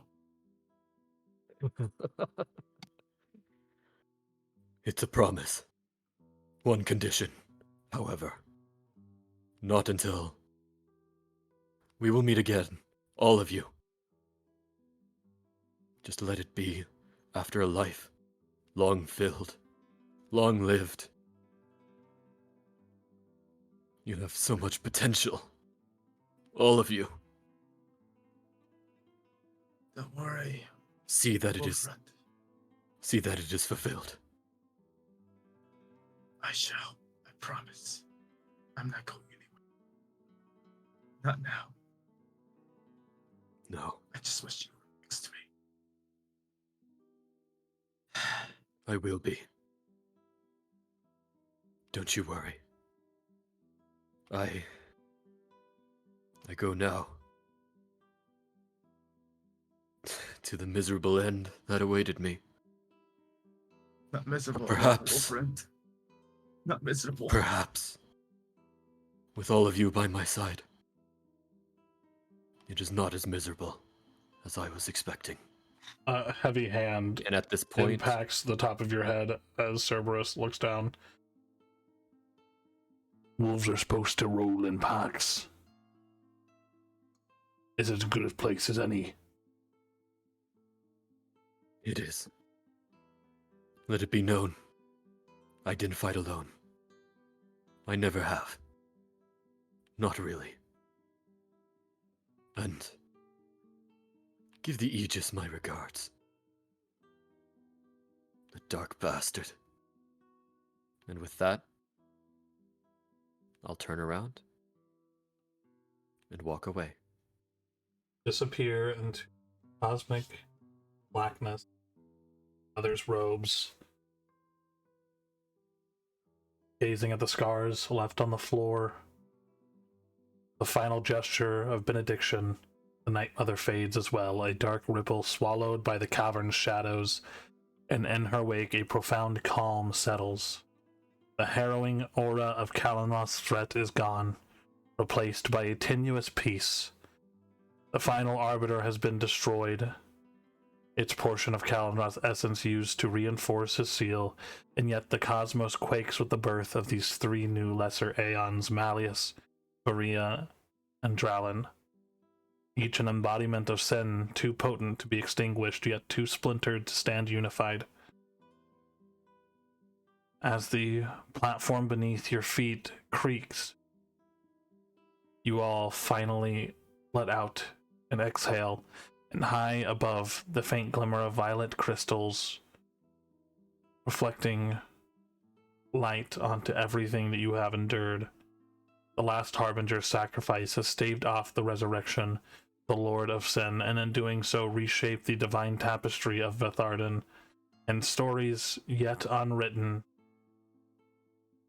Bards will sing of how the final arbiter was struck down in the hidden place. Bards. How Uzmir, the Harbinger, gave his life to secure the seal upon Kalimnoth once more, and how the Night Mother herself descended to cast away her beloved champion's burden and cradle him into eternal rest. For now, you all stand on the threshold of a new dawn. Whatever new terrors the shadows of sin might one day herald, this moment belongs to victory and remembrance of the Harbinger and Uzmir and Wolfrind, who fell that others might thrive, and whose legends will resound through the age of Emberlight and beyond. At this point, Victor, in the coming days, months, years, decades,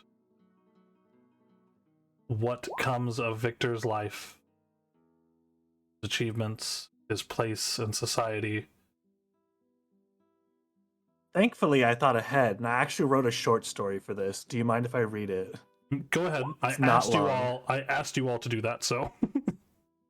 So, the battle was over. The wounds, though they healed, never truly faded. Victor Braun returned from the chaos, but not as the same man. The one who had once dreamed of adventure and proving himself, of standing alongside his friends. That man was gone. Wolfrind was dead. Uzmir was gone. But Mavra and Riven lived. And still, Victor left them behind. Not because he didn't care, but because he couldn't face them. What was left of him had no place among them anymore. Instead, he vanished into a world of etheric engineering, seeking out his former professor, the one who had once tried and failed to harness the impossible, the machine that cost Victor a year of his life, his innocence, his mentor, the machine that had broken everything. Failure was unacceptable. Victor would not allow etheric engineering to be a tool of ruin. He would perfect it, shape it into something that would elevate the world, not destroy it. Yet, alongside his research, a darker pursuit took root. The garden. No one was allowed inside. No student, no colleague, no king, no emperor. A sanctuary of deadly beauty, the garden housed the rarest and most lethal poisons the world had ever known, and besides them, the only possible cures. It was said that Victor cultivated toxins that could bring even the mightiest warriors to their knees, and antidotes that can pull them back from the brink of death. He studied venoms from forgotten jungles, extracted the essence of forbidden flora, and brewed concoctions that could save a kingdom or doom it. Some whispered that his obsessions stemmed from guilt, that his garden was his way of honoring those he had failed to save, that every plant, every vial of poison was a silent tribute to Wolfrind, to Uzmir, to the ones he couldn't protect. And, in the very heart of the garden, hidden beneath a canopy of dark, curling vines, stood 3 graves. The first 2 were obvious, etched in careful, steady hands. Wolfrind, Uzmir. The third had no name, no marker, no explanation. Only Victor knew who it was for. No one dared to ask. No one knew if it was for someone lost or someone yet to die. Some believed it was a grave for himself. Others feared it was a promise yet unfulfilled. And some whispered that it wasn't empty at all. There was another whisper that followed him, one that many scholars and alchemists alike glanced over. It was Victor. After a year being with Markala, he had taken more than just their methods and their companionship. He had taken their beliefs. Some claimed that in the dead of the night he could be heard speaking fluent Elvish, a tongue he had only ever known in fragments before his time with them. Others swore that they could hear him speaking the tenets of the Night Mother, as if he had been marched by her throughout his journey. And the most terrifying rumor, he was developing a poison unlike any the world had ever known, one that nobody could resist, one that even the gods could not withstand. That was, of course, just a myth. And that's all for Victor right now. Okay. Mavra, Riven? I understand that there might be some overlap in your guys's. There Yeah, is. I'll let Mavra go first. Well, first, I was Riven gonna is let you go smited. first. Fine, I'll go first. After having saved the world, Riven Valor decided to continue his life of adventure alongside his lover, Mavra. After having regretted much in life, the half-elf decided to no longer take the kindness of others for granted. For he had truly known throughout this adventure that basically kindness was fickle sometimes, but worthwhile in the end. With her at her side, they would look for her parents firstly, and then his mother, where he would be introduced firmly into elven culture and custom. A life he had never known, for he had been taken from it way too soon. A world which he thought he didn't deserve, nor able to get back to. A mother's love who he never thought he could feel once more. A woman who loved him, who he always wanted. And so, with all of this, Riven decided to work closely with the Adventurers Guild for several months before settling down in the Blightwood. For even though adventure's life was for him, he had seen way too much death for it to have not effect on him. During this time, Mara would give birth to a daughter, which Riven promised to be the father he had never had for her. To teach her, to nurture her, to give her something that his own father had never given to a normal life. He had tried to stay connected with his friend, with Victor, but failed to do so. And that failure did haunt him for some time. Still, he remains in contact with Shiro, as much as he can be at least, either via Sending Stone or his Dream Spell. With all of this, he felt fulfilled, as if his life had meaning now, a purpose. And with Wolfren's words echoing in his head of how to live his life without looking behind, he would do so.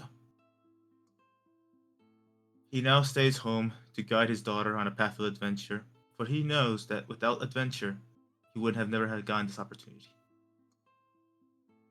But also to give them warnings, the warnings of adventure, but also the thrills and friendships along the way. Yet even at his house, he still has the two graves of Usmir and Wolfrind, where he prayed to the Night Mother in front of them from time to time. Though he has told Mavra this, that his soul, for having been resurrected so many times, seems to be tattered and worn, a pain that grips his heart from time to time, that he is unable to get past it, at least, not permanently. So luckily, his trust in those he cared about, especially in with his beloved Mavra, he was able to at least get some sort of relief from the pain, yet still remains to this day.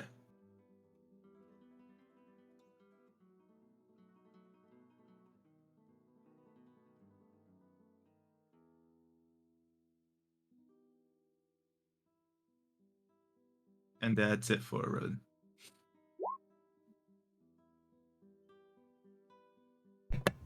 Mavra? So, everything that Riven said. But what I had written down for Malvra is Malvra and Riven continued to adventure and earn coin and support the guild. Malvra kept her close tie to Jack over time, and while she never could fully bring herself to commit to the Harlequin Brotherhood, she was always ready to lend herself to them.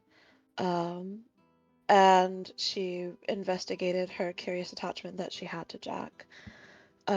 Nothing ever came of it as far as she knew. Um, and after all of that time had passed, Riven finally told Mavra that her parents were alive and that he'd found that out when they were all separated after the explosion of the Aether ship. So they went off to, I believe it was Umbra, to find her, or to find her family. And then they eventually found Riven's mother. And Malvra took care to teach him about Elvish culture and costume because he never really got to know that side of his family and that side of himself. Um, and after they had finished adventuring and everything, they decided that they were going to settle down in the Blightwood and rebuild her home and rebuild a place for her people. And through all of the good acts and good excuse me, I got a throat tickle.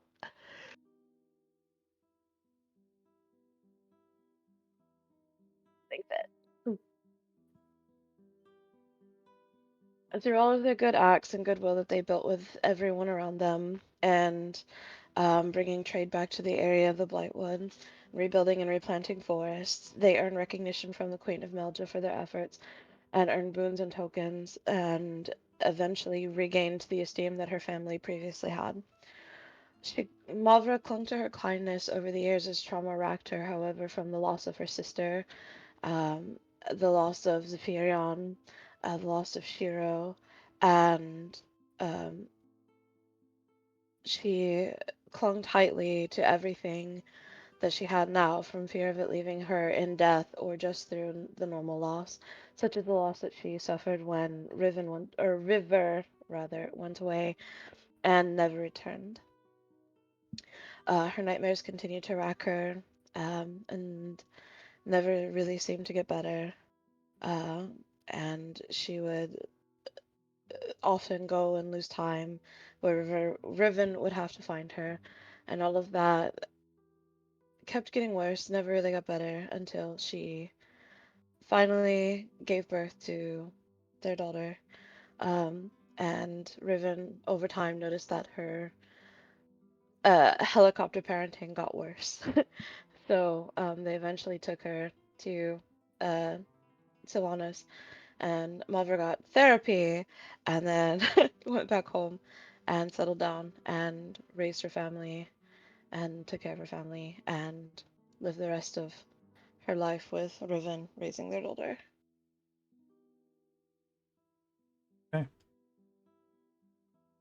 And I have something. But Though Wolf and Grey fell that fateful day on the cusp of Kalenroth's reconstitution, the memory of his journey, the fond memories, the profound loss, the wrath that became his downfall, and the realization, just too late, that the fist of vengeance must needs be tempered with the palm of mercy. All of these coalesced into an idea, a creed, an oath, that all light casts shadow, and the power of both light and dark can serve as sword and shield both, to rebuke the guilty and protect the innocent. The very ideal that Wolfrand gave his life to uphold. This seed was sown into the lands of Nadira, and eventually spread, as tenuous as it was, to the lands throughout. Though the Ebenfrang was all but brought low in the struggle preceding, pockets of it survived. Eventually, it reconstituted into the force it was always meant to be, and always has served. Protectors in the dark. Keeping the malignant, the malevolent, safely away from the eyes of the innocent.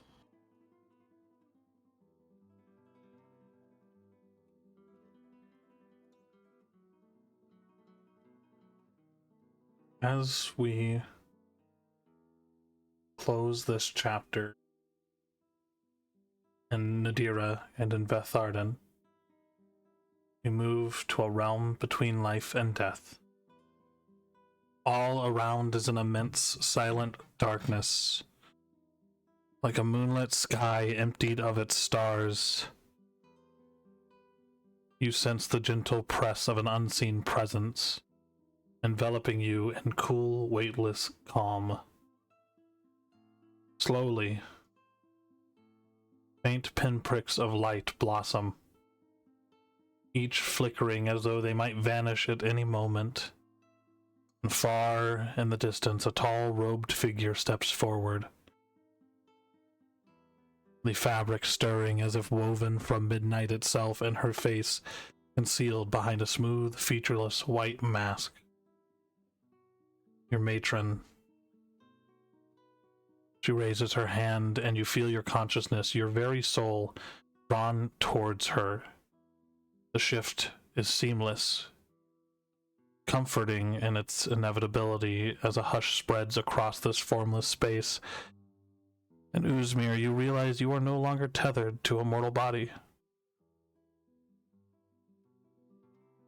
Her voice begins to emanate from all around you, soft as a breeze passing through raven feathers. My dear child, your final battle was bravely fought and your sacrifice spared Veth'arden from a new darkness. And here on the threshold of your afterlife, I extend my hand. You see her robes part slightly, revealing a slender, pallid arm. A swirl of starlight and shadow converges around her fingertips, beckoning you.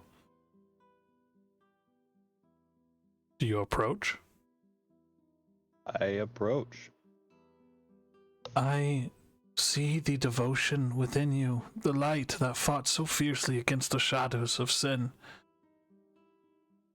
Though there may have been times you wavered, I knew you would always do as you were needed. You have inevitably always done all I have asked and more. Yet, I sense there's lingering within you. Her mask tilts as if searching your expression. You say anything?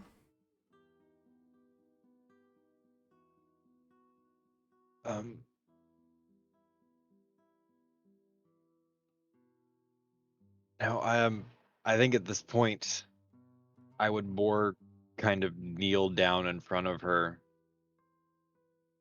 my head kind of low. I mean, Okay. I just gained my first friends, and now I've already lost them at this point. So it would be a bit of a, I wouldn't say bitterness to it, but it's one of those things where, it's a little seething. Peace eternal could be yours, my child, if that is your wish. For you, more than most, have earned a rest free from burden or pain. But I know the longing within you, the vow you have to safeguard the ones you love remains unbroken.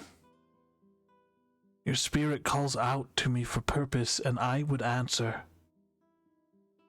A whispering sigh comes from her form, gentle as a lullaby, as it brushes past you.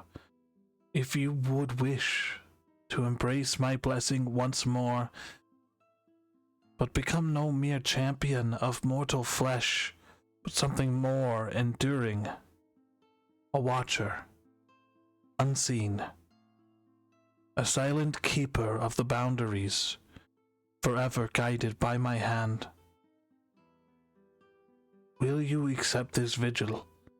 Will you guard the borders of life and death as my warden of the veil?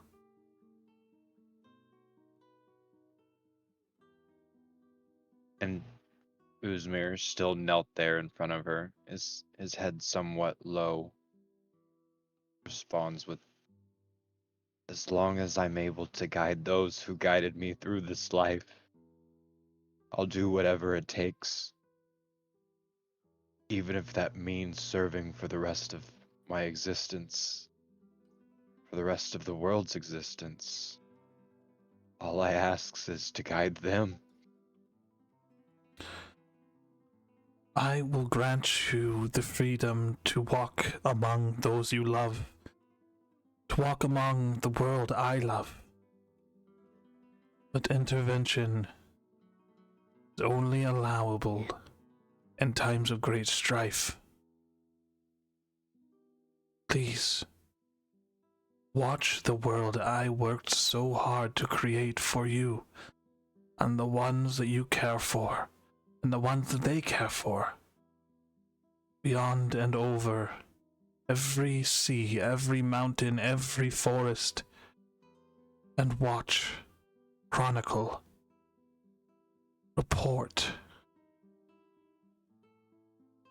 You will be the one who ensures our veil does not become broken by the new aeons who so want to walk among the mortals and tear them down from shoulder to foot.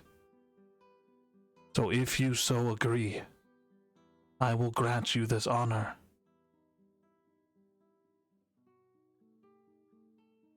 I agree.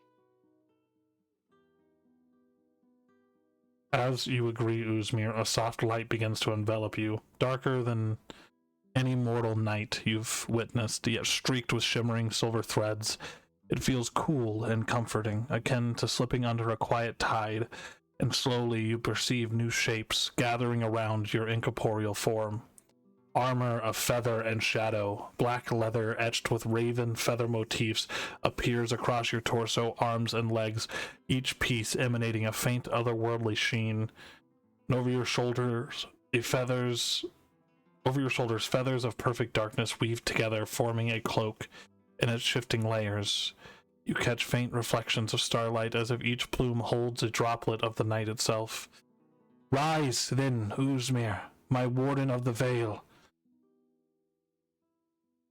You feel this quiet power tingle through your being, where once the strength of the Harbinger burned briefly, now a deep, unyielding presence takes root, calm and unshakable as the cosmic tide that you stand within at this moment.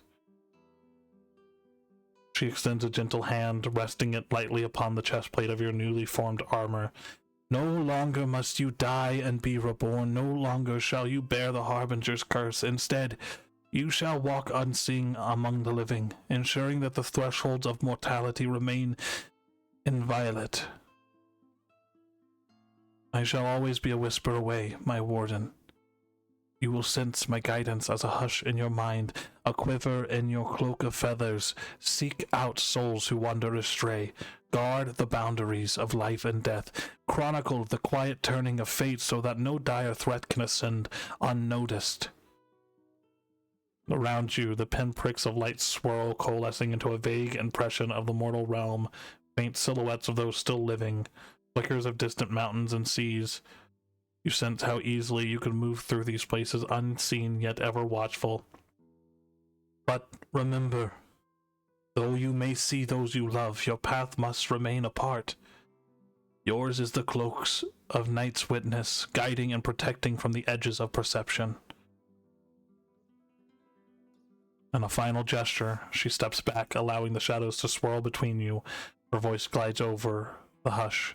Go forth, Warden of the Vale.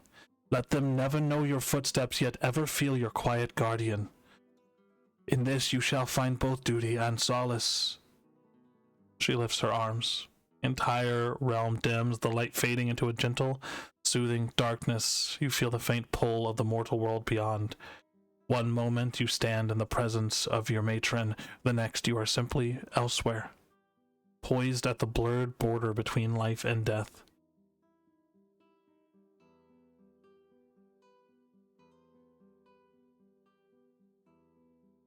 The newly crowned Warden of the Vale.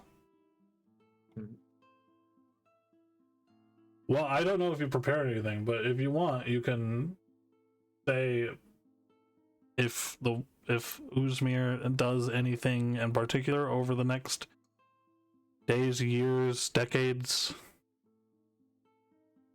Oh, I mean, definitely over the next days and years, I would be a lot more heavily watching Riven, Mavra, and Victor, especially knowing that Victor kind of broke off and went his own way.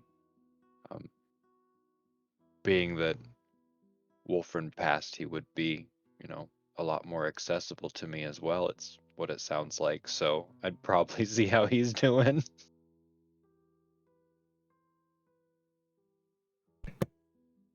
Okay. From this day forward, legends drift across Veth'arden of a raven-feathered sentinel glimpsed only at dusk, or in the corner of one's vision. Some claim a single black feather left upon a windowsill is an omen of peace, that a soul was guided safely onward. Others speak of a brief swirl of midnight and a whisper on the wind before a monstrous terror is driven back into the gloom. Yet Uzmir's story, his transformation from mortal champion to eternal watcher, remains all but unknown. Only the Night Mother's silent, faithful warden truly knows the truths of life's fragile line. And though he can no longer stand openly among friends or share mortal joys, his steadfast vigil endures, woven into the quiet hush of every passing night. With that, we will bring this to an end. I appreciate people for watching, and we are going to be starting next campaign soon. So we're waiting on a little bit of Yay. art, and we were waiting to see how this worked out for some character stuff. And we got the good ending. Ish. We did. We lost the people though. So that's a good thing. Victor's a sad boy. Yeah. But it's okay, because we have the ever watchful eye of Uzmir, the Warden of the Vale, to make sure that Victor doesn't learn to tie a noose. So, good night, everybody. We love you, and we will update you as soon as we know when the next campaign is going to start. We might do some stuff in between. I don't know. We're figuring it out. But we will let everyone know. Good night. We love you. Goodbye. Goodbye. Bye.